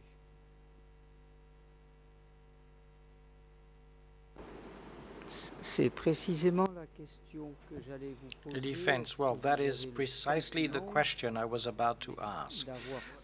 Do you have the feeling that you gave service to Ankar, but that Ankar betrayed you?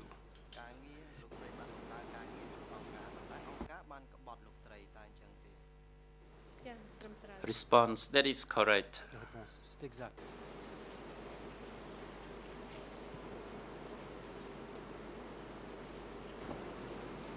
Une autre question. Defense, another question. Déclaration, In your statement, vous racontez la scène you describe l'Ankar the scene venu chercher votre mari. when Ankar came to take your husband away. Vous dites And ceci, you said the le following. 9 août On 9 1977, August 1977, a convoqué mon mari Ankar pour une éducation. called up my husband for an education. I prepared his things and I accompanied him to the truck. My husband was well aware of the fact that he was going to prison. Yet, he did not attempt to flee because he knew that if he did, his wife and his child would probably be killed. And you add, at the time, I was more than 4 months pregnant. So my question is the following. Do you believe that if your husband had indeed run away, there was a risk that you would personally be killed because you were his wife?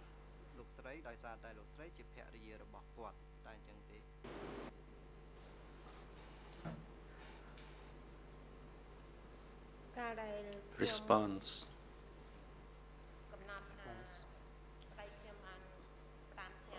When I said my husband gave me advice and asked me to look after myself, he did not say much in details. Maybe he knew that what would happen to him. He whispered to me that he would not run away. And later on, when I was told that I would be taken to be reunited with my husband, I was so happy, but in fact, no, I was not taken to see him.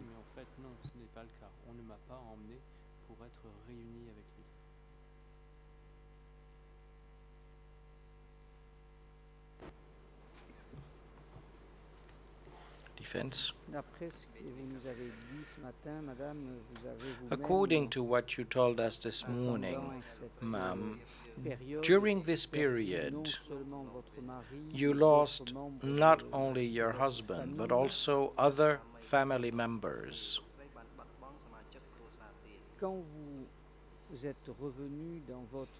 When you returned to your village, que les gens vous considèrent toujours comme quelqu'un des Khmers rouges?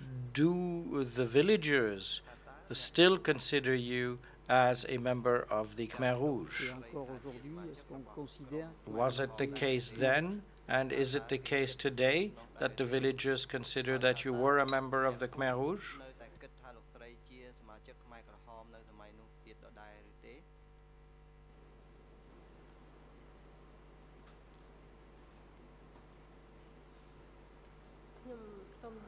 Response.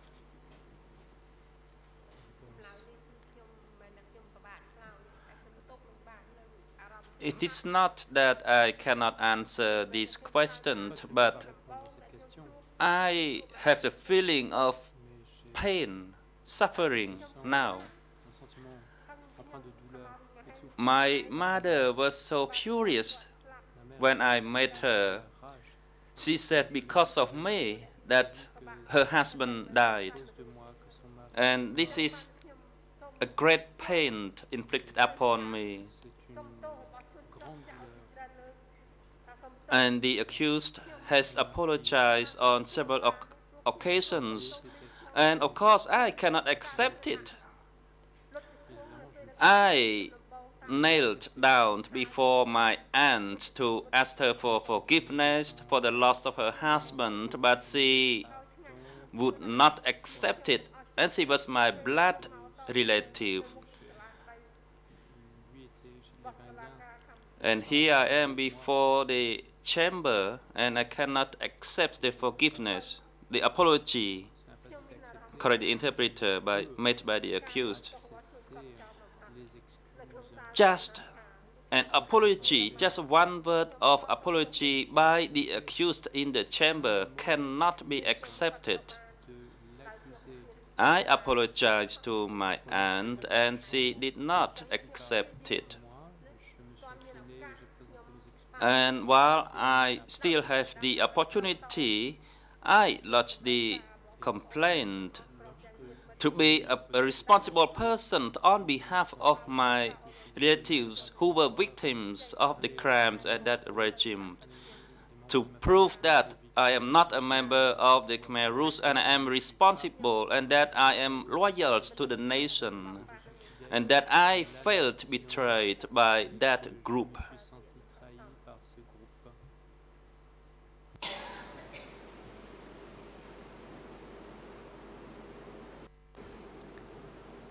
Je vous remercie, madame. Je n'ai pas d'autres questions. Defense, thank you. Thank you. I have no further questions. Thank you.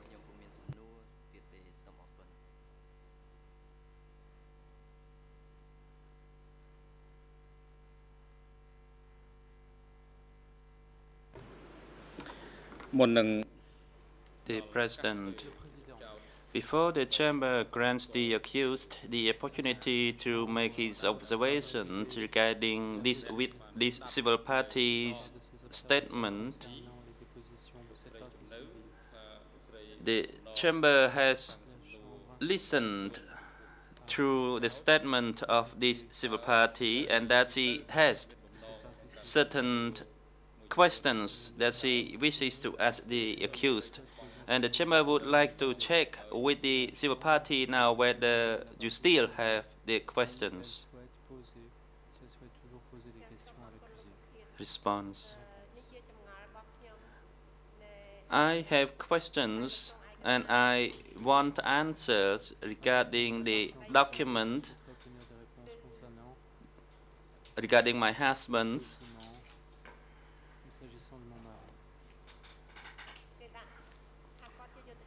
In that document, it was mentioned that he was a combatant at S62 of the logistics unit in the general staff. But I did not understand because my husband was at the S80 unit with me. So I want the accused to clarify whether this Office 62B was located somewhere near the production site in Chabaompo or somewhere in Stengtiro, and I want to have this information confirmed.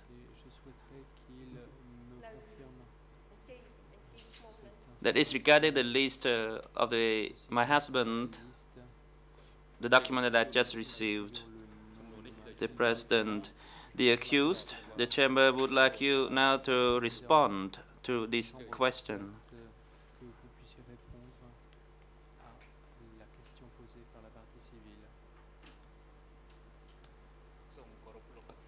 The accused, Mr. President, the S21 documents I accept all the documents that are S21 documents. The biography of Chum Neu, I accepted. And I accept the document first, and then I accept the person, Chum Neu. And regarding this document, Nu Samun, alias Sam, combatant of 62B, logistics of the General Staff. There was a logistics office of the General Staff. And I think the code 62 was often used, commonly used, Office 62. But Madame Chum Neu said there were 3 people managing that office. That is Pon, whom I clearly knew, and Comrade Mode, I knew him as well, and Comrade Tum. So 62 or 80, it doesn't matter, because I acknowledged it, that Mr. Nu Samun or Nu Nguyen actually victimized at S21 and died.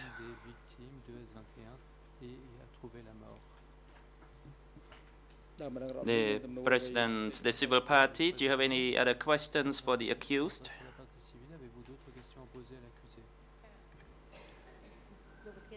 Response. I cannot think of any questions at this stage, Mr. President. Thank you for the opportunity.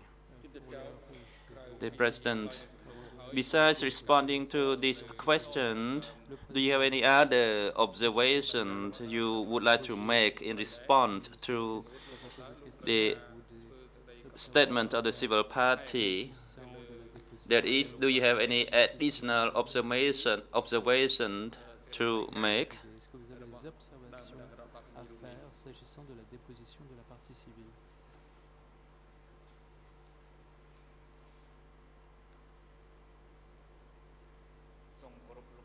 The accused, Mr. President, I acknowledge all the suffering of Madame Chum Neu, who reported to this chamber for the period that she suffered at the pre-SAW office or S24 until the 7th January 79. And later on, she fled along with me. What was strange to me from my recollection are in 3 parts. First, Madame Chum Neu saw me walking and inspecting people transplanting. I never did that. And that I went to pre-SAW seeing, or that she saw her. No, I did not let those people see me. I went to pre-SAW and on the 4 occasions. And that later on that I asked her to come to me and that I point my pistol at her temple. That was not true. I never pointed a gun at anybody in that fashion. I had several subordinates who could make arrest or who could reprimand other people. And in the Hong Tnau village, that was the village of my wife, I walked without food for 2 days. I reached her house and slept and stayed. And then I ate and I regained my strength. And then I came back to counterattack those people. So I did not pay my attention to the minor issues relating the female combatant. And for the suffering of the people from the East Zone, as well as the combatants, I acknowledge their suffering. This is my response, Mr. President.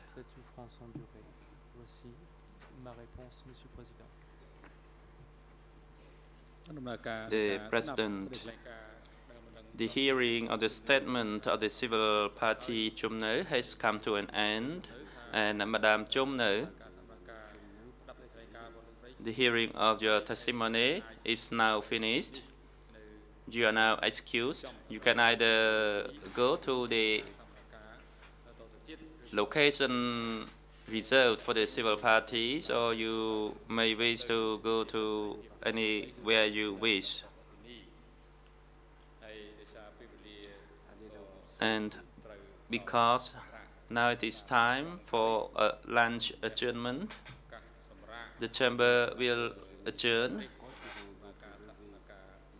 for this morning's hearing, and the chamber will resume in the afternoon starting from 1:30 to hear the testimony, statements of two civil parties as scheduled. Security guards take the accused back to the detention facility and bring him back to the chamber in the afternoon before 1:30 p.m. The hearing is now adjourned. All rise, says the graph here.